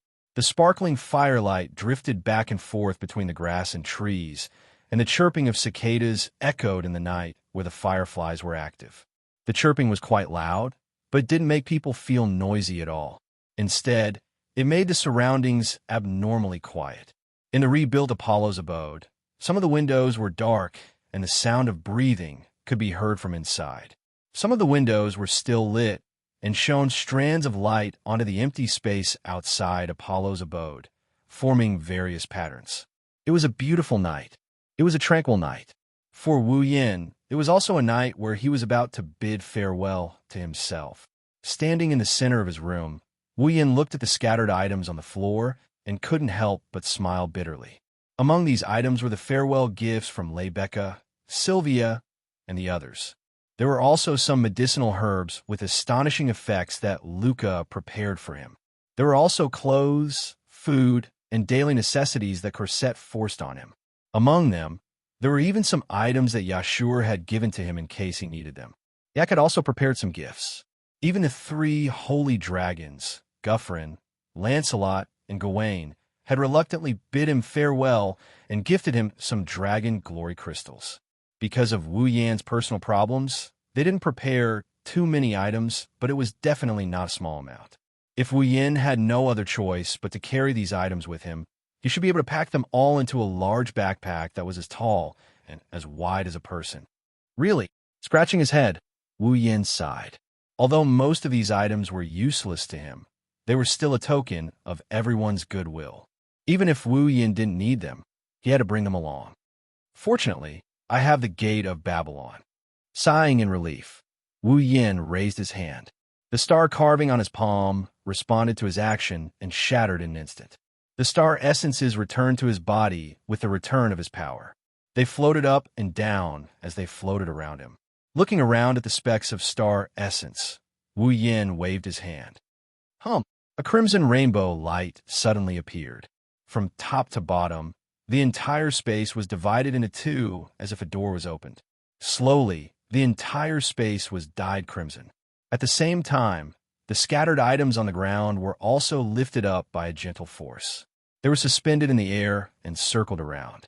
They flew into the pink door one after another, disappearing in a series of ripples. Then, Wu Yin threw the dragon-shaped doll that Sylvia gave him when he was a child into the gate of Babylon. With a wave of his hand, the crimson space slowly and forth and gradually disappeared. This should be fine, right? After looking around the room, he made sure he didn't leave anything behind. Wu Yin pulled up the system list. First, Wu Yin wanted to return to the date battle world. After spending 3 months in this world, almost a day had passed in the date battle world. First, he will return to the date battle world to get the display device he needed. Then, he will return to the Spalier world to discuss the Demigod Path mission with Yukari and the others. After that, Wu Yin can begin the second phase of the Demigod Path mission. Now, Kotori, Kurumi, and the others were still in the world of date battle, waiting for the display devices to come out. Hinajiku, Mikoto, and the others, on the other hand, were training in the diluted magical pool. He will return to the date battle world to meet up with Kotori and the others before returning to the Spalier world. He should be able to catch up with Chuju and the others when they finish absorbing the magical pool water. Besides, Kotori, Kurumi, and the other girls in the date battle world haven't soaked in the magical pool water yet. They need to go back and use it once. With that in mind, Wu Yin searched for the date battle option in the instance dungeon option. But at this moment, a series of knocking sounds came from the window of the room. Wu Yin stopped what he was doing and turned around. He looked over. He didn't know when, but one of the windows in the room was opened. The night breeze blew into the room. Outside the window, a small head poked in and stared at Wu Yin. Wu Yin paused for a moment before he exclaimed, "Luca?" That's right. It was Luca who poked her head in from the window, facing the night breeze that blew into the room. Luca's short platinum hair fluttered gently. Traces of moonlight shone on it, as if it was covered with a layer of white frost. Under the moonlight, it revealed a sense of mystery. Luca's unique pointy ears made her look like a little fairy that came out to play in the moonlit night. She made people's hearts beat faster and their spirits soar. Luca. For a moment, Wu Yin was dazed. After confirming that he didn't see wrong, he quickly put away the system list and walked to the window. "Why are you here?" "Rune-sama." Luca pursed her lips and whispered, I want to talk to Rune-sama." Luca exuded a delicate and seductive aura as she murmured. It's easy to soften a person's heart. Wu Yin is no exception. He scratched his cheek and extended his hand towards Luca. "Then come in first." "Okay." Luca nodded. She took Wu Yin's hand and climbed in through the window. That's when Wu Yin noticed that Luca climbed up from downstairs. She didn't ride Gawain. This is the 3rd floor. Realizing this, Wu Yin frowned and reprimanded her. "What if you fall down and get hurt?" There are trees everywhere in Yekubrad's territory. Some are even taller than this. I used to climb them when I was young. I'll be fine. Luca didn't look like she had done something wrong. Instead, she smiled happily. "Rune-sama, you're really gentle." Wu Yin rolled his eyes at Luca. "You didn't come here just to praise me, did you?" Hearing this, Luca stopped smiling and went silent. After a while, she raised her head again. Her beautiful amethyst-like eyes stared straight at Wu Yin, and her tone became a bit sorrowful. "I don't know why, but I suddenly wanted to see Rune-sama. That's why I came here." Wu Yin fell silent when he heard this. Luca must have realized that he would be leaving tonight, so she wanted to say goodbye to him. "Silly girl," Wu Yin said softly as he rubbed Luca's head. "I'll only be gone for a short time. It won't be long, but—" Luca looked downcast. "I still feel lonely when Rune-sama isn't here." Wu Yin didn't know what to say. Luca stared at Wu Yin's face. Her amethyst eyes swayed like limpid autumn waters. It was as if they could suck him in. It was very moving. Suddenly, Luca reached out and untied the satin belt on her clothes. Following an extremely soft, rustling sound, the loose nightgown on Luca's body slid to the ground with a shio sound, forming a circle with Luca's small feet as the center. Luca's beautiful and slender body was exposed to the air. She's so slender that it's like looking straight at her is a sin. Wu Yin didn't expect Luca to do something like this. His heart skipped a beat, and he yelped out of reflex. "What were you doing?" "Rune-sama." Luca didn't answer. Instead, she used her actions to prove her thoughts. She threw herself into Wu Yan's arms. Wu Yan felt the fresh breath of the forest and the soft touch. Wu Yan didn't even have time to be surprised. Luca looked up and said softly, "Please stay for one more night. Let me feel you." Luca looked into Wu Yan's eyes and slowly closed her eyes. Looking down at Luca's face that is so cute and pretty as if it's against the rules, looking at her seductive blushing face, Wu Yan's breathing quickened. Luca's next words ignited the last trace of hesitation in Wu Yan's heart. "Rune-sama, please love me." Damn it. Wu Yan's tense nerves snapped. He gasped and picked up Luca's small body. After a painful cry, Lin Yi's Jiao Chuan sound replaced everything in this space. It was also a long night.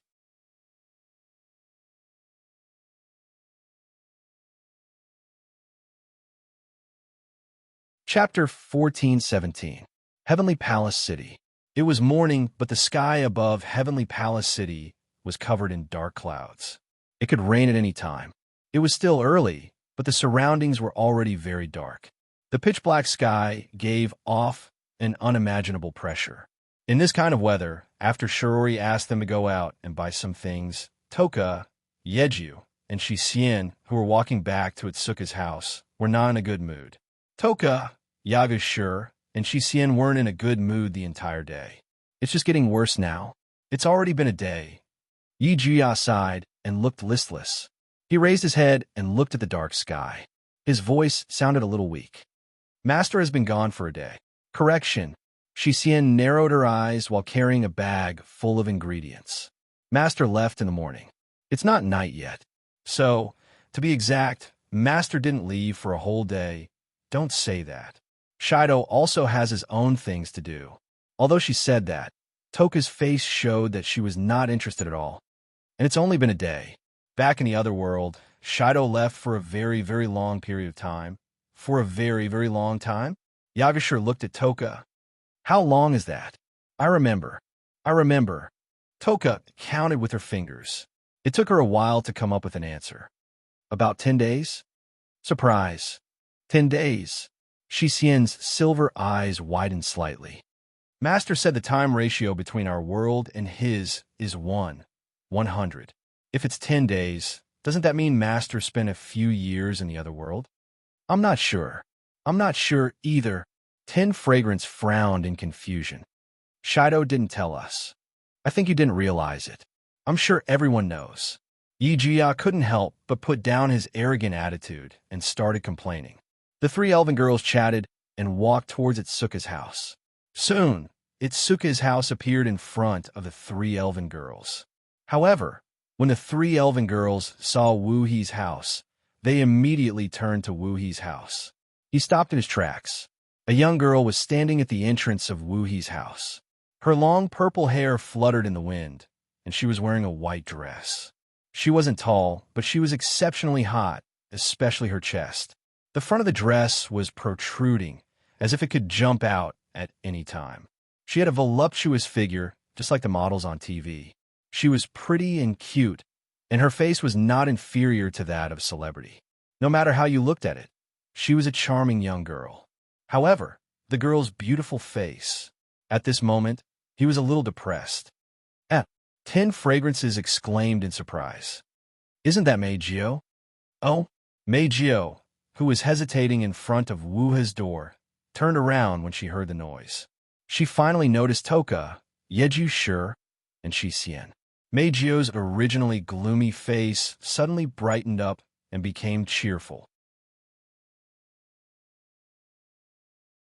Mei Jio suddenly opened her arms and ran towards the 3 elf girls.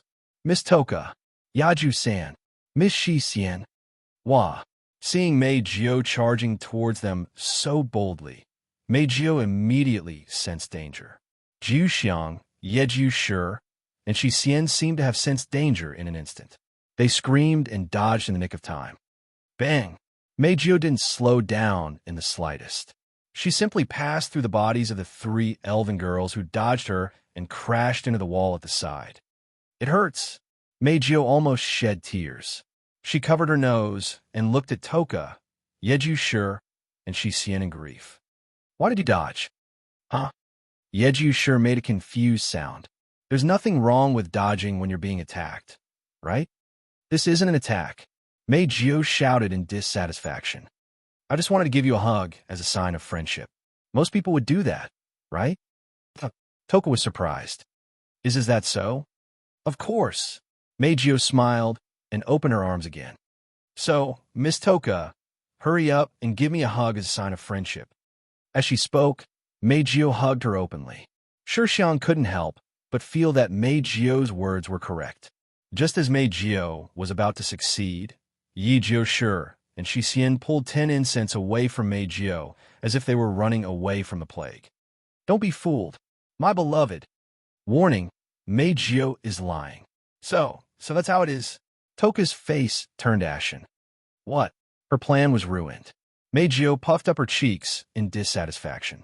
Speaking of which, after messing around for a while, Toka asked in confusion. Mei Jio, why are you here? Mei Jio seemed to remember something when she heard Toka's question. Her cheerful face immediately sank. I'm here to look for my beloved. Hearing this, Toka, Yejuya, and Xian, who had recovered from their fight with Mei Jio, became depressed. Wu Yin only left in the morning. It hasn't even been a day since he left, but the girls missed Wu Yin dearly. They didn't feel it before, but now they do. Once the man who was so important to them was gone, their hearts would feel very uncomfortable. They would feel empty, as if a piece of their hearts had been dug out. Otherwise, Mei Jio wouldn't have come here immediately after returning home in the morning. After all, Mei Jio knew that even if she came here, Wu Yin wouldn't be here. Before I came, Miss Origami came as well. Mei Jio shrugged. She should be inside now. The girls' faces were all filled with dejection. Mei Jio shouted as if she couldn't take it anymore. My dear, when are you coming back? Following Mei Jio's shout, a light ringtone suddenly came from 10 Fragrance's body. Toka jumped in fright. She quickly took out her phone and didn't know what to do. Whoa, it's ringing. Shirori said which button to press to pick up the call.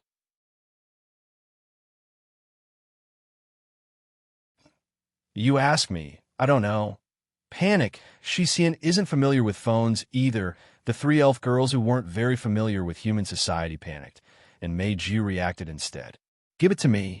I'll answer it. Mei Jio grabbed Toka's phone and picked up the call skillfully. Hello, this is Nightler. It's not convenient for Miss Toka to pick up the phone right now.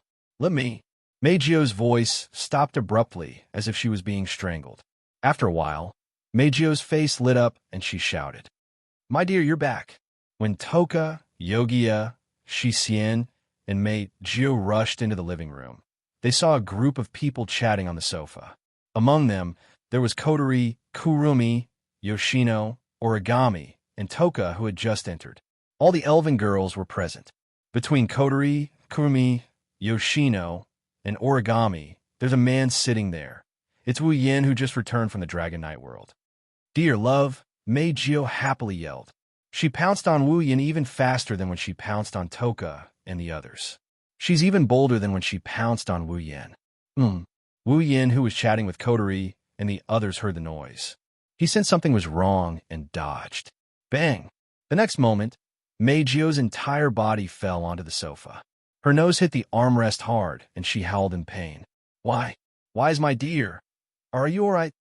Wu Yin, who finally saw the person who came, helped Mei Jio up. Reflex. I didn't do it on purpose. As noisy as always. Kotori pouted. We're talking about something serious. Can you stop messing around? Something serious? Toka, Yogia, Xian, and Mei Jio, who were immersed in the joy of Wu Yan's return, were stunned. I was just about to tell you girls. Wu Yan looked at the girls around him, and he started making a declaration. We're going back to Spalier World tomorrow.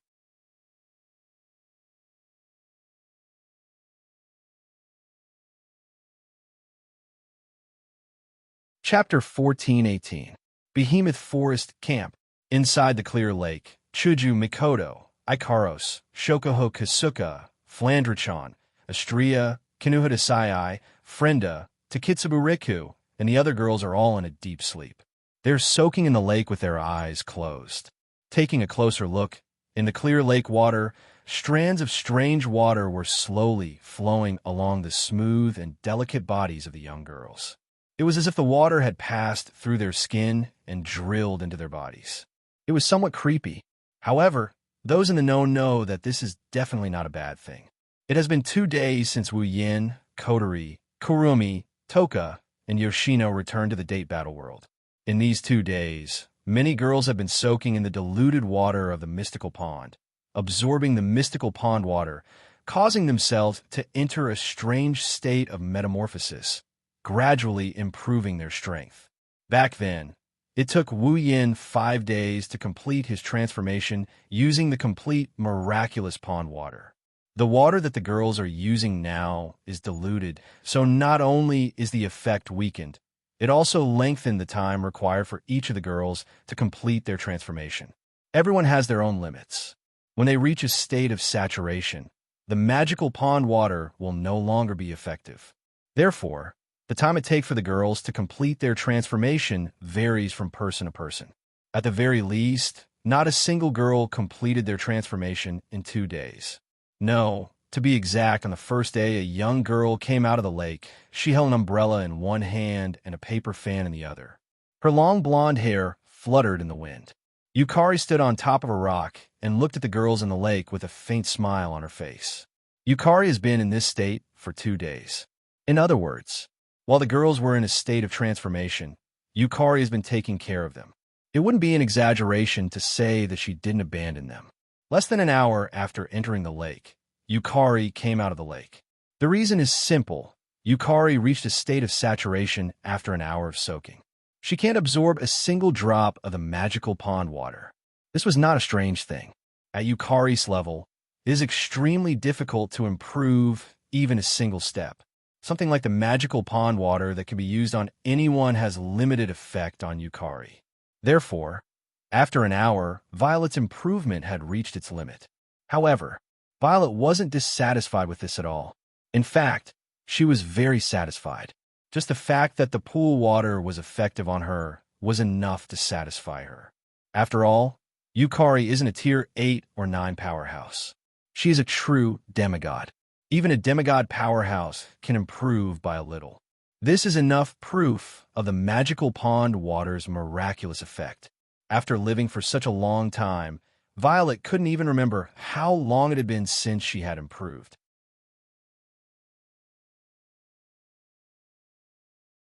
Now that she had improved, although it wasn't much, Violet was content.